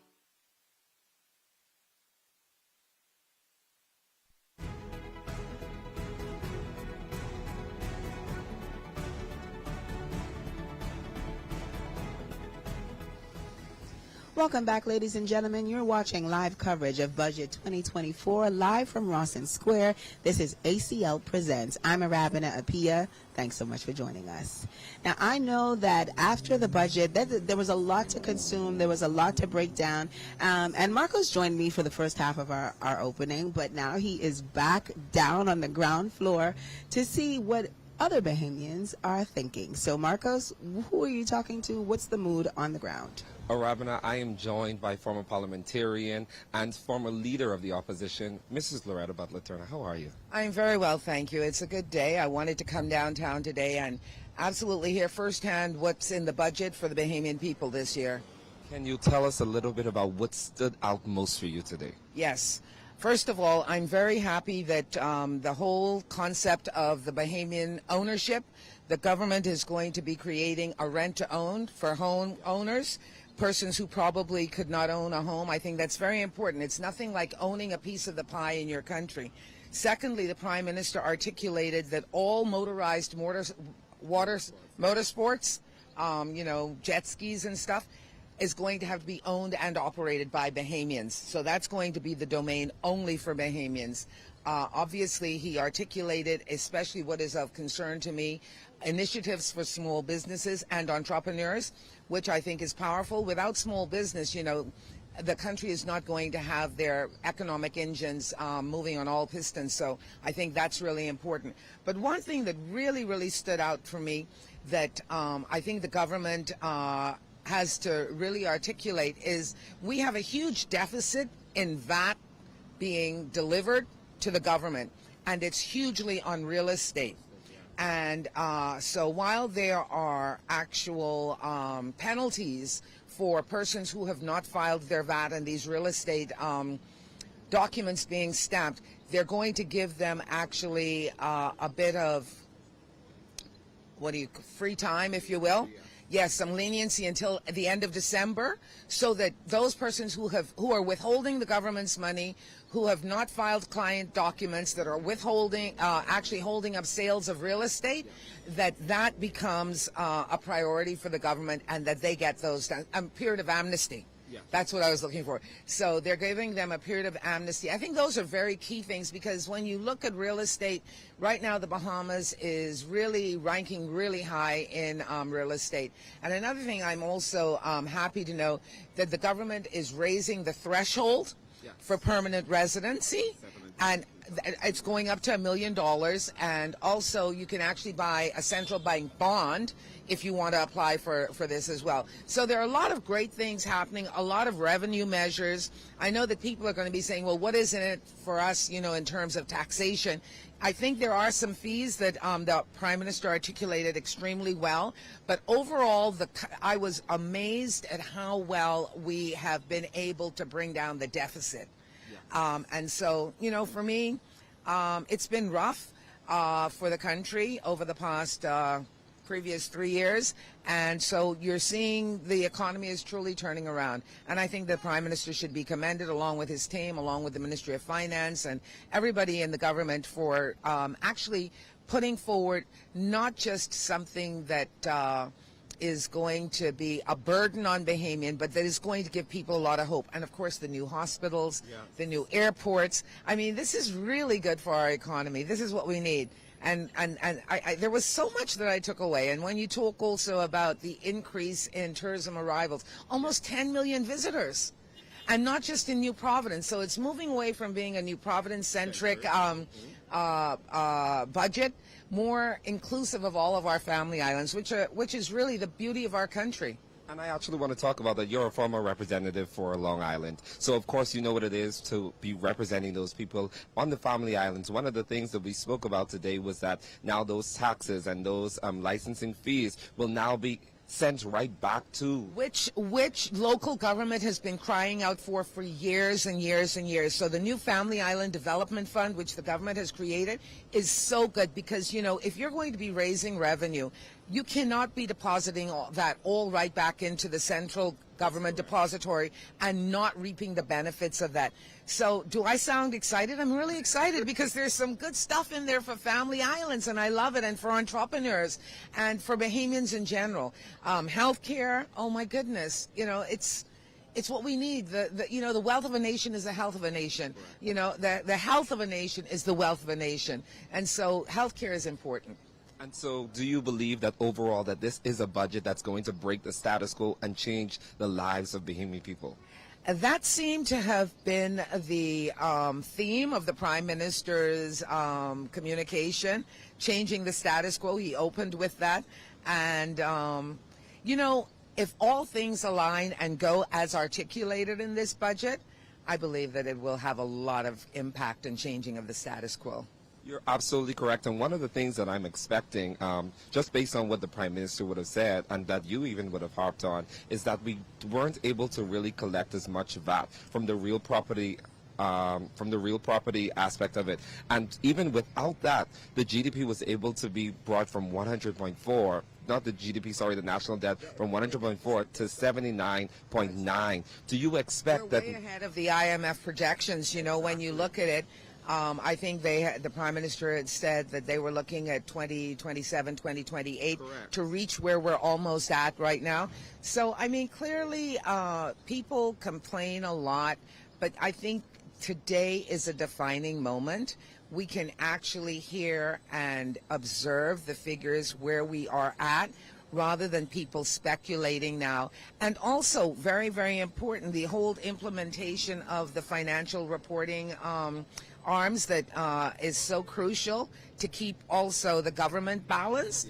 That's going to be coming into play. There is a lot of positives going there. And, of course, the transparency with, there's just so much to talk about. The transparency with procurements. Did you hear the amount of Bahamian companies that are actually on board in terms of being able to bid on projects?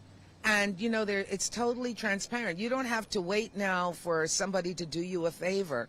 You know, if you qualify and you're able to look at the transparency of it all, I think that is what good governance is all about. Having been in government, having seen various administrations, we've got to have checks and balances.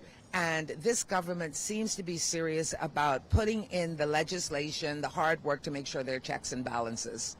And thank you so much, Loretta Butler-Turner. We appreciate so much, especially your perspective, being a member that has sat inside those rooms, presented on budget debates. And so we can't wait to see what's going to come out of this and how it's going to impact. Well, I just pray that it augurs for the betterment of all Bahamians. That's important, and I think it will. Thank you so much. I can't wait to see everything else that's going to unfold. Back to you, Arabina. Thank you so much, Marcos. Loretta Butler-Turner giving some really, really good insights into the current budget analysis conversation that's happening. Ladies and gentlemen, thank you so much for continuing to stay with us as we cover Budget 2024 live from Rosson Square. The Davis administration, Prime Minister the Honorable Philip Davis recently, or just a few minutes ago rather, giving his budget presentation outlining his administration's priorities, and making some bold declarations, particularly in the areas of energy reform. We can expect that new laws are on the books now to modernize the grid, to integrate solar energy into our energy plans, to reduce costs and improve reliability. We also heard the Prime Minister speak to a number of health upgrades or health industry upgrades. That includes the upgrades to the clinics that are ongoing, but that also means a brand new hospital here in New Providence, as well as one which is currently underway on Grand Bahama Island. And so we can expect those investments, those infrastructural upgrades to continue. And speaking of Grand Bahama, again, Prime Minister the Honorable Philip Davis making some major announcements regarding the future of the Royal Oasis Resort and the reopening of that West Mall Drive Highway, which was closed once the hotel was purchased and later damaged after Hurricanes Francis and Jean. So it's going to be an interesting few months as we see how that entire process unfolds, including the sale of the property. And also the Prime Minister and other members of government have already spoken to the need to address the relationship between government and the Grand Bahama Port Authority, addressing some of the perceived failures on the part of the Port Authority and driving progress for shared prosperity with the partnership between the Davis administration and the Grand Bahama Port Authority. I was also interested to hear a lot of details, and we can expect that as the actual budget debate unfolds next week, we can expect to hear even more about this administration's plans to empower the family islands as well. And again, going back to things like renewable energy, investing in solar infrastructure, in major infrastructural developments like the upgrade of airports, the construction of new airports across the country, and integrating solar energy, integrating sustainable energy practices in the construction and the eventual opening of those facilities as well. We talked about a bit, Marcos and I, a little bit about the number of labor agreements and the changes coming to the public service as well. I think that is something to be noted. Over the past 3 years, the government has signed as many as 27 labor agreements in the past 30 months, all in an effort to ensure the dignity of Bahamian workers. And you heard Loretta Butler-Turner, ladies and gentlemen, speak to the increased threshold for permanent residencies, and similar action is also being taken regarding work permit enforcement and making sure that various employers are in fact lining up Bahamians to eventually take on some of these roles that are being offered. But we always hear the stories about how there's no Bahamians, no qualified Bahamians available to take on certain roles. And so ensuring that Bahamians are receiving the necessary training and holding employers to that standard, I think, is going to be one of the most important things that we see moving forward in the next several months. I am excited to actually get into the meat and potatoes of the budget debate. We are going to hear so much more from the various ministers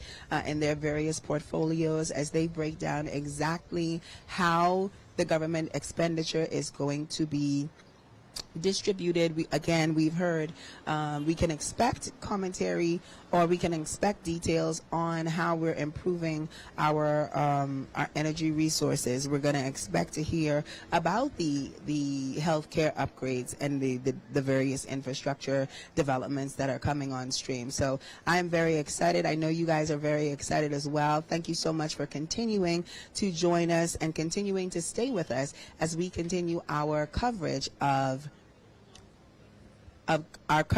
Budget 2024. And joining me now on the broadcast is Minister Michael Halkitis. Mr. Halkitis, how are you today? I'm doing fine. Pleasure to be here with you. Thank you so much for joining me. Thank you. You know, we try to do a little something. Oh, yeah, you're doing it right. Okay, so Ms. Halkitis, the budget presentation is officially over. Yes. And I know that this has been such a long time in the making for members of government. And now, just like that, it's done. What are you... what is the next step in terms of what needs to happen for Bahamians to really get a grasp of what's in the budget presentation? Okay. Well, it was a very, as it usually is, a very, very comprehensive and thorough budget communication, which is really a presentation, an update on what has happened last year in terms of public finances and what is anticipated to happen this year.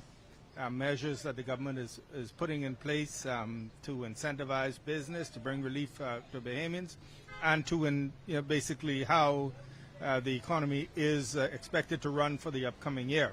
So at this point, this is, I would say, the second point in this process. The first point being the actual compilation of the various budgets from all of the ministries and putting that document together.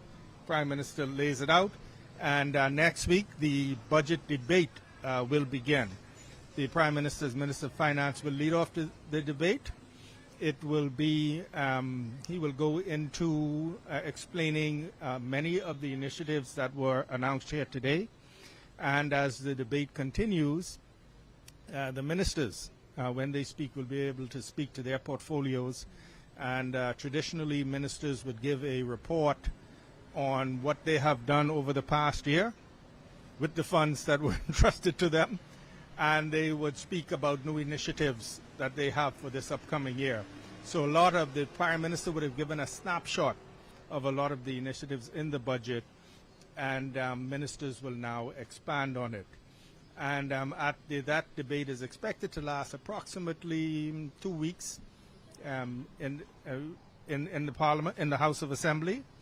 And a very interesting segment of that actual debate is when we get to the committee stage of the debate, which then gives the opposition an opportunity to question the government on its spending proposals line by line. So where there are increases or decreases, or wherever there's a question about the government spending, the minister responsible for that particular head, as they call it, of that particular expenditure, will then be required to answer those questions. And that gives the public a very, very good insight into government expenditure, where the money is actually being allocated. And so that's a very, very, I always found that to be a very interesting part of the budget debate process. Well, I know one of the things that the Prime Minister mentioned was this administration's ability to slash the deficit by $1 billion. That is a huge deal. Yeah, it's huge, and a lot of times, we in the ministries, we recognize that a lot of times people might not appreciate the significance of that. But this whole process and the whole process of managing the country's finances, being able to reduce deficits or have low deficits and actually aspire to a balanced budget, it then enables the Ministry of Finance to provide all of the resources, the money, for the other ministries to be able to do their work. So while it might seem mundane to be talking about things like revenue and expenditure and deficit and borrowing and debt to GDP, those things are very, very important because money is required to run the government, and you do not want to be in a position where you have to borrow year over year large sums of money to be able to give to the Ministry of Education, give to the Ministry of Health, to the police and those other departments. So it's important to be able to, that's important. It might seem like a fancy financial term, but all it means is you're trying to spend along the lines of what you make so you can have more resources to run the government. So for last point, for example, your debt is too high, you're paying a lot of money in interest.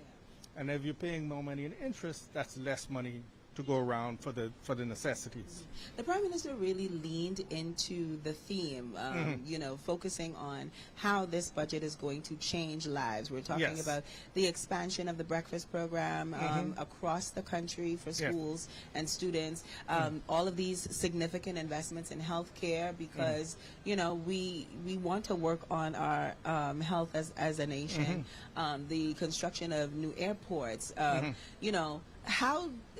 In the work that you do, how important is it that Bahamians realize, how these specific things are all connected to the way we live our daily lives? It's very, very important, and I think I would invite all Bahamians to really, as much as you can, tune into the debate to get an expansion on the themes that were presented here.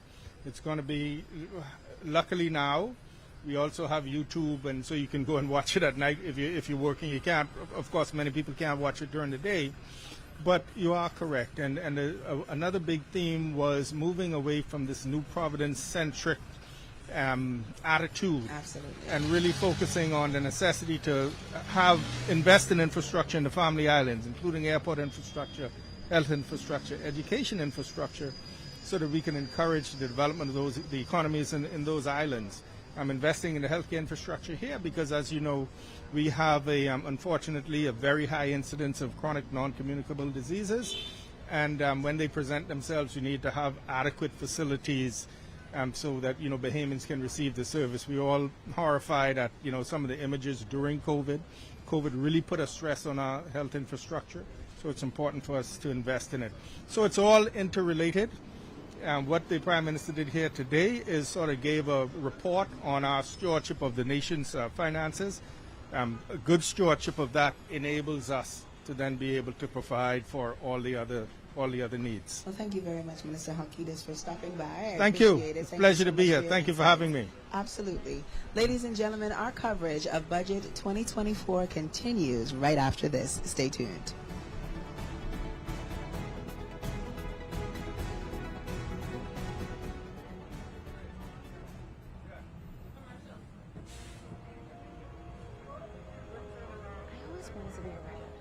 You soon can be at CAPUS, the Bahamas School for the Creative and Performing Arts. I want to be famous. I want to be technical and creative. You still can be at the Bahamas School for the Creative and Performing Arts.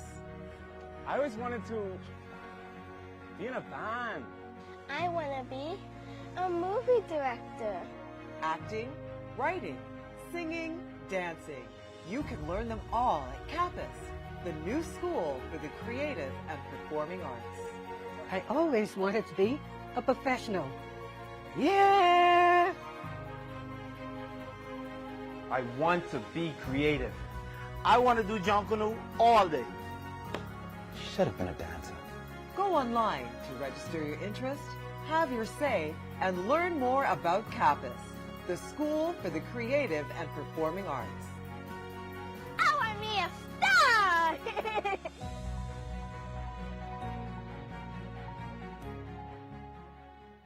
Who loves breakfast? Do you know that breakfast is the best meal of the day? I'm so happy about this program. We serve over 55,000 breakfasts. Ours breakfast? And this program is growing. It's good to have breakfast. It fuels the brain, right? So you don't have to worry about being hungry. All you have to worry about learning, right? This is the graduation of the National Youth Guard. Young Bahamians trained to assist on the front lines during national emergencies while gaining new skills to build their careers. They stepped forward to serve, growing stronger and making our country stronger too. If you think you have what it takes to join the next generation of leaders, then go online now to learn more and apply for the National Youth Guard.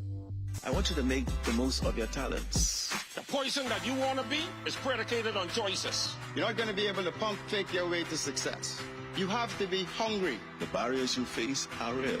Your capacity to overcome them is also real. You have the power to lead the crowd and not let the crowd lead you. We can't build a better country without your strengths. We want to make sure that you are all that you can be in this nation. Who loves breakfast? Do you know that breakfast is the best meal of the day? I'm so happy about this program. We serve over 55,000 breakfasts. Ours breakfast, and this program is growing. It's good to have breakfast. It fuels the brain, right? So you don't have to worry about being hungry. All you have to worry about learning, right?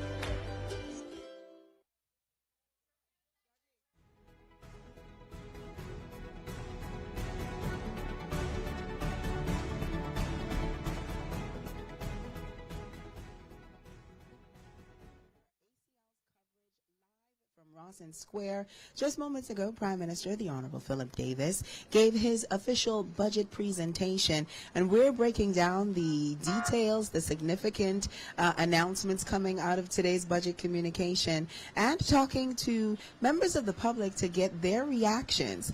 In just a moment, I will send it to Marcos Ambrister, who I believe is with Marcos. Tell me who you have, because I'm not sure. Today with Chief Superintendent Crystalline Skippings. How are you today? I am extremely awesome. How are you doing? I am excellent. A bit hot, but doing good nonetheless. It is a bit warm downtown, but we're all doing well and we're hanging in here. Thank God for the sunshine. I know, right? And he will bless us in a little bit with some more rain. He certainly will. That was one of the Prime Minister's themes today, that there's going to be rain. There's going to be rain, yes. Today he spoke a lot, especially as it relates to national security and the Royal Bahamas Police Force. One of the things the Prime Minister said was that we're supporting the increase in manpower with expanded CCTV surveillance capabilities powered by artificial intelligence and facial recognition technology. In the upcoming year, we have allocated funds to strengthen our electronic monitoring capabilities, strengthening the CCTV network, and expanding the use of body cameras on police officers, and also to add to the police vehicle fleet. How do you guys feel as police officers hearing information like this? As an organization, we are extremely elated, because all of those points that the Prime Minister indicated in his discourse this morning are things that are needed for the organization. Once we have the funding, it will definitely assist us in what is most needed in this country to reduce the fear of crime and to be able to address the crime problem itself. And so when we see the funding for CCTV, the funding for increased patrols, and I noticed that you didn't mention the increased human resources as well. Yeah. And so even right now as he's speaking, we're preparing to intake of 200 recruits right now. And so this is going to contribute significantly to the improvement in our community and the reduction in crime overall in our Bahamas. And so we're extremely elated for it. We're looking forward to the funding, looking forward to those recruits graduating, and again enhancing our saturation patrols. You know, we've started early in this year, and with that budget coming back on stream now for us to be able to get more vehicles with the human resources, we're going to truly be able to saturate not just New Providence, but the entire Bahamas with the human resource and the vehicles needed to properly police our Commonwealth. One of the main things that stood out for me was not only is he increasing the fund and the budget for you to get more equipment and more manpower, but also there's been monies allocated even for the regular maintenance of these things. Of course, we know a lot of times this happens with government. We make purchases that we're unable to upkeep. Tell me a little bit about that part. And that's extremely important when we talk about the maintenance of equipment, because when we're able to maintain our equipment, we're able to accomplish and achieve our goals through that maintenance. And so we're looking forward to seeing that maintenance of our equipment, that funding for the maintenance specifically, which is going to assist in the proper monitoring, not just CCTV, but the electronic monitoring section as well, and all aspects within the organization. So as a department, we're really, really extremely elated that this budget and the funding is being allocated to us, because we want to ensure that the Bahamian people and those persons who also come and visit our shores, and our young people as well, that this Bahamas is secured for them for futures to come. Thank you so much, Chief Superintendent Skippings. One of the things that I'm most elated to hear about from Prime Minister was also that we're going to have safer communities. He plans to ensure that that happens, and that residents that are not contributing to crime should not be the results and the benefactors of crime as well. And that's important yet again. There's so much that he said, and this short time that you've given me to talk about, I just can't put everything, but I must talk about the Clear Hold and Build initiative through the urban renewal. That's going to be critical as we improve safer communities, because once urban renewal does what it's supposed to, it has the funding to be able to go in and target the abandoned vehicles, the derelict vehicles, the overgrown properties. Once we're able to move the unnecessary debris, we're able to put infrastructures in place, we're able to line the streets properly, marking out with signage, etc. Then we're able to also get educational programs, not just for the youth, but for the adults as well, to cause there to be a mindset change in them. Through that program, we will see safer communities. Education plus enforcement will equal safer communities for our country. Well, thank you so much, and thank you for the work that the Royal Bahamas Police Force does on a daily basis. Back to you, Rabina. Thanks so much, Marco. It's always good to hear from Chief Superintendent Skippings.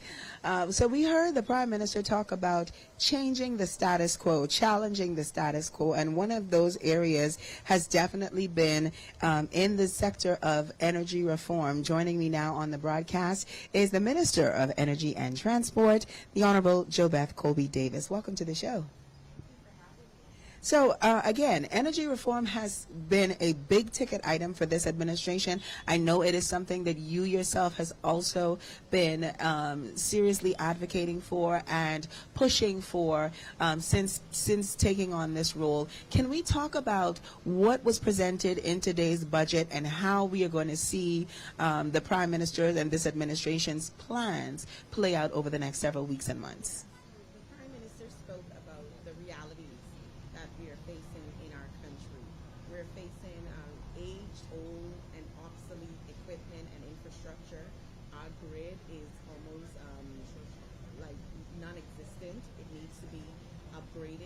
Our stability in supply, reliability, and our systems is basically aged, and so now we are working towards an energy reform plan that would bring it up to date, up to standard, modernize it, and make sure that it is sufficient enough to supply the demand that is on the system based on our residential customers, our commercial customers, and what we're seeing in development of our country and new investments coming in.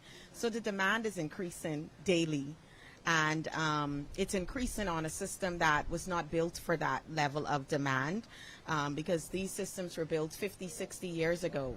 And so right now what you've seen over the past 6-7 months since I took over the portfolio of energy and coupled with BPL was us working towards a plan that is sufficient to meet the demand that we have today, but also to put us in a position to be able to support the demand that may come in the future. That plan required a 4-pillar approach. So it wasn't one that you can look at in a vacuum. That's what you would have heard the Prime Minister speak about in his budget. Couldn't look at it in a vacuum because it had so many other layers that you would have to address in order to make sure you're building a system that is actually efficient and going to be effective enough to meet the challenges that we're experiencing. And I love that you mentioned the sort of interconnectivity, the different layers, because you have members of the business community who complain that, you know, how can I stay in business? I'm paying most of my money to BPL and I'm not getting the service that I think I need in order to make this happen. So there's so many layers, and I think Bahamians are paying attention to those layers. And so it's good to hear that this administration is also thinking that way. Is there any timeline that you could speak to as to when we will start seeing sort of this integration of more renewable energy? So we're basically weeks away, as the Prime Minister would have said, to making our full launch of the complete energy reform plan. What you would have seen in the last few months was we were doing the preparatory work to get our plan in motion. So preparatory work that included us putting out RFPs for our family island. So for the first time ever, you're going to have hybrid microgrids that are run by independent power producers. So what that means is you have independent companies, all of whom are Bahamian, who put in a bid and who were successful, that will be producing the power to support the demand that BPL have on their system. So they'll produce that power for BPL, and they'll come under power purchase agreements. That's what it's called. So we were working on those plans to put in place hybrid microgrid systems in the Family Islands. Those systems not only include generation with LNG fuel, but also the solar component that would support the reduction and the mix of renewable into our energy fuel mix and into our energy system. We're also bringing on solar battery storage systems in New Providence, and so that will support lowering the cost of electricity, but also meeting our requirement 30% of renewables into our energy system by 2030. So that's a part of the energy reform that we're hoping to see. And then you have other components coming in, so increasing cleaner fuel in our fuel mix that brings a lower cost, and also upgrades to our transmission and distribution Minister, system. I'm getting word that your colleagues are preparing to leave the House of Assembly in just a few minutes, so we're going to kick it to our roving correspondent, Marcos Ambrista. Marcos, can you give us an idea of what's happening down on the ground floor? Ladies and gentlemen, Parliament has just ended, as you can see, well, being adjourned until, I guess, until 1 p.m. for right now. Ladies and gentlemen, we have our Minister of Education that just left, Education and Technical and Vocational. We also have the Honorable Leslie Miller Bryce has just left, and we have a cadre of cabinet ministers that are now making their departure. And of course, we're actually bringing some of them over to you, Rabina, so that we can continue our conversation. We cannot wait to see everything that's getting ready to unfold. Of course, I'm already excited to hear what the Honorable Minister for Energy and Transport has been saying with you about what we're going to see. Of course, the developments that we're going to have with the new grid, with BPL, and all of our transformational aspects that's getting ready to happen with the Ministry of Energy at this time. Back to you, Ravina. Thanks, Marcos. Now, Minister, before I let you go, I want to give you the opportunity to speak directly to the Bahamian people, to business owners, to residents in the Family Islands, residents here in the capital. Maybe discuss your commitment to really seeing these plans as laid out by the Prime Minister in this budget come to fruition. So I want the Bahamian people to be assured that since I took on this portfolio, it has been what I eat, sleep, breathe. This has been the top priority and focus for myself, because I live too in the Bahamas. I will be here whether I'm the Minister of Energy and Transport or not. This is my home. So getting it right, fixing our energy sector, making sure that it's affordable, reliable, and it is able to sustain many of the challenges that we see during our hurricane season is a priority of mine. But ensuring that they see the benefits of modernization, upgrades to our system, and introducing renewables into our fuel mix right now or as soon as possible is also important for me. I don't want it to just be talk, but I like when it's a lot more action that comes after the talk. And so I haven't spoken much to the press simply because I was in the nitty-gritty of what needs to be done to make sure it's done correctly. But now is the time I'm ready to speak to the public and assure them that when we present the energy reform plan, it will be one that they are proud of. It'll be one that they can see the benefits right away, and it'll be one that will be able to sustain the demand growth that we're seeing in our country. And so I'm happy that the day is fastly approaching to present that. Well, I thank you very much for your time. Thank you so much for joining us on the broadcast. Ladies and gentlemen, our coverage of Budget 2024 continues. We have so much more show left for you, so don't go anywhere. We'll be back after this.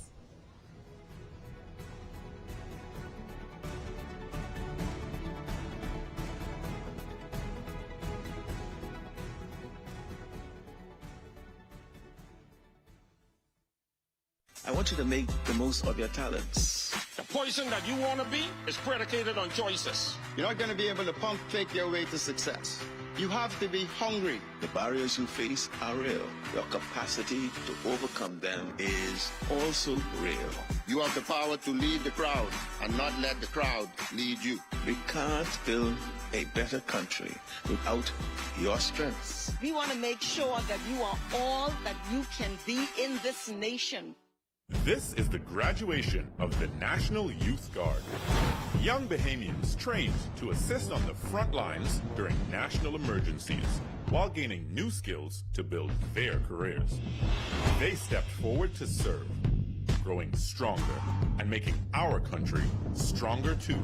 If you think you have what it takes to join the next generation of leaders, then go online now to learn more and apply for the National Youth Guard. Who loves breakfast? Do you know that breakfast is the best meal of the day? I'm so happy about this program. We serve over 55,000 breakfasts. Ours breakfast, and this program is growing.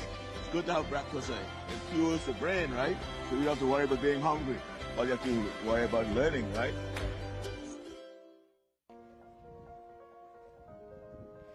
I always wanted to be a writer.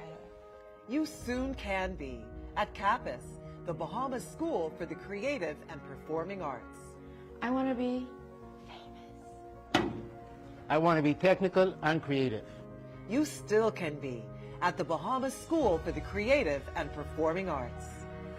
I always wanted to be in a band. I want to be a movie director. Acting, writing, singing, dancing. You can learn them all at CAPUS, the new school for the creative and performing arts. I always wanted to be a professional. Yeah! I want to be creative. I want to do Jonkunu all day. Should have been a dancer. Go online to register your interest, have your say, and learn more about CAPUS, the school for the creative and performing arts. I want to be a star!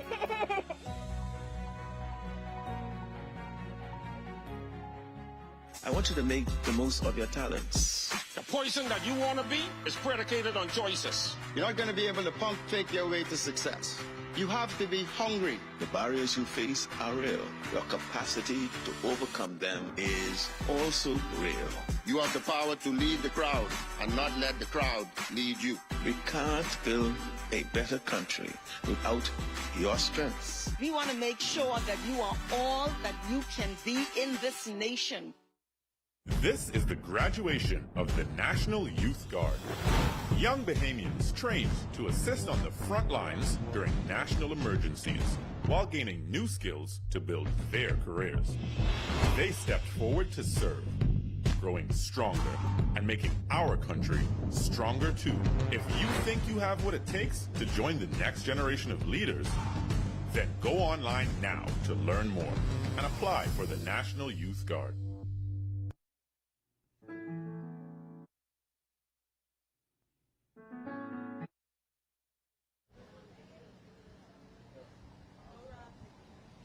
Welcome back. You're watching A Closer Look Presents Budget 2024 live from Rosson Square. Just moments ago, we heard the Prime Minister outline his administration's fiscal strategy for the next fiscal year. And we have been talking about the major investments coming to various sectors, from healthcare to energy and also to education. Joining me now on the broadcast is Education Minister, the Honorable Gladys Hannah Martin, as well as the Director of Education, Dominique McCartney Russell. Welcome, ladies. How are you?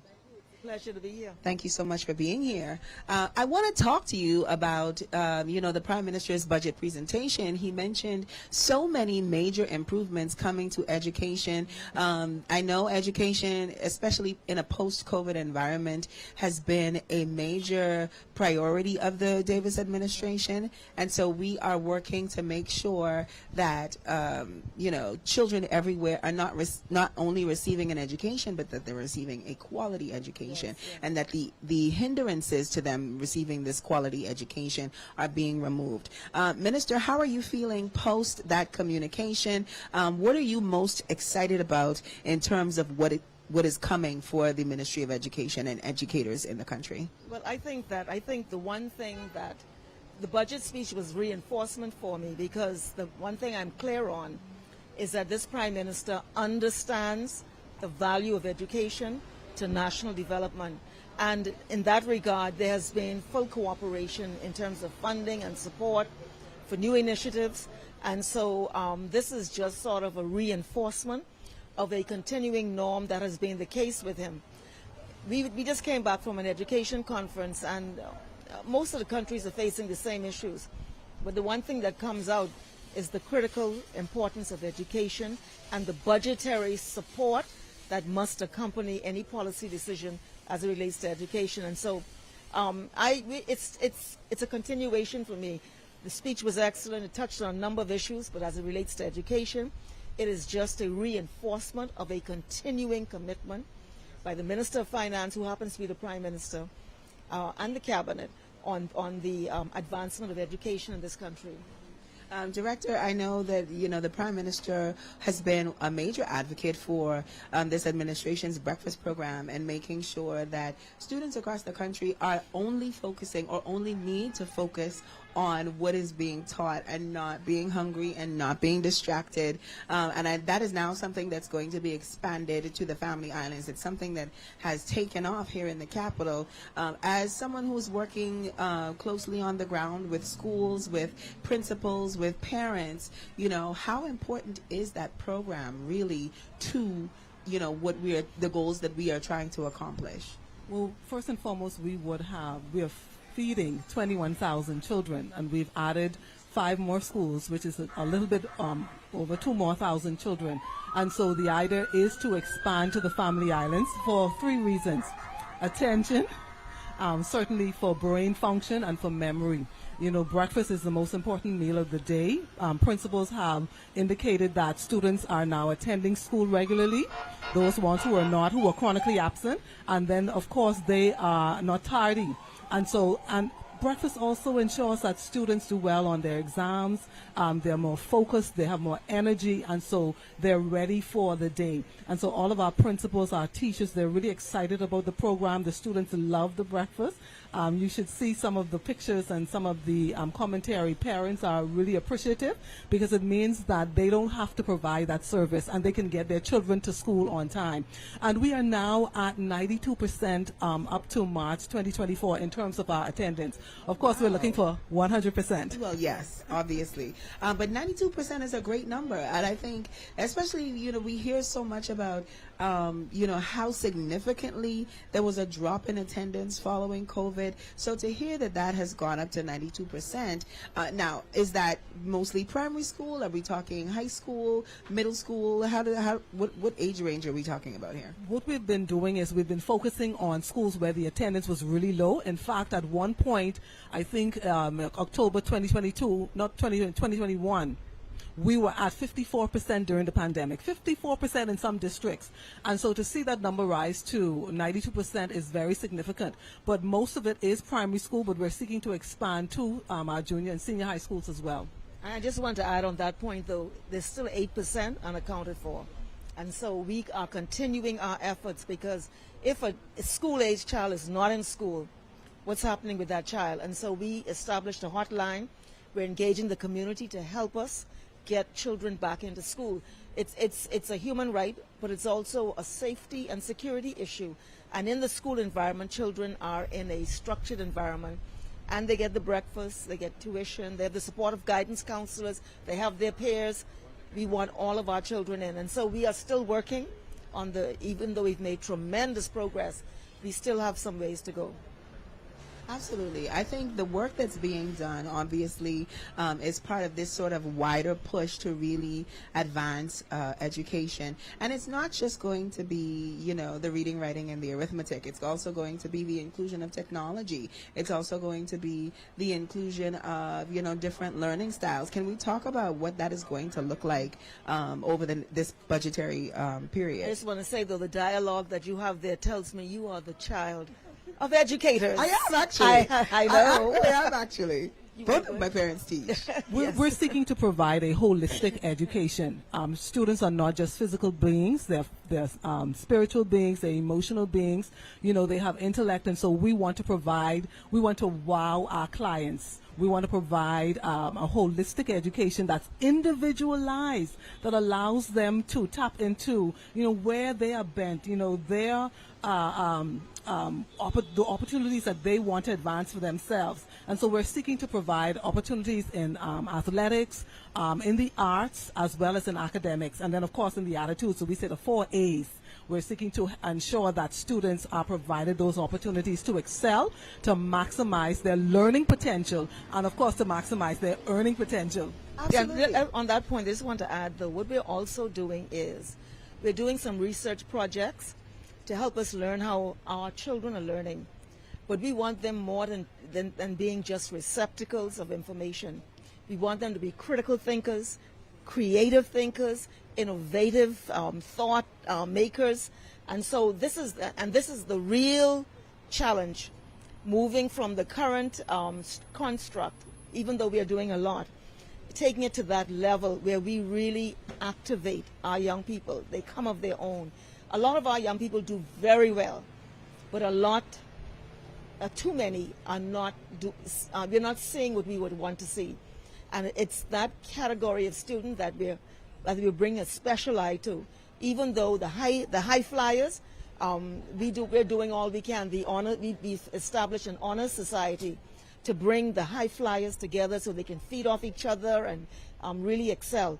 But we want to ensure in the issue of equity that those children who are facing challenges, whether it's learning disabilities, whether it's social imports that are happening in their lives, whether it's how they're learning, whatever the issue is, we want to bring a focus to that child so that child comes of their own. That's our commitment, and a lot of our effort is directed in that way.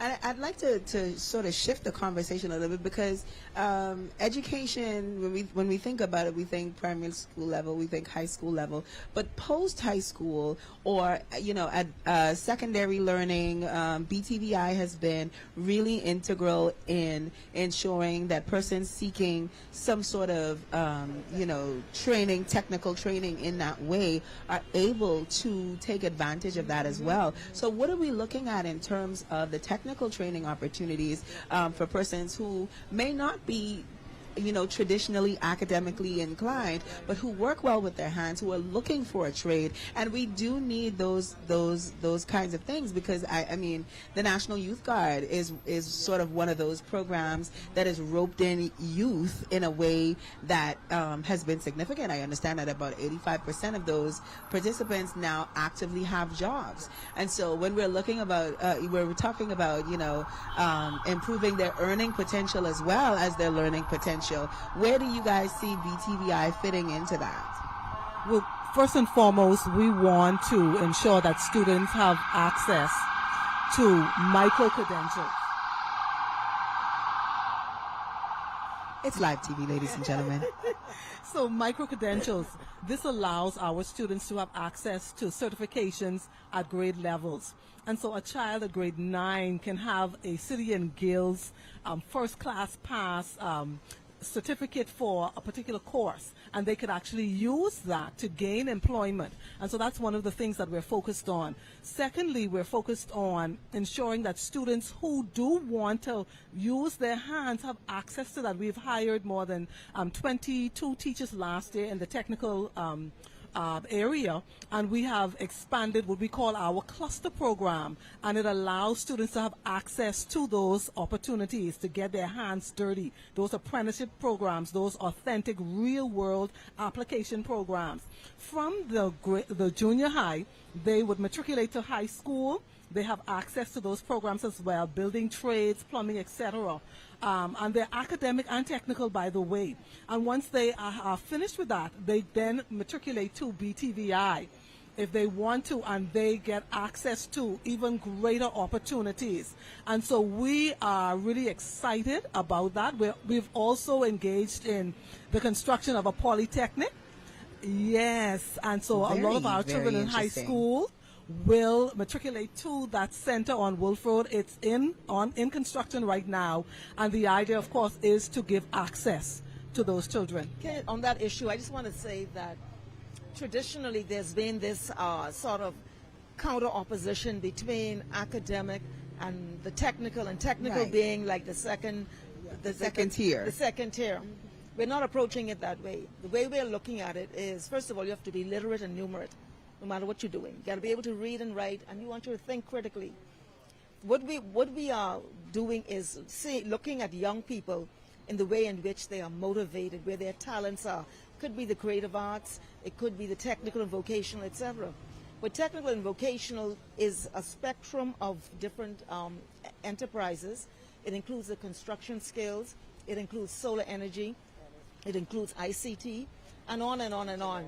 Engineering, it's an entire range. And so even with those who are, for example, doing what we might call the construction skills, we're trying to encourage them to look at the whole picture. How do you cost out a project?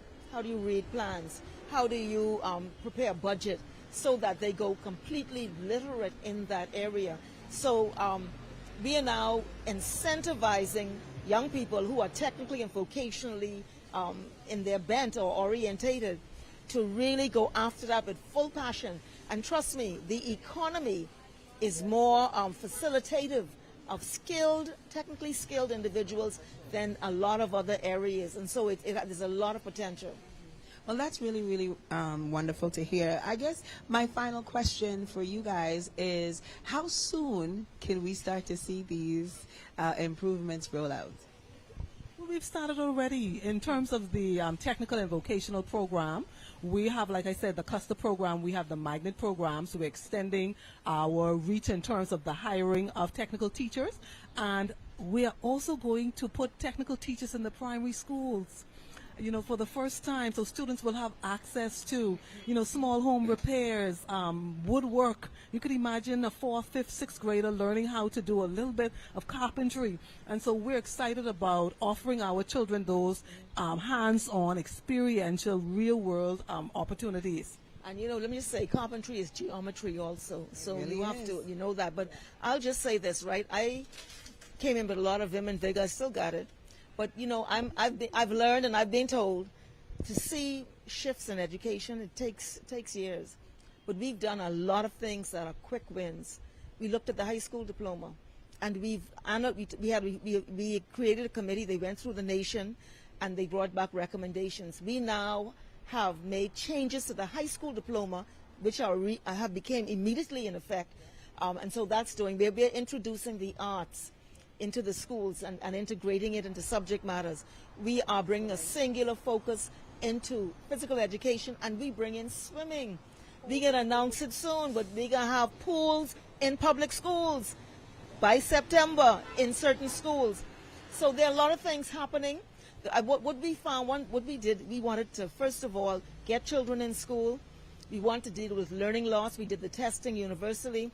We want to build morale, give support where children have psychosocial, emotional issues coming out of the pandemic.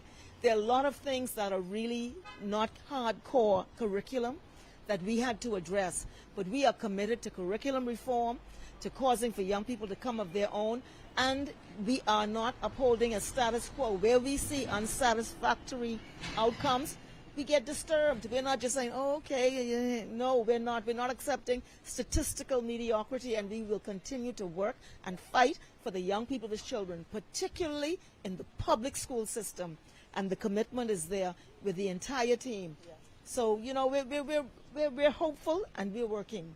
Awesome. Well, I want to thank you, ladies, so much for being Thank here. you. You guys were amazing guests. I always love talking education because, you know. Yes, both of we us- know. Yes, we do. I love talking education. So I want to thank you both for being Thank you here. so We're much. looking forward to all of those amazing changes and improvements. I know they've already started, and so we're looking to see even more of it happen. Thank you Yes. so much. Thank Ladies you. and gentlemen, we have so much more show.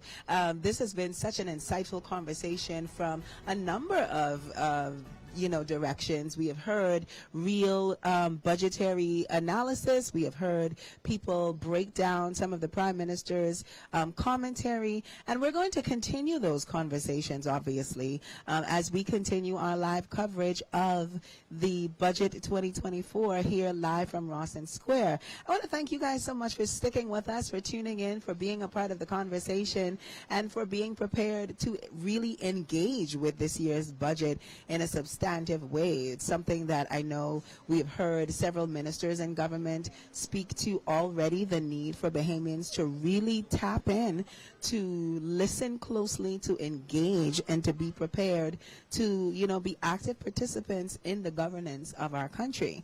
I want to take a moment to go back to one of the things that we were talking about earlier with our roving correspondent, Marcos Ambrister, who spoke to Superintendent Chrislyn Skippings about some of the major changes coming to the police force. And so to continue that conversation, I am very pleased to welcome to the broadcast Wayne Monroe, who is the Minister of National Security. Welcome, sir. Thank you. Thank you very much. Thank you so much for being here. Minister, we have gotten through the Prime Minister's initial budget communication. We're expecting to hear so much more as the budget gets underway next week. Can you speak to some of the major changes that the Prime Minister foreshadowed in your specific ministry? Well, he just set out what we have been accomplishing. Before I reach there, can I say this, that, in my role as now leader of government business in the House, it's to marshal the actual debate so that we make sure that we get our message across. The Prime Minister spoke about things to come in the Ministry of National Security and its agency, and about things we have been doing. Before we move to what we are going to do, I think it's important that the public understands what we have done. Absolutely. So let's talk about some of the things that, this administration has accomplished. Some of the markers that I continue to say, the previous administration always raises up COVID and Dorian as reason for underperforming. Well, the public should know that we've been in power just as long as they were before COVID. And so you can judge what we have done. And so the Prime Minister pointed it out. We've recruited in 20 months more police officers, more Defense Force Marines, more correctional officers in 20 months than they did in 4.5 years. And so that was necessary to answer problems. We have moved to give the police vehicles because you had the travesty of people having to pick up the police to take them to scenes. And so you have to address those things. And so when we're looking to the future, we really have to look for the Bahamian people to appreciate how far we have come. The Prime Minister has talked about the reduction of the national debt, $1 billion. He's talked about our debt to GDP ratio. All of that is positive work in the same amount of time as the previous administration had before COVID. And so the public ought to be focused, laser focused, on where we have come from to where we are now as the Prime Minister sets the table now for greater progress into the future. Sure. He did allude to the introduction of even greater technological advancements as we work to expand the way we are able to respond to crime, the way we are able to respond to challenges in that area. We're talking about the recruitment of new officers. We're talking about the introduction of facial recognition, those kinds of things that are going to really be able to take our crime fighting, power to another level. What does that mean for you? A step back. There's a 5-pillar crime approach: prevention, policing, prosecution, punishment, and rehabilitation. The Prime Minister touched on all of them in some length with lesser focus on rehabilitation, but in prevention, he talked about the youth guard, because the key is to stop these young people joining the wrong gang, because that's when you talk about gang and gang violence, it's young people joining the wrong gang. So when we get them involved in youth guard and some of the other prevention schemes that we do have that will be funded from this budget, that's the first pillar. We're trying to move with prevention so they don't cause harm to society and to their future. The Prime Minister focused on the policing. He indicated when he spoke earlier that people may be alarmed, and it's not that we're going to break any laws, but when you talk about CCTV with facial recognition, license plate reading, predictive analysis to say Monroe comes here on Tuesdays, Wednesdays, Thursday. If you're the police and you want Monroe, here is where to get him. And by the way, Monroe right now is in Rosson Square, because we have cameras in Rosson Square that we'll apply the AI technology to. So we have to improve the way that we do things. And we're looking at tethered drones, which should have been gotten, so you can have overwatch 24 hours a day in problematic areas. The police are looking to up their game, as the Commissioner always says, and our job is to support them in that. But the Prime Minister also talked about prosecutions in the trial by judge alone provision that we have put. And there's going to be a lot more cooperation with the judiciary, which is independent, to move the backlog. And he talked about punishment, because we have stiffened the law on bail violations. We have stiffened the law on gang involvement, and we're about to stiffen the law on firearms possession and use in the upcoming legislative term. Minister, you touched briefly on this, and I think it is something that we may hear come up in terms of the public conversation, and that is, the use of AI technology, the use of facial recognition, and how some may see that as an invasion of privacy. They may see that as something is that a concern for you? And what are the steps that the government is taking to ensure that the privacy and the access of average everyday Bahamians is not being encroached on as we attempt to address these issues on crime? Well, as the Prime Minister says, we're a government of laws, regardless of what the other side may say. Firstly, our cameras only see public places, and they only see what a policeman could see if he was standing where the camera was standing. And so no member of the public has an expectation of privacy in a public place by definition. AI technology can make mistakes, but before you're dealt with, a human being sees you, sees the recording, and makes a judgment. It's a tool. It is not itself a judge.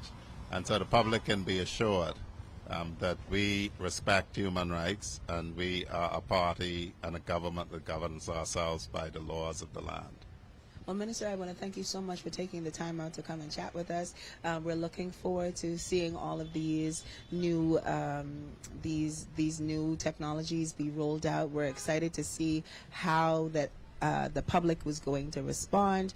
And I think it's also important, for us to, as a general public, to understand how we also play a role in keeping ourselves safe, how we keep each other safe, and we work with local authorities to ensure that that continues to be the case. But I want to thank you again so much for being here. My pleasure. Ladies and gentlemen, you are watching our live broadcast from Rosson Square as we continue to break down this year's budget 2024, under the theme, Changing the Status Quo, Changing Lives. It has been a long day, but we have learned so much, and we have talked to so many people who have provided such wonderful insights into what we can expect from the Davis administration this fiscal year. We have heard where their priorities lie. We're talking healthcare, we're talking education, we're talking about energy reforms, and I think that is something that many Bahamians, if not all Bahamians, are particularly interested in. Joining me back on the broadcast is Marcos Ambrista. Marcos, it's been a day, and we have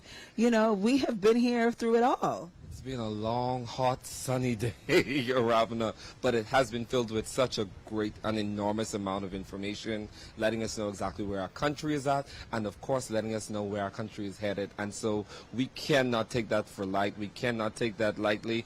We've gotten to speak to so many cabinet ministers Absolutely. and former ones as well. Absolutely. And then we even had the technical side. We had the director of education. So we're able to not just see it from a policy level, but even how it's going to be On the filtered. ground. Yeah, Exactly. on the ground. And so that's so important, and I'm just so privileged to be here. Well, I'm really excited again about the announcements coming out of the budget for Grand Bahama. Y'all know I am a Grand Bahama girl, and every chance I get, I am going to be here to plug the nation's advocating on behalf of my Grand Bahamian people. Get an amen. Amen. Hi. All right. So we are going to continue our conversation some more, but I think that is, for me, one of the major things coming out of, out of the budget. I'm interested to see how the relationship between the government and the Grand Bahama Port Authority is going to unfold. Yes. I am particularly interested to see what the timelines are going to look like for the proposed purchase of the Royal Oasis property. What is going to become of that?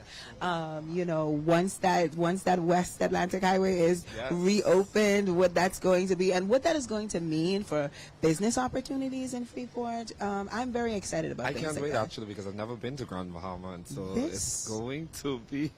This is news to me. What? I know, I've never been to Grand Bahama, so I'm actually... What does that mean? Are you even a Bahamian? A Ravana, not everybody. Are you even? Yes, I've done other islands. No, I don't. The ones where I'm my heritage is. Cat I am Islands and revoking. Eleuthera. I am revoking your Bahamian passport. Exuma. Anyone who has never set foot on Grand Bahama Island cannot be considered full Bahamian. They are. We're just not Grand Bahama centric, Well, but that's going to be changing, Marcos, because we have heard from multiple ministers today that we are moving away from being Nassau-centric and embracing all of the family islands I am looking in every way forward possible. I'm looking forward to, shameless plug here, the development of the Cat Island International Airport. Well, listen, I can tell you. I grew up in Old Bight. I can tell you. That's where my people are I grew up in Old Bight. Okay. Old Bight, New Bight. All right, I know that. Point. I know that. Bristol's Lillian, her house was right there. She's basically my Grammy. That's exactly what it is. We're going to see the development of the Exuma International Airport. There's Bimini that's also being done. And so we're going to see tourism numbers now already soaring. And so imagine what's going to happen. But what I do love about today is we got to break down the budget to the simplest terms where everybody's able to understand. So, of course, we know that after today, we have the cabinet approval that has to happen from within the cabinet ministers. You have your parliamentary approval. That's when it's presented to the House of Assembly. That's what happened today when everybody now gets to take a time to debate, including the opposition. And then we have Senate approval. Everything that happens in the House of Assembly, we know that it's sent over.